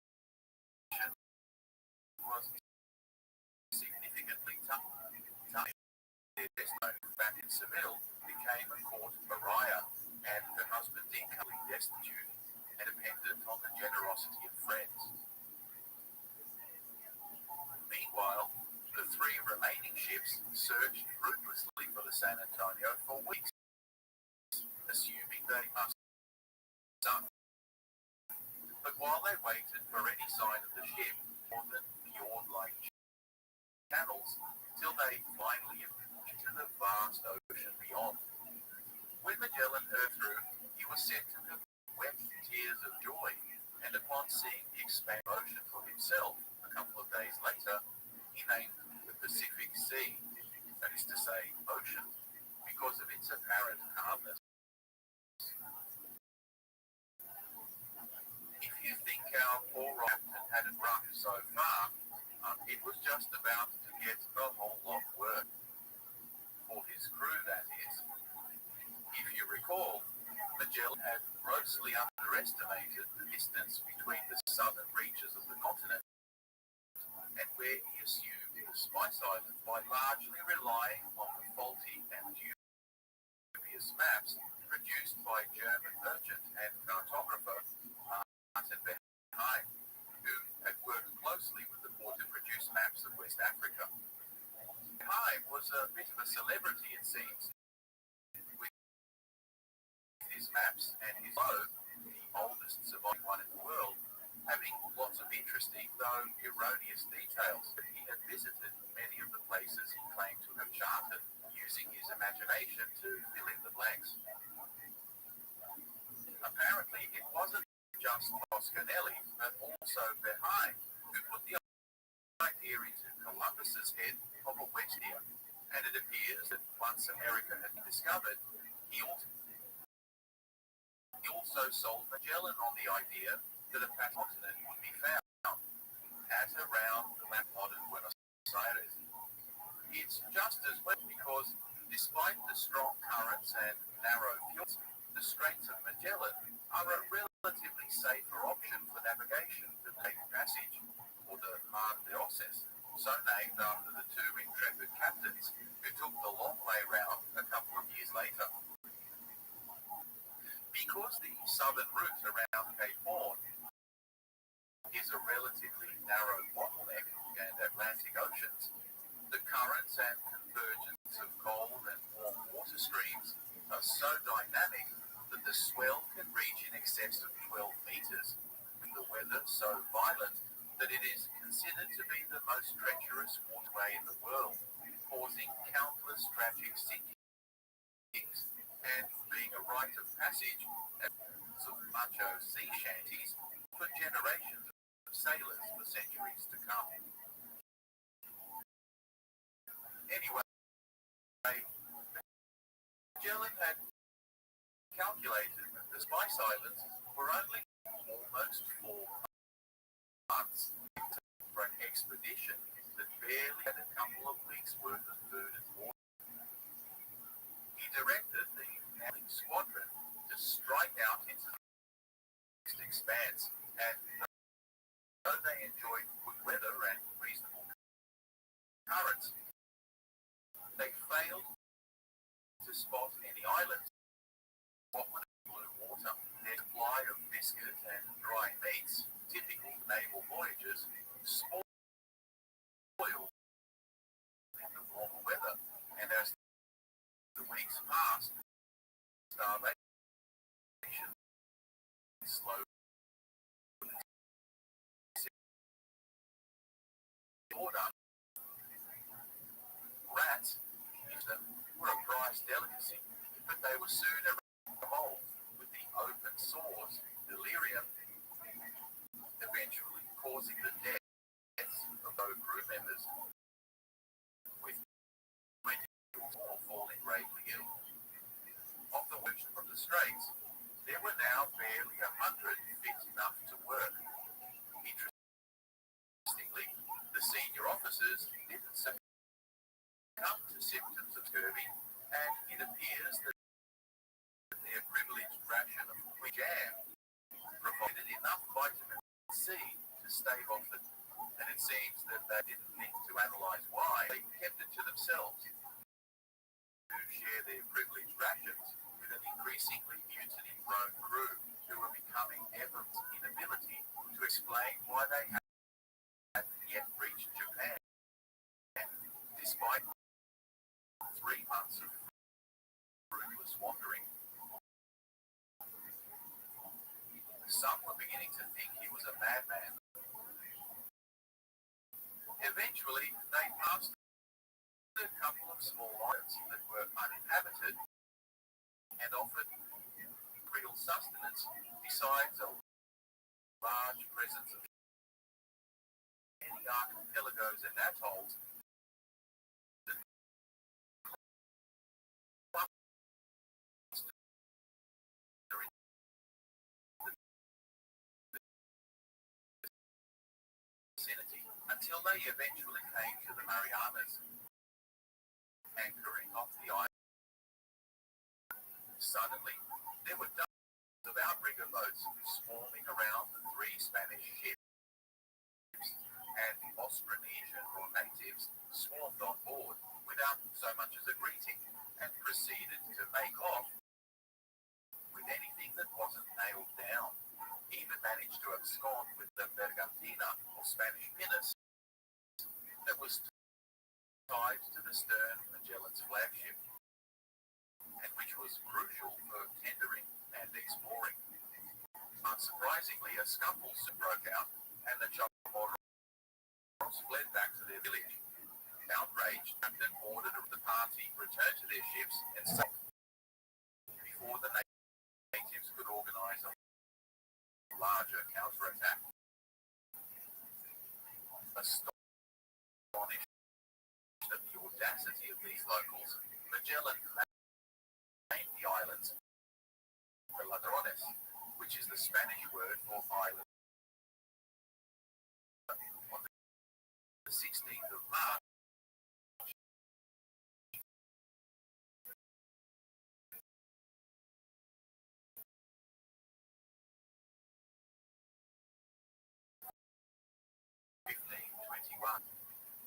being a wet spot for the comfort and convalescence of ailing sailors. Here too, native people soon appeared by canoe from the neighbouring island of Sulawan. But unlike the recent experience on Guam, these people seemed friendly and hospitable by the local Raja, seeing so many infirm crew members.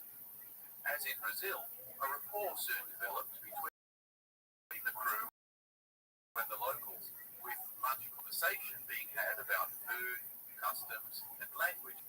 After 10 days of rest and recovery, the ships once again set off at instruction of the chief to head for an island called Raja he might make contact with.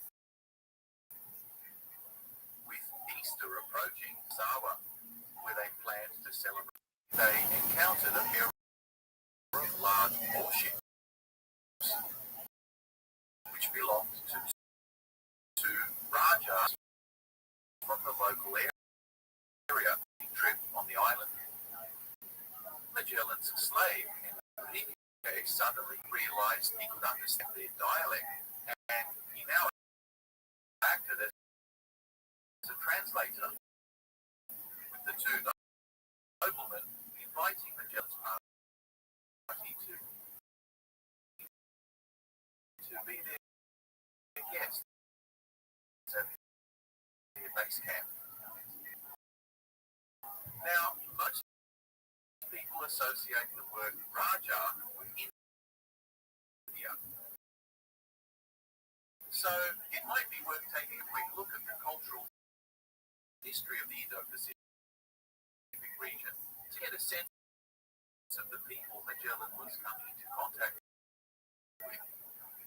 Magellan, just like Columbus in Hispaniola 3 decades earlier, was convinced that the land he had encountered in the modern Philippines in 1521 was actually the fringe of India. Ironically, in a cultural sense, he may have not been too far off the mark. You see, Indian trade and colonization of Southeast Asia going on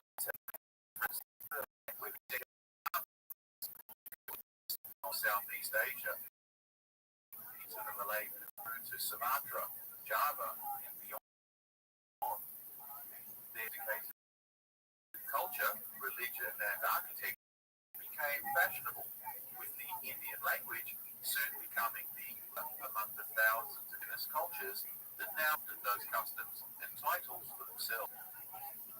By virtue of a solid trade network that extended from here to China in the 6th century AD, many of these Indianized chiefdoms became powerful dynasties in their own right and began projecting their own influence over less successful neighbors. It was that by the 10th century, there were a number of powerful maritime kingdoms emerging out of Sumatra and Java, claiming descent from the Cholas and Kalingas of India, with tributary states of their own extending all the way north to the Philippines and east even to New Guinea.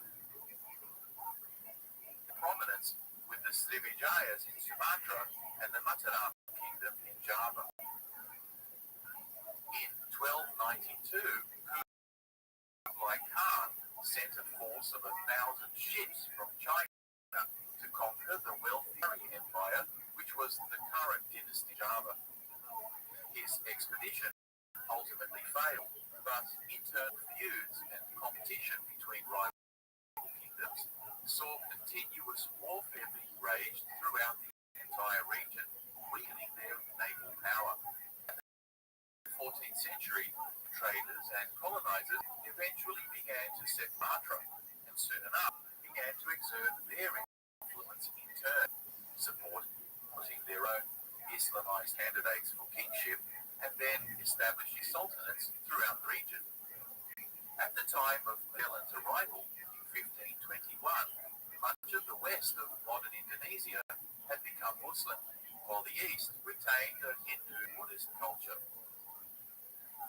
So the Rajas that Magellan met in the Philippines were nominal vassals of the current Majapahit Empire, ruling from its capital in Java, and they were busy warding off rival Muslim sultans from the west, who were expanding their own territories into the islands of Maluka.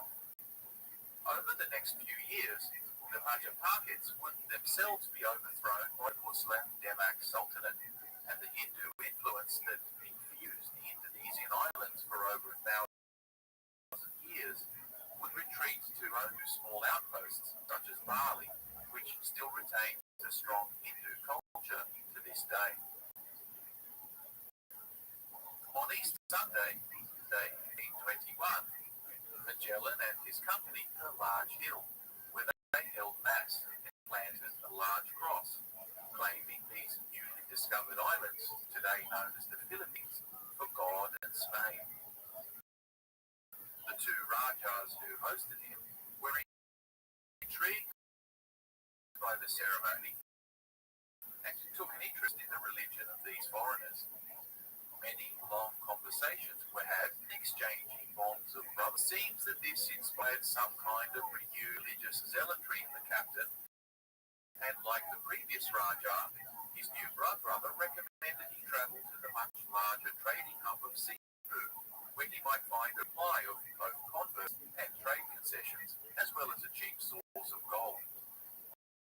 Apparently, during the conference, Magellan's other commanders can ignore Cebu and instead sail south, having now received sufficient intelligence as to their whereabouts. Literally only a week's sailing away. But, as usual, Magellan took his own advice, where he was brought before the local lord, Raja Umar. This chieftain was similarly impressed by both the Europeans' peculiar religion and demonstration of his weaponry, such that within a week of his arrival, Magellan's chaplain had not only baptized the Raja and his queen, but hundreds of locals who followed suit. The newly Christian Raja now got the idea of taking advantage of Magellan's newly awoken passion for missionary work by suggesting to him that the neighboring island was only resistant to joining the true faith, openly mocked it. Indignant, Magellan set fire to a number of their villages, and when its Raja, Lapu-Lapu, showed up in hostile array, Magellan, full of the Holy Spirit and here to show off, told his host to stand by and watch as he wiped the floor with these unbelievers. Unfortunately for our captain, neither his faith nor his iron breastplate proved sufficient, as the 50 or so Spaniards that came ashore were completely overwhelmed by that what would become known as the Battle of Mactar. Magellan's ship-borne artillery closing in on him, he was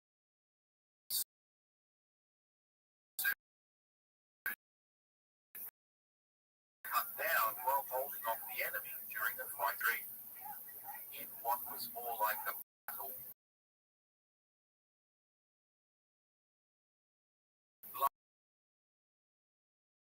Number of cannon fire would enter indigenous folklore as a Philippine national hero to come. The remaining agreed that Magellan's brother-in-law, Juan Barbosa, as well as Juan Serrano, would act as co-commanders.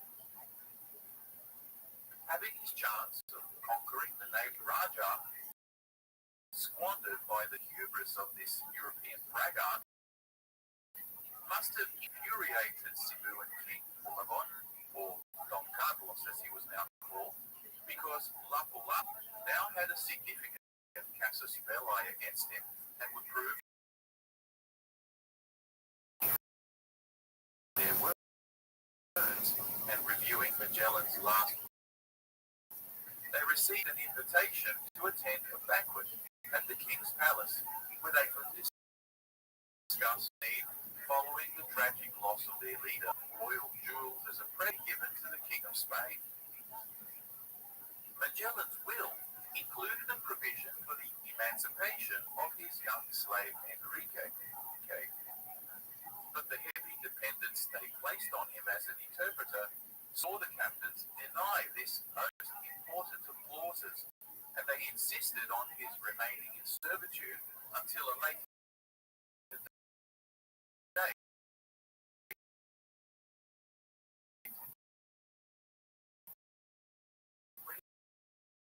His services might no longer be required. We don't know what was said, whether Enrique convinced the king that after his crown, or indeed whether Bulagon thought he should make a goodwill gesture to his now angry neighbor Lapu-Lapu. But when 30 of the ranking officers showed up for the feast a couple of days later, following the banquet, the king called out his guards, ships, and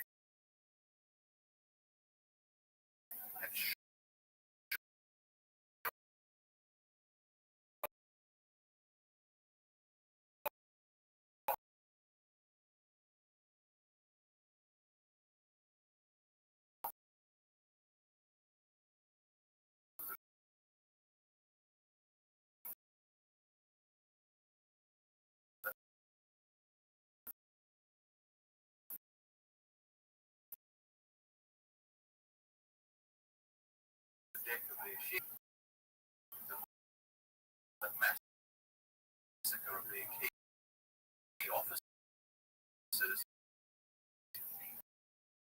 the crew aboard the ship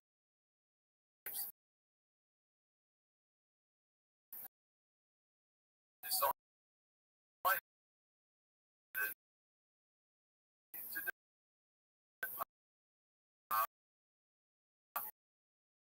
with new haste. So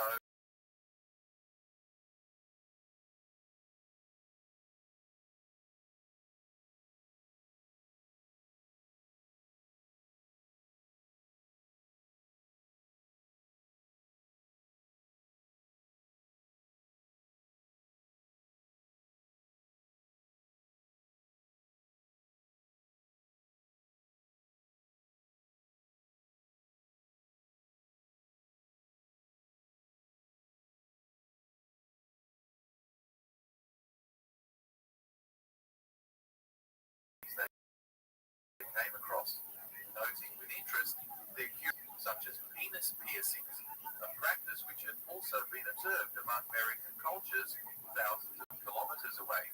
Apparently, the phrase "happy wife, happy life" applies even among native people.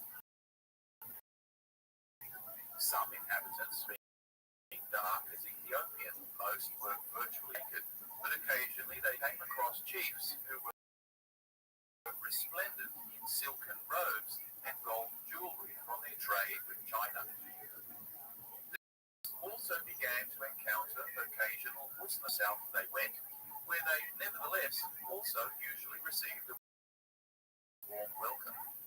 Our Italian scribe fascinated by the widespread practice of chewing betel leaf, a peculiar and addictive custom that still persists there to this day.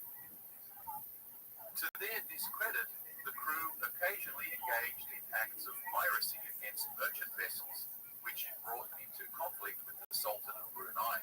But in a notable engagement, the Spaniards defeated this naval force and even captured their commanding prince, negotiating a substantial ransom for his release some weeks later. During their time flying the waters of the Philippine archipelago, the crew of the Victoria and Trinidad briefed the captain, Magellan, and the betrayal of Raja Umabon, who murdered 27 of their officers, placed the last remaining Portuguese captain, Carvalho, at the head of their now dwindling squadron, which was now reduced from 5 to 2 ships. But his selfishness began to undermine his qualities. The crew became increasingly dissatisfied, and they removed him from command under question, replacing him with Juan Sebastián Elcano, who till now had remained in the shadows for pretty much the entire voyage. Mentioned Elcano early as being a competent and experienced merchant navy captain who could sail one of ships a few years ago back in Spain. During the conflict, all ships were viewed as potential military vessels and could not be sold without appropriate. But Elcano at the time was in debt to some Savoyard financiers and was obliged to hand over his ship as collateral to them. Fortunately, the court case was back in Castile when he signed up for this voyage, hoping to receive a royal pardon and avoid prison through his participation in the venture. But being a Spaniard and expressing a personal dislike of Magellan, he felt compelled to support his countrymen when they mutinied on both the Atlantic, and then spending several months in chains after the St. Julian mutiny. One of the reasons given for the continuous uprisings against Magellan was the complete secrecy with which he commanded voyage. He typically refused to divulge his daily plans and the source of his riches, which led many of the officers to believe he was just making things up as he went along. His paranoia, rashness, and harsh demand on the crew only distanced them from him further, at the very times that they needed a charismatic and inspiring leader to get them through. It seems that Elcano, or as he himself spelled his name, Elcano, was one of those unassuming but experienced sailors who knew much but spoke little. His quiet, pretty much every other rank officer had died. Nevertheless, he and Gomez Espinosa, now sharing command of the Victoria and respectively, eventually island hopped their way to the motherlode of clove production, the Sultanate of Tidor, in November of 21, where they were warmly greeted, who readily offered them a trade agreement and alliance with Spain. You see, Al-Mansur was under some expansionist pressure from a rival warlord across the pond in the Ternate Sulawesi. It was there that had long made his home some years ago, and from whom Magellan learned of the silence. It turned out that Francisco was Magellan. So the two old friends never met, though they were so close and only a week's sailing distance away from one another. Had Magellan decided to stick to his mission rather than meddle in politics, the two would have embraced in a historic occasion which songs and paintings would no doubt have been long celebrated. But it was not to be. And fortunately for the Spaniards, the Tidor Sultan was more than happy to ally himself with Spain to offset the alliance that Bernate had with Portugal. It wasn't long before a Portuguese agent found out their arrival and made it over to parley with the Spanish. Apparently, the Sultan over in Bernate was also unhappy of the Portuguese seriously considering switching sides himself. There was a rumor that he had fallen out with Serrao and actually had him poisoned. So this Nugent was feeling rather nervous that he'd be next. However, also informed that the Portuguese viceroy of the region had received intelligence of the Spanish, instructed them to hunt them down and destroy them. The race was now. The big boys arrived, and they hastily packed their ships up into their holds. The two captains now discussed their options. Gomez to return to Spain via the Pacific had just come from, claiming that given at the outset of the voyage, while Elcano proposed southwest instead, deep into the Indian Ocean toward Africa.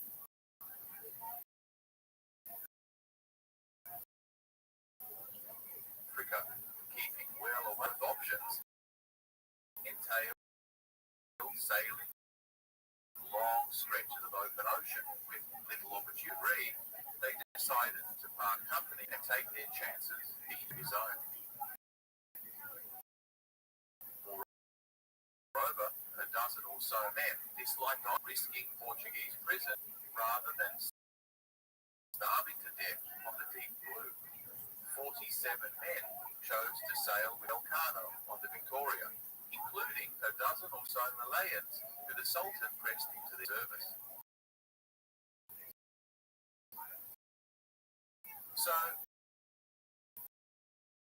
in December of 1521, as the lumbering ships prepared to depart for the damage, the Victoria, the second smallest ship of the original squadron,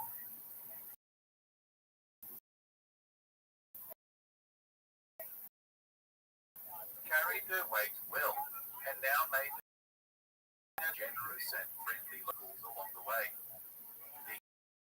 These often told stories of mythic beasts, enchanted forests,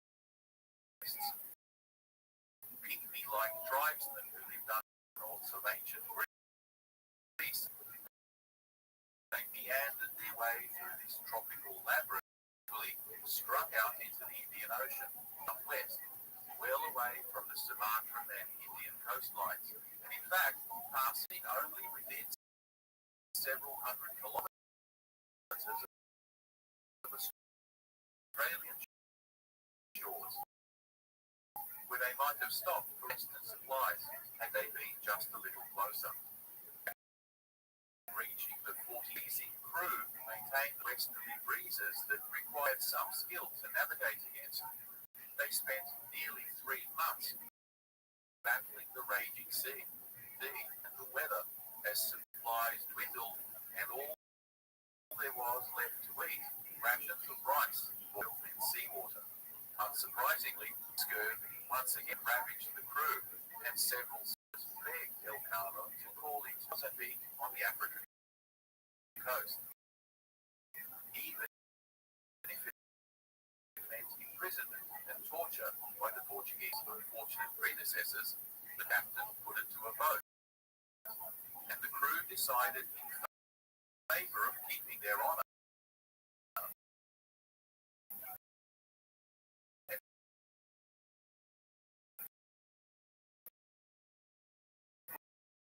Pushing on to complete the mission. Ashore, risking either being wrecked by some miracle, they eluded both, but as they rounded the cape, the situation was becoming more dire by the day. The hull was to rot and leak from where men were dying like flies from starvation.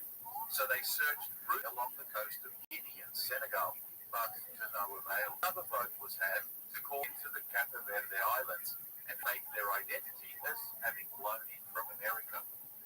21 men were now dead, including 7 Malayans. Agonizing sacrifices that could divide. So they called and sent out a party of men to procure supplies, as well as African slaves to man the bilge pumps, using what little barter they had left, while concealing their precious cargo of clothes, which would instantly betray their true identity and land them in prison for a very long time. They bluffed their way into the purchase of a couple of bushels of rice, but the authorities were tipped off about their cargo and scrambled to impound the vessel. Elcano called to shove off, leaving 13 sailors stranded on the dock, who were soon rounded up by the governor and imprisoned. Having escaped the clutches of the Portuguese authorities on the Cape Verde Islands, the 18 surviving men left aboard the Victoria now set course for home. But it wasn't a case of their making a simple beeline up the coast of Africa. You see, the various wind patterns that exist because of the Coriolis effect create a consistent gyre of air currents that circulate clockwise in the northern hemisphere and counter them. This means that islands at roughly 15 degrees north of the equator would be blowing head-on and out to the west. Portuguese navigators had long learned that it was actually more efficient, if counterintuitive, to sail out to sea perpendicular to the winds we now call the northeasterly trades, and then ride the clockwise turn of the winds as they become the southwesterlies that would now be at their backs as they approach the Iberian coast. The of the breeze was known as the Volta Mar, and it enabled Europeans to strike out with confidence across vast expanses of ocean and predict the likely wind direction based solely on their latitude. So it was that the Victoria had one last broad loop to sail before finally making its way through San Lucar de Barrameda up the Guadalquivir River, docking at Seville. But not before the exhausted and emaciated survivors managed to fire off a cannon salvo to salute their monarch and celebrate their return. While the poor old dad back in Tidor took months to repair and sailed off north in search of favorable westerly winds that might take them back to the American coast before the Pacific finally showed its true capacity for violence, and they were hounded by a relentless storm for weeks that forced them to head back to safety. They returned only to find the Portuguese had occupied their former holdings, and 2/3 of the 50 or so sailors left behind were dead. Themselves emaciated and ravished by scurvy in their failed adventure northwards, Espinosa surrendered to the occupiers with the ship, its maps, goods, and cargo seized, and the crew jailed indefinitely. Their hapless Portuguese agent was taken outside and summarily executed for treason. Only 4 of the 50 or so men of the Trinidad made it back to Spain alive. While the Elcano, back in Seville, was busy writing a short letter to King Charles, briefly outlining their journey, their suffering and sacrifices,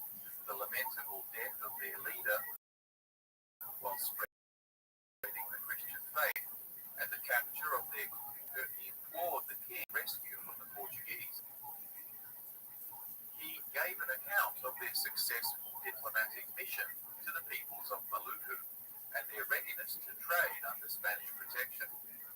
Nowhere in his account did Elcano mention himself or brag about the staggering voyage he commanded to successfully return home, albeit battered and shattered.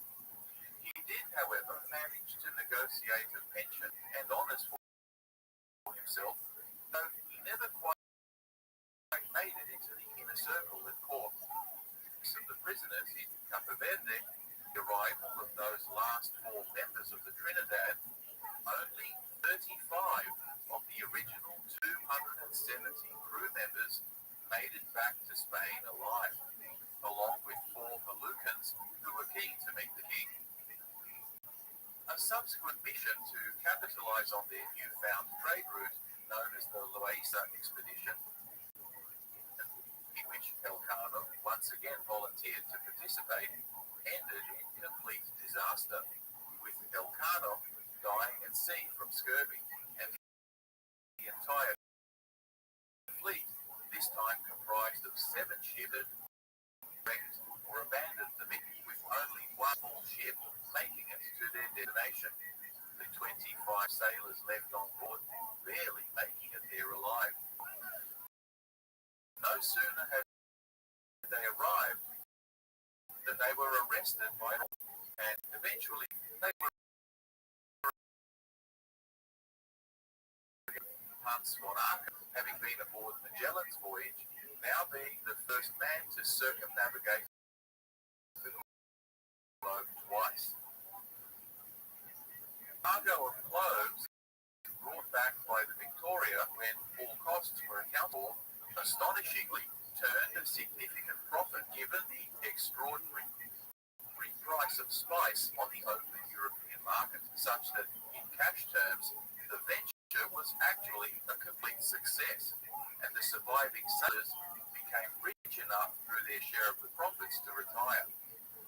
Of course, the loss of almost 90% of the crew through the horrors of starvation, disease, and battle is hardly an achievement worth celebrating, but such a casualty rate was typical of the golden age of sail until the 1770s, when Englishman James Cook proved that dietary supplementation of fresh fruit, vegetables, malt, and sauerkraut could reduce the death rate to virtually 0.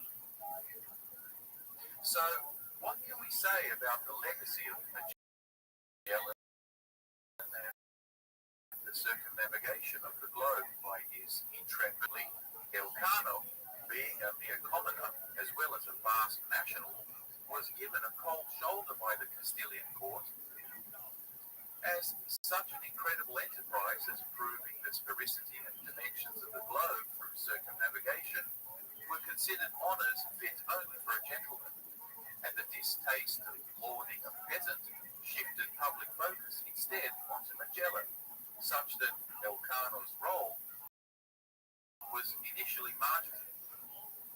Nevertheless, Magellan's image too continued to suffer from the ongoing inquest into his harsh conduct that tarnished his reputation in the eyes of the crown and ordinary Spaniards. It didn't help that he was himself Portuguese rather than Spanish, for which his original homeland condemned him as a traitor of the highest order.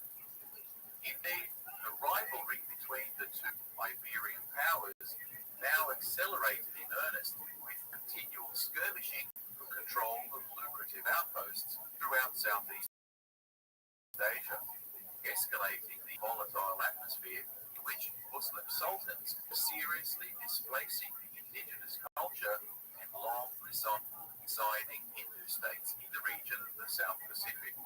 The Pope would eventually settle the anti-Meridian right of possession question, first brought on by the Treaty of Tordesillas, by giving the Spice Islands in their entirety to Portugal and the Philippine archipelago to Spain, from which new treasure fleets would eventually make their way to Acapulco, then overland via Mexico City to Veracruz. A safer and eventually more efficient southwest passage of Magellan. Ravenous conquest of the New World and its exploit would cause a genocide from which they have yet to recover, and perhaps never will. Bigger Beck, who gave us the most comprehensive narrative of the voyage, would go on to publish his precious journal in several languages, traveling through Europe and becoming quite the celebrity before returning home to Florence to the life of obscurity.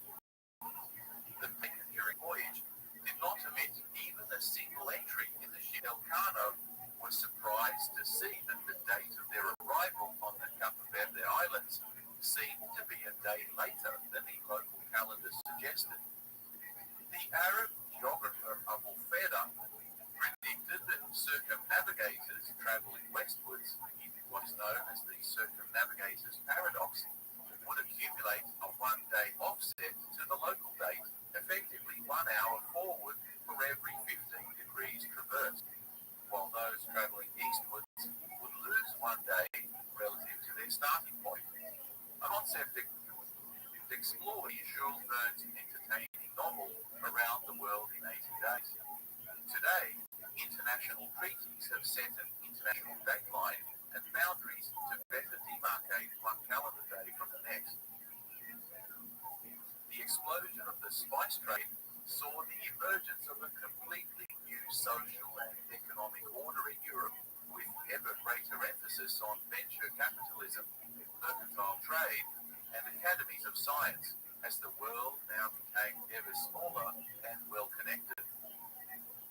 This mercantilism financed the expansion of Protestant individualism and a gradual diminishing of church power as intellectuals began promoting the merits of humanism and the separation of church and state. It also saw the permanent collapse of Islamic control of Oriental trade routes, such as the Silk Road and the maritime Indian Ocean networks that produced incredible wealth and financed their wars against Christian Europe. By the 1700s, the Islamic world would be a mere shadow of its former glory, as Portuguese, Spanish, and increasingly the Dutch and English trading companies rivaled entire nations in their economic and political influence. It was in every sense the rise of the oligarchs and plutocrats as the real power brokers in world affairs that would set in motion a trend that continues in one form or another to this very day.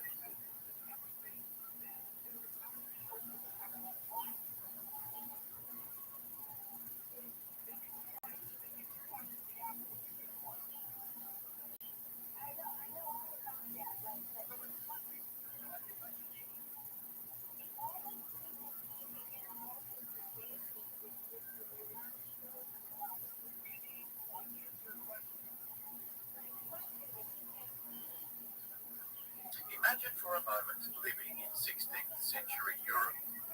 Continuous wars, famines, and the Black Death had so traumatized the ordinary person that they sketched to venture out of their own village. Superstition and fear were rife, and the church was itself being rent apart by scandals and Protestant revolution. Ottoman invaders were seemingly unbeatable as they pressed into the Balkans and Eastern Europe and completely dominated the Mediterranean. Christian princes, when not fighting amongst themselves, were desperately trying to contain the threat of Islam, and yet nonetheless continued to trade with them for exotic, paying exorbitant fees for the privilege. Some began to wonder if they might go around the long way to the source and thus cut out the profiteering middleman.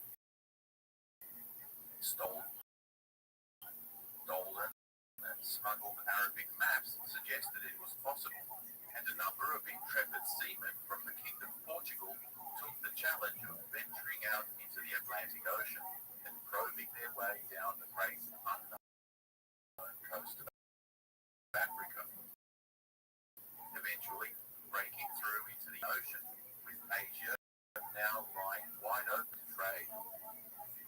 Columbus found America just there to be exploited. September 2022 marks the 500th anniversary of one such voyage of exploration conceived by Portuguese dreamer Ferdinand Magellan, who had the unshakable belief that he could get to India via an as yet undiscovered southwest passage that would afford an easy shortcut to Asia.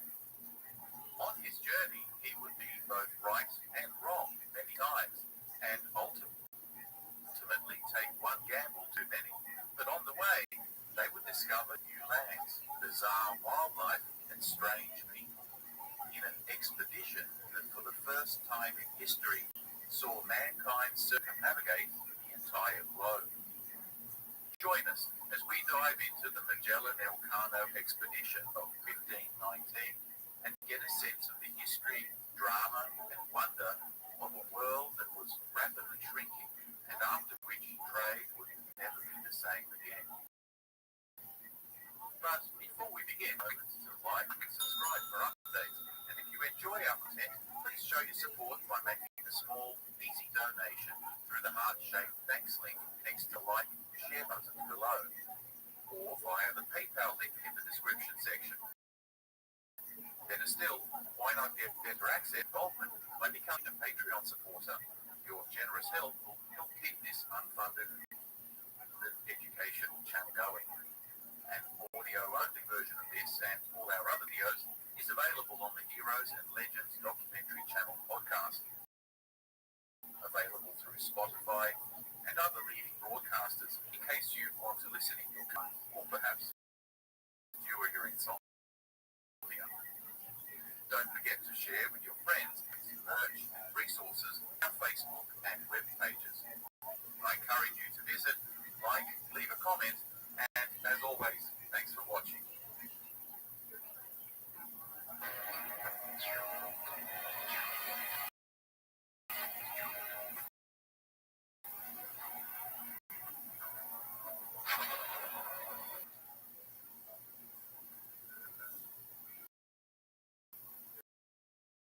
Our story begins in Lisbon, 14 for Columbus, a wily Italian business agent and opportunist.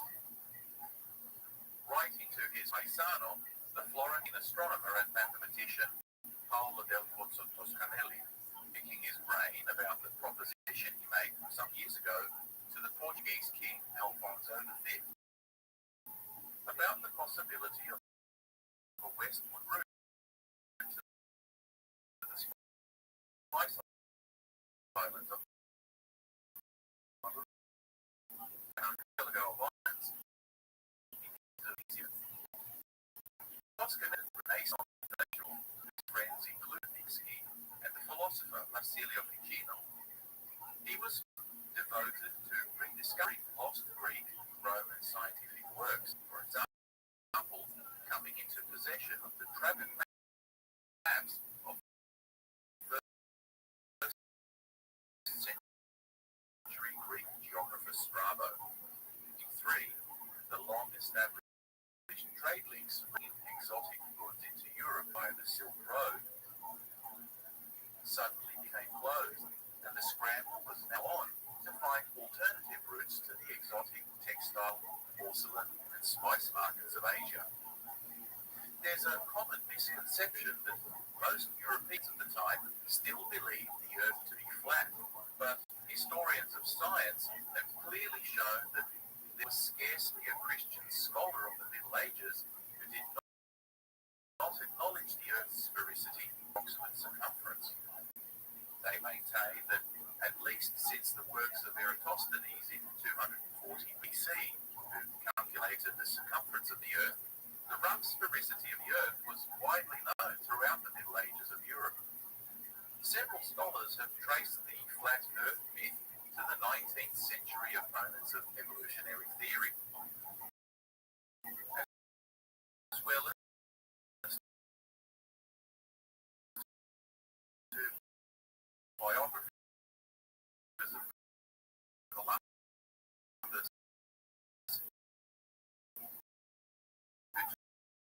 took substantial generations of misinformed people just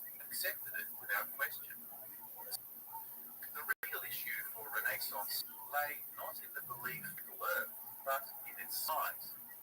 Several writers after Eratosthenes, such as Ptolemy, used a system of measurement known as the Arabic mile, which was about 25% longer than the Roman mile commonly used in European measurement at the time.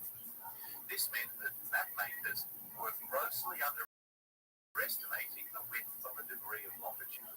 Now, while he was in Lisbon, Columbus had married into a wealthy merchant family and had come into possession of a significant number of prize geography and travel books, along with several maps he acquired while sailing as a cargo agent for his old boss. Contemporary sources, he was not a particularly gifted scholar, but his entrepreneurial streak led him to study a large number of geography, astronomy, and history works, a number of which still exist, extensively covered in his handwritten margin notes and personal thoughts.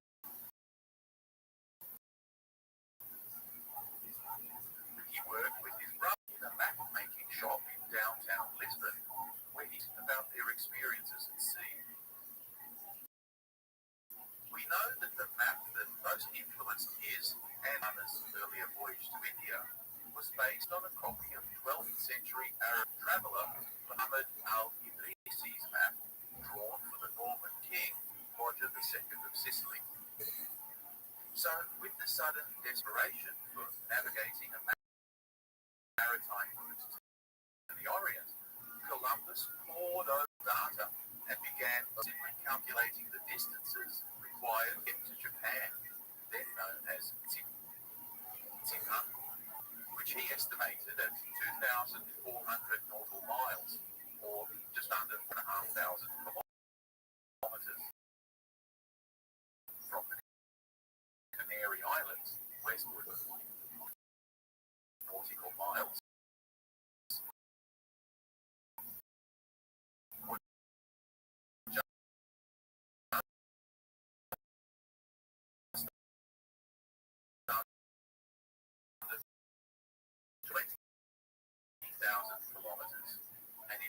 Margin of opposition for an expedition west to Alfonso's successor, John II of Portugal. His naval advisors balked at the idea, and it was rejected out of hand.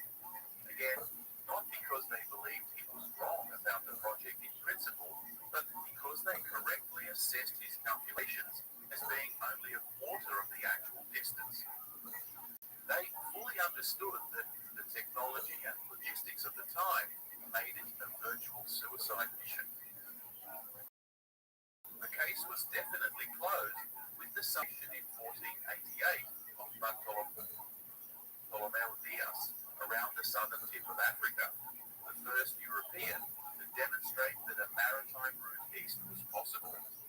Columbus was laughed out of court, and Portugal rubbed its hands at the prospect of a maritime trade fleet to the east, bypassing the Arabs. Dejected, Columbus packed up his gear and headed to Castile, which was busy mopping up the last of the Islamic strongholds in its ongoing reconquista against the Moors. Isabella I of Castile and Ferdinand II of Aragon had just unified their realms through marriage and were keen to cement their growing power with the added cash flow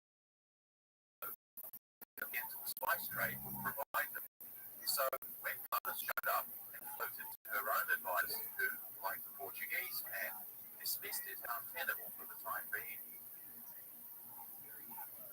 Being as he had put so much ancillary work into the project, however, they retained him on their payroll, keen to prevent Columbus from giving anyone else the fruits of all his research and labour. The ambitious Italian was having none of it, however, and promptly set out for England, hoping to sell his idea there, but once again it fell flat. He was about to set off for France to see if French might be convinced to have it, but Isabella summoned him back to court and finally agreed to fund the voyage. Because, damn it, any risk was worked out with the Portuguese, who had managed to wrangle control of southern Atlantic shipping routes from them in the Treaty of Alcáçovas a few years earlier. This meant that the entire west coast of Africa, south of the Canaries, along with its adjacent Atlantic waters, was basically a Portuguese playground, and all ships now required license and the payment of hefty tariffs even to sail through there. So Columbus got his ships, and in 1492 he sailed the ocean blue, and the rest is history. Which brings us to 1493. On his return voyage to Europe, Columbus first docks in Lisbon Harbour, strides into the Portuguese royal court, and rubs King John's nose in it. The king spits the dummy and accuses Castile of breaching their treaty, further advising them that these newly discovered islands now belong to Portugal, given their ownership of the Atlantic. And what's more, he's about to send a huge armada to secure this new territory and sink any Spanish vessel that dares to show up.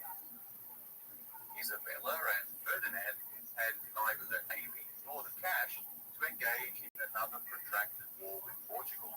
So Ferdinand tapped his own countryman, Rodrigo Borgia, now Pope Alexander VI, to intervene on their behalf, claiming that it was unfair that Portugal should get to own an entire ocean. The Pope agreed, decreeing that all land 100 leagues west would belong to Castile, and all the way around to India. Furious, the Portuguese king knew better than to challenge the Pope, but he nevertheless managed to negotiate shifting the goalposts a little further west, which would effectively give him full ownership west of a straight line that passed through the eastern tip of Brazil, in what would become known as the Treaty of Tordesillas. Anyway, this created an obvious problem when the two sides met up on the far side of the world, where the Portuguese established trading outposts on the Spice Islands that the Spanish claimed were actually of influence.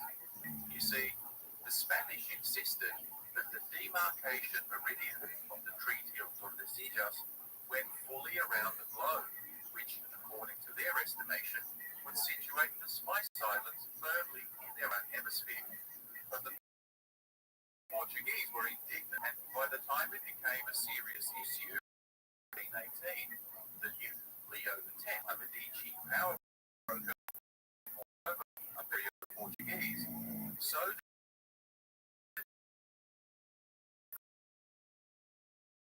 decreed that the anti-meridian running away from the Molucca Islands. This disparity would persist between the two powers, but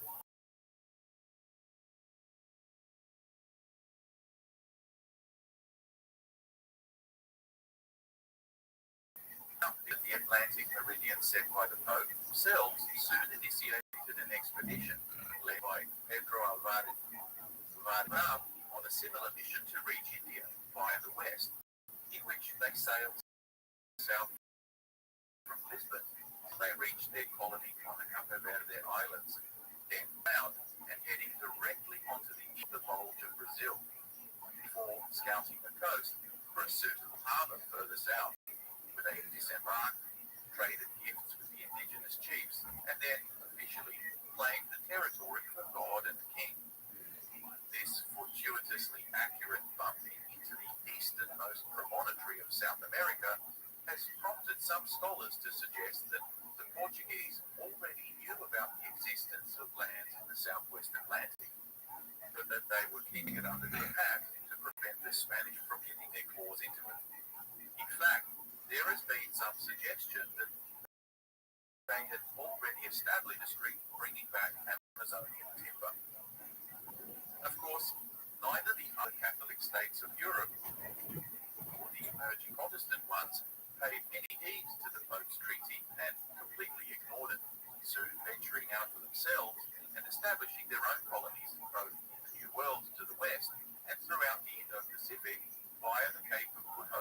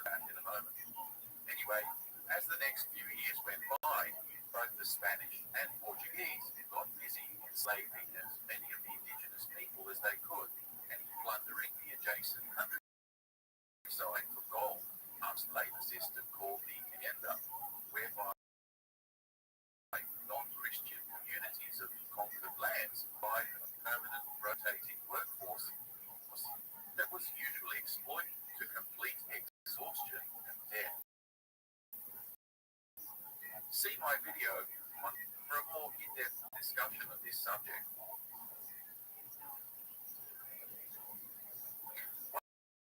One of these notorious conquistadors by the name of Vasco Núñez de Balboa became incredibly wealthy in land and cities, so he set out in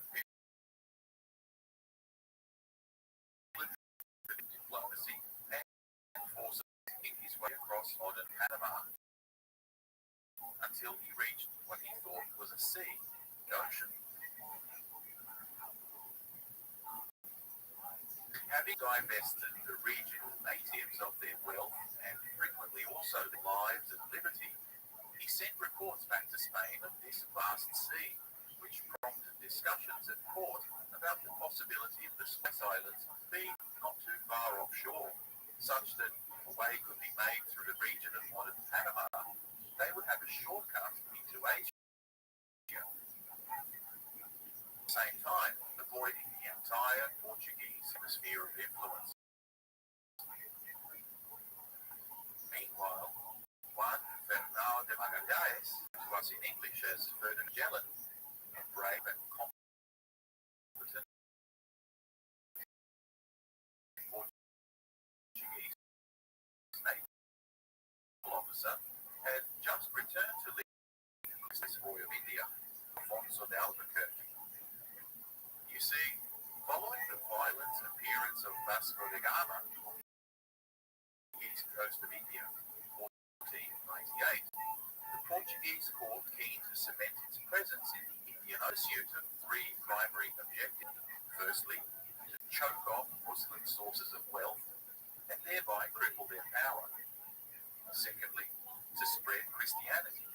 And thirdly, to dominate the entire spice trade back to Europe. Now, spice trade was clearly their highest priority. Cloves, nutmeg, not only used as preservatives and interesting flavors, so thought to be the poisons that prevent and cure the Black Death or bubonic plague, so recently devastated the entire population of Europe. Consequently, the price of these commodities on the open market was astronomical, and if Portugal could secure a viable trade route to the source, it would become wealthy beyond imagination.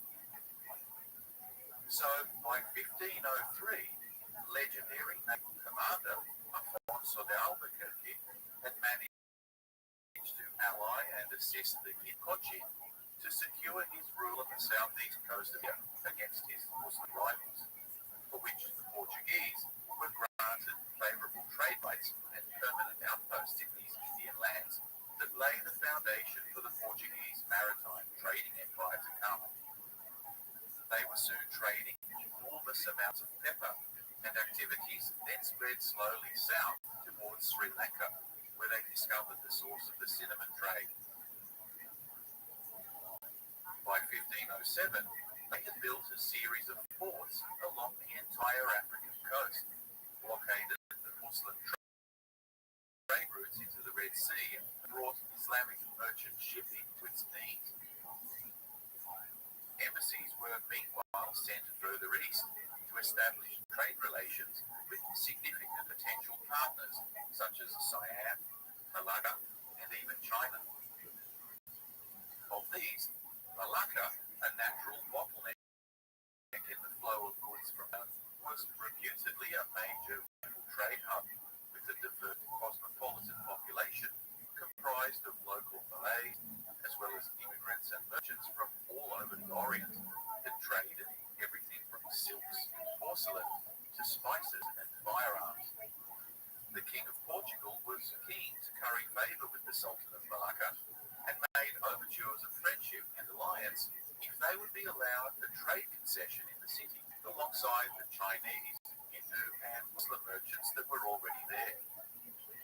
However, the embassy's initially warm welcome was soon undermined by disgruntled Muslim merchants who convinced the Sultan that the Portuguese were actually their enemy, and as a Muslim, he was duty-bound not only to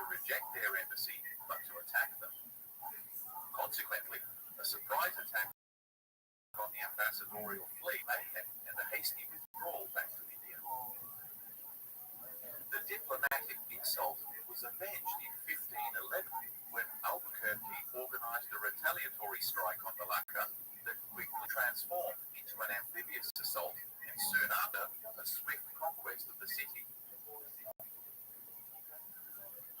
Favorable grants to the Hindus and Chinese merchants in its aftermath, ongoing support and partner with Portugal, such that Malacca became a base for them, from which Portugal projected its power into the deep Pacific the next several centuries, eventually coming to control the trade in spices from Maluku Island. Ferdinand Magellan, a minor noble, had entered the Portuguese king's naval service at 35.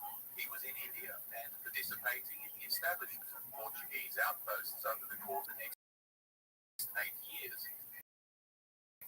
Fighting battles, including the Battle of Butte, in which the Portuguese fleet effectively crushed the Islam naval presence in the Indian Ocean, opening the eventual European domination of the Orient. He was involved in both the failed embassy mission and the subsequent conquest of Malacca, and then returned home to Portugal in 1513, catched up to the eyeballs from his participation in the sacking of the city, and now accompanied by a young lay slave he purchased in his wake in the local market. This 14-year-old Malaccan, or possibly Sumatran or even Samoan lad, whom he baptized Enrique, remained by his side throughout his future voyages and would prove instrumental not only as a guide and translator, but more importantly, Enrique may actually have a legitimate claim as the first human to have circumnavigated the globe. But once again, we're getting ahead of ourselves. So while Magellan was living it up back in Lisbon, his cousin Francisco Serrao, meanwhile, was sent beyond Malacca into the deeper Indonesian island chain to try and find the exact location of the Spice Islands. His ship was unfortunately wrecked in a freak squall, but the crew managed to get rescued and eventually found themselves at the court of a local sultan who was keen to ally himself with a strong foreign power that might help him dominate the many other local regional chieftains.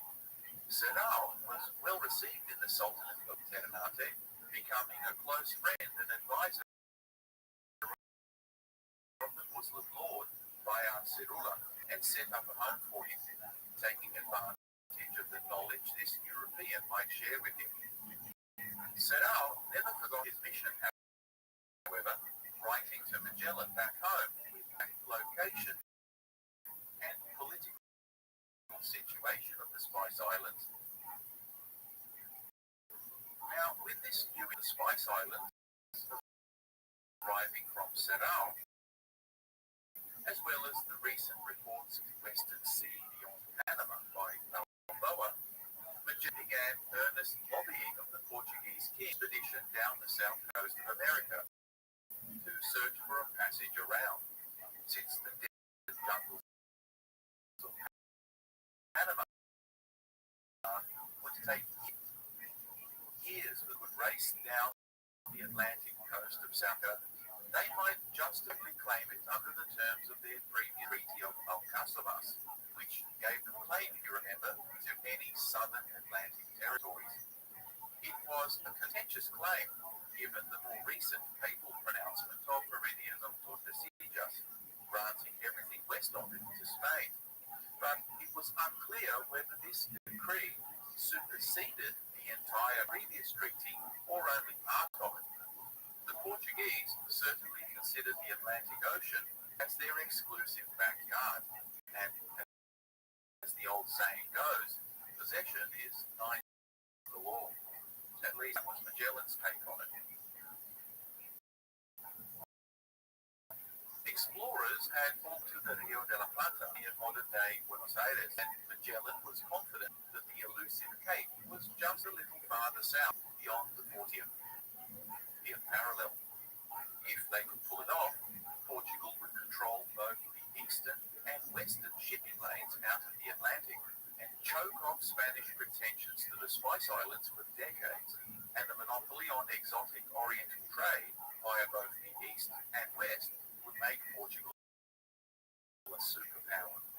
In any case, by now, the Portuguese have already established quite a stranglehold on trade and shipping along the route and thence throughout the Indian Ocean. So King Manuel I saw no need to waste further resources and risk unnecessary antagonism of both the Spanish and the Pope when they were already so comfortably entrenched. So he waved off Magellan's endless badgering a number of times and torpedoed any possibility of entertaining his expedition. He frustrated Magellan without formal,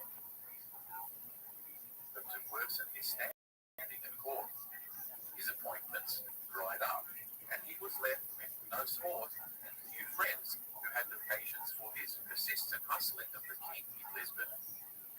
So he spat the dummy, renounced his Portuguese nationality, and in 1517, along with his good mate Rui Faro, a cosmographer and map maker of some repute, made his way in Spain.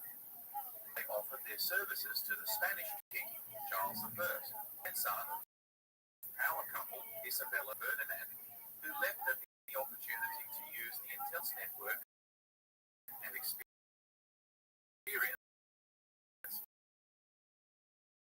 of one of the few Europeans who had ever been to Southeast Asia. If would not only save themselves unnecessary money jungles of Panama, but also bypass all the naval checkpoints and expensive tariffs that would be levied by their rivals on the Southern African route.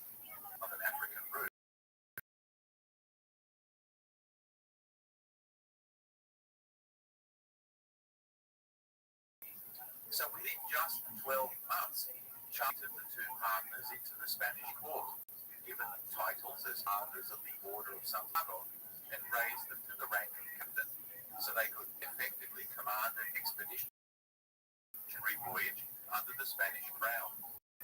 In addition, Magellan and the financial monopoly on the discovered route for a whole decade, a guaranteed appointment as governors of any discovered territories, generous tax exemptions, and a lucrative share of the profits of any that was subsequently established.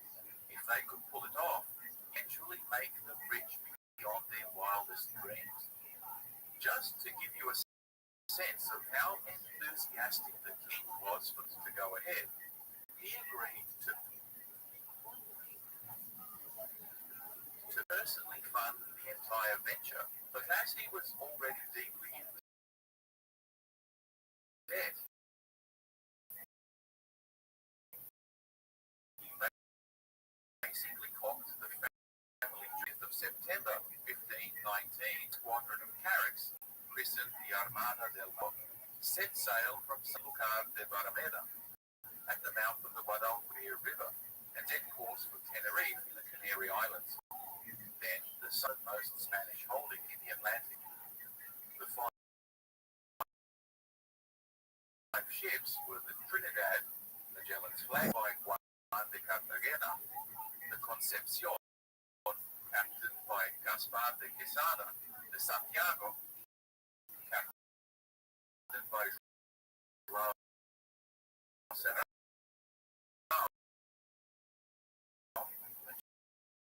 Magellan's other cousin, and brother to Francisco Serrano,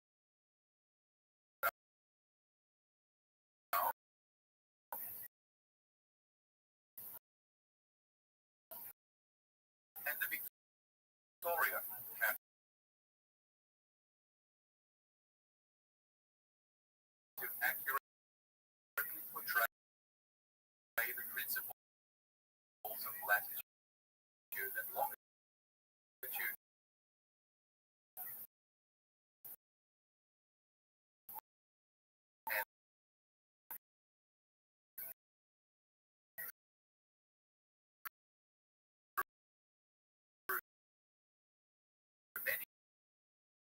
the chance to be used in the voyage. But lately,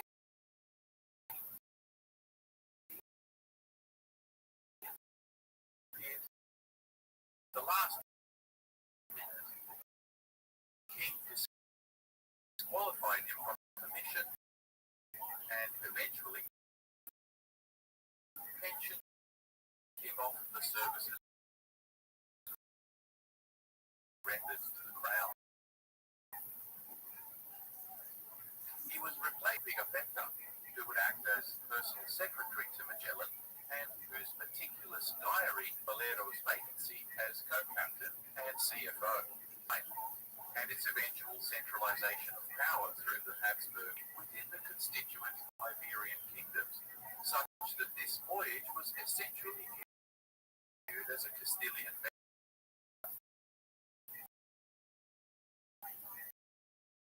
And yet a significant number of crew, including Juan Sebastiano, a talented merchant sea captain who was indeed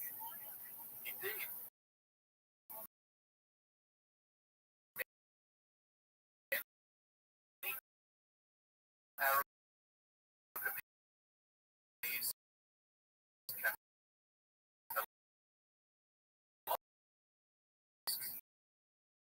aboard proportionately than there were Castilians, despite it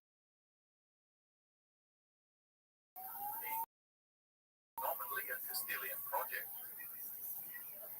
But trouble was already brewing as crew members of the variant added a greater potential risk of mutiny. The Spanish captains, and indeed many within the royal court, were deeply suspicious of being a Portuguese, and they resented his leadership of the mission despite his obvious experience, and made no secret of their disdain for this secretive Portuguese interloper. No sooner had they docked in Tenerife than Magellan received an urgent dispatch from his father-in-law, warning him that the Spanish captains of the other vessels, well informed by his own spy network, age at what he perceived as the true action of Magellan against Portuguese national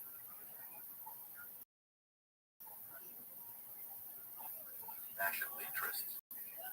He had even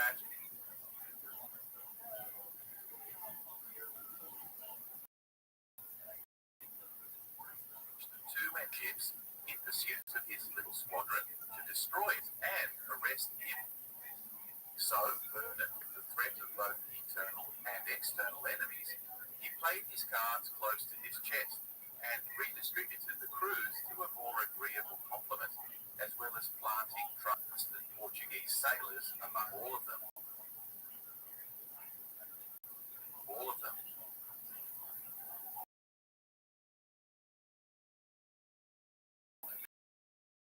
Then he resumed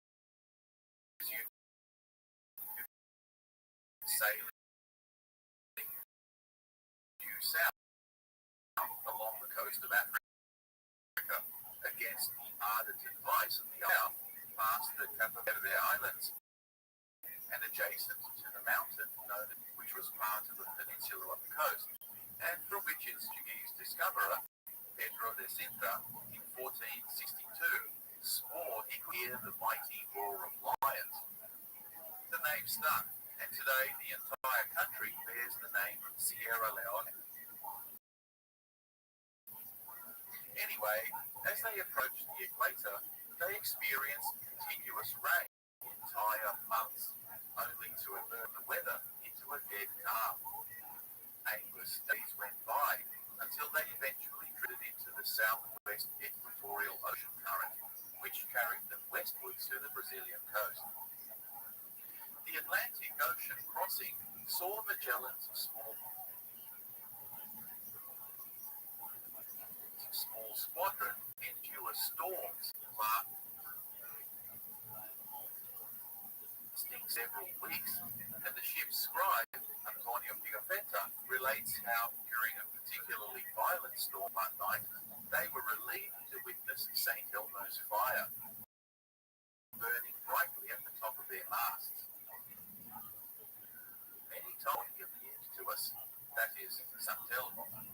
storm, among others, which we suspended in the darkest night, showed themselves on top of the largest cage of such splendor that it looked like a burning torch, and stayed there for more than 2 hours, which was so great a consort that we wept for consolation. When he wanted to leave from there, he threw so bright a splendor into our eyes that for half a quarter of an hour we remained as blind, shouting for mercy because we thought we were lost, but the sea soon became agreeable.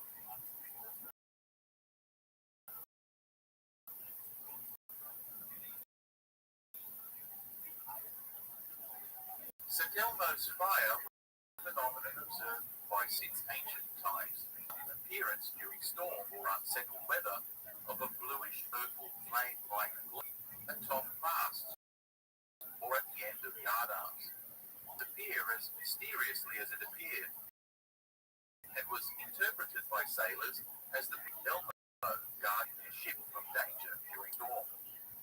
Its departure frequently associated, as in this case, with the easing of the mist. The phenomenon is caused by the increase in atmospheric electrical activity that occurs when cloud and other gas particles become charged through the friction of atoms in the air. This friction causes the otherwise neutral gas and water atoms to become highly energized or ionized, which generates a huge voltage differential between the clouds and the ground, resulting in an electric field. When these charges become extreme, the atoms suddenly shed their outer electrons to release this excess energy in the form of lightning, which turns the surrounding air into what scientists call plasma, as both light and extreme heat are transmitted during the discharge of the electrical energy to the ground. In a less charged area of the field, pointed objects, such as the protruding masts of ships, concentrate the energy of the field somewhat locally. A less intense discharge of light and energy occurs around these objects as the electrons of charged particles knock about, much as popular plasma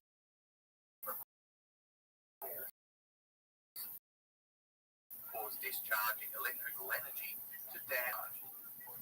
The bluish-purple color arises from the composition of the ionized gases while shedding blue in the case of nitrogen and purple in the case of oxygen. It's not been observed to present any danger of fire or electrocution, and Nikola Tesla demonstrated its relatively benign nature when he generated St. Elmo's fire in his experiment, where the wings of butterflies were seen to emit a blue glow as they flittered around. Today, occasionally report St. Elmo's fire on their wings. Charles Darwin even observed the phenomenon, while an anchor fire derives its name from the 4th century Christian martyr Erasmus of Formia, also known as the Italian city of Formia, in about 300 AD. During the reign of Rothschild Christians, he soon fled to the mountains of Lebanon, where he remained in solitude for 7 years.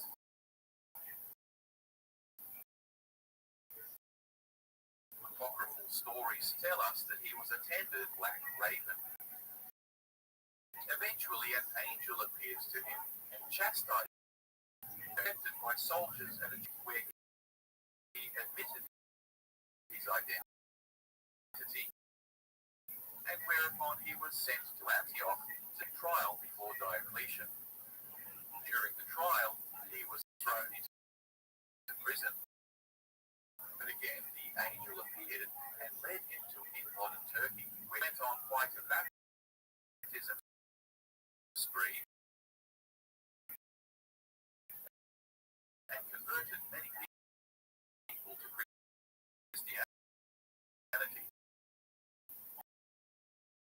At once, lightning bolts Unfazed, he barely paused and carried on speaking while the crowd cowered in fear the Western Roman Emperor Maximian, who despised Christians even more than Diocletian. Once again, Bishop Elmo was arrested and led towards a pagan temple for humiliation. But the statues lining the avenue crumbled as he passed them by, and when they got to the temple entrance, it suddenly erupted into flames, preventing their entry. Furious, Maximian had him bound and sealed in a barrel that was lined by spikes, and then rolled him down a hill. But an angel instantly healed his wounds, and he emerged unscathed. This time, the emperor had him flogged, smothered in tar, and then set alight. Again, the guardian angel put out the flames, and Bishop Erasmus was starting to look like a 4th century unkillable Rasputin. Frustrated and hoping he would starve him to death, Erasmus was thrown into prison, but the angel not only fed him, but also arranged his escape once more. He was recaptured soon after because he couldn't help preaching to whomever came his way. This time, the emperor had him to a table and disemboweled him with an iron hook tied to a windlass, which wound up the bishop's intestines on a spool, finally ending his life in Illyria, in modern-day Croatia. These apocryphal stories made him the patron saint of sailors, who were not only adept at using the windlass, but also vulnerable to flames and lightning on their tar-covered wooden ships. When the mysterious blue-purple flames would appear on their masts during a storm, they considered it a comforting omen of his presence and protection. Given the gruesome nature of his death, he is also petitioned for intercession by people with abdominal pain, cramps, and women in childbirth, being considered one of the powerful 14 holy helper saints of the Catholic Church that people pray to for aid. Now, where were we? Ah, yes, Magellan. Anyway, back to our story. Having survived the ravage and reached the coast of Brazil in late November, and made their way down the coast to the inlet known to us today, no ships in the bay that would indicate a Portuguese presence, Magellan decided to anchor here in order to ships. Their arrival coincided with a rain shower, and considering it had not rained there for some months, the local indigenous people viewed it as some kind of miracle. So the crew was treated with godlike deference, and the locals adopted Christianity with enthusiasm. They spent some weeks there among the natives, trading iron tools, cloth, and trinkets for food and sexual favors, the sailors enjoying an idyllic holiday in this tropical paradise. I guess Brazilians always did know how to have a good time. The crew got on so well with the natives that when they weighed anchor 2 weeks later, the natives stood beside the ships as they departed, pleading for them to stay. But as the Portuguese were likely to show up at any time, Magellan had to also contend with the long-suspected Henna, who accused him of being a double agent and secretly wanting to run into the Portuguese Navy. The conspirator was quickly apprehended, and Magellan was well within his rights to execute him. But in the interest of harmony, and to placate the other 2 Spanish captains, he merely relieved him of his command and confined him to the supervision of a more loyal crew. Leaving Brazilian waters and their dusky maidens behind, the now continued south and in the Plata estuary, thinking that they had found the fabled passage. But within several days of exploring the inner reaches, it became apparent that it was actually a river basin, when the water slowly became less brackish. Here they encountered groups of cannibals of a tall and fearsome stature.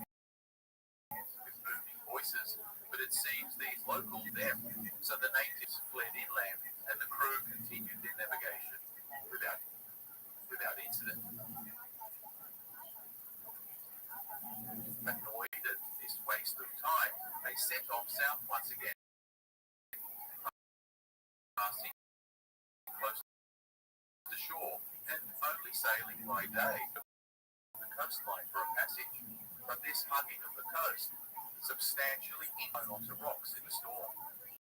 Nevertheless, this closer proximity to the land gave them opportunities to observe vast colonies of penguins and seals.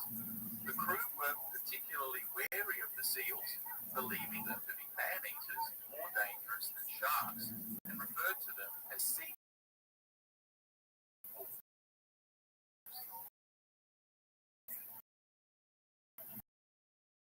The weather was now getting progressively cold and predicted would be the vicinity of the passage. The Cape of Good Hope in Africa was just under 30 degrees latitude, but confidence in the captain's roding with every further degree south they sailed.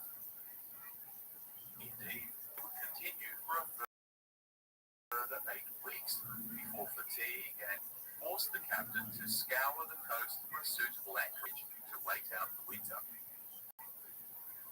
No sooner had they found a sheltered harbour at a place they called Port St. Julian than another mutiny occurred, again instigated by Cartagena. But it seems that this time meticulous planning had gone into the rebellion. The other two Spanish captains, angered by what they saw as not only Magellan's incontinent predictions, but also his reckless, again colluded in the plan, sending 30 armed sailors in a rowboat over to the San Antonio in the dead of night. As the mutinous sailors stormed over the top, they overwhelmed the crew and its officers, killing one of them in the fracas.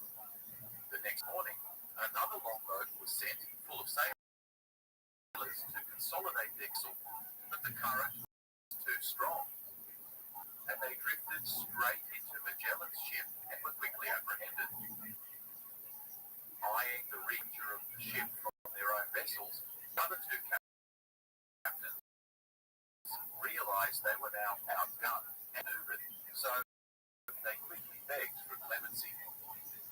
This for generosity, and he had the two offending lesser captains hung, drawn, and quartered, hanging their various body parts off the gibbet for several months. Cartagena, having been personally installed by the king, escaped this gruesome execution, but was instead sentenced to be marooned on a nearby island, which was, barring a miracle, effectively a death by starvation. 40 additional conspirators were found guilty, including the aforementioned Elcano, and they were all sentenced to hard labor in chains for the following 5 months, which involved careening and repairing the hulls of ships, as well as building shelter on land. This brutal suppression had the intended effect, and life settled into a desperate and huddled boredom as the weather closed in all around them. Nevertheless, Magellan was impatient to scout the area, convinced that the passage was just around the proverbial. They soon found another harbour, more sheltered and favourable than they were based in, with fresh water and ample food. But as they sailed back to Magellan's camp, they were hit by a freak squall, and their ship, the Santiago, was blown onto a sandbank, breaking up soon after. Fortunately, there were casualties, and after a couple of weeks of trekking over land, they finally made it back safely to base, exhausted but alive. Despite the loss, Magellan packed up the camp and had a now reduced squadron sail to the more favourable anchorage, where they remained for another 6 weeks, risking no more ships until the weather improved. It wasn't until October, the springtime of the southern hemisphere, that the squadron finally ventured out again and in search of the elusive passage.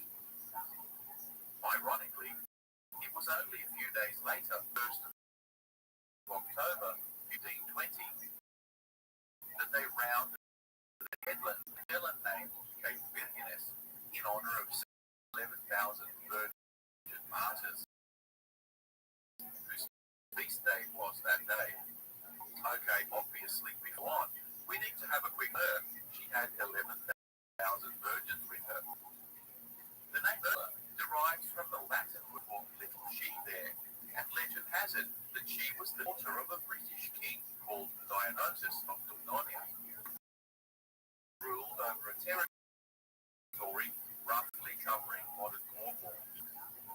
he was regent of Britain before the collapse of the Roman Empire.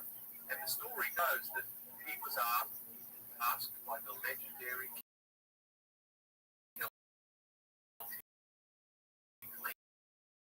leader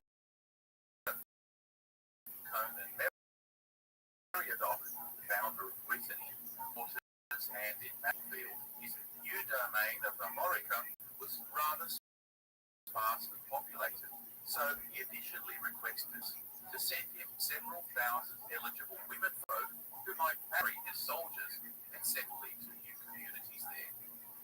Obligingly, the king sent his daughter, who was apparently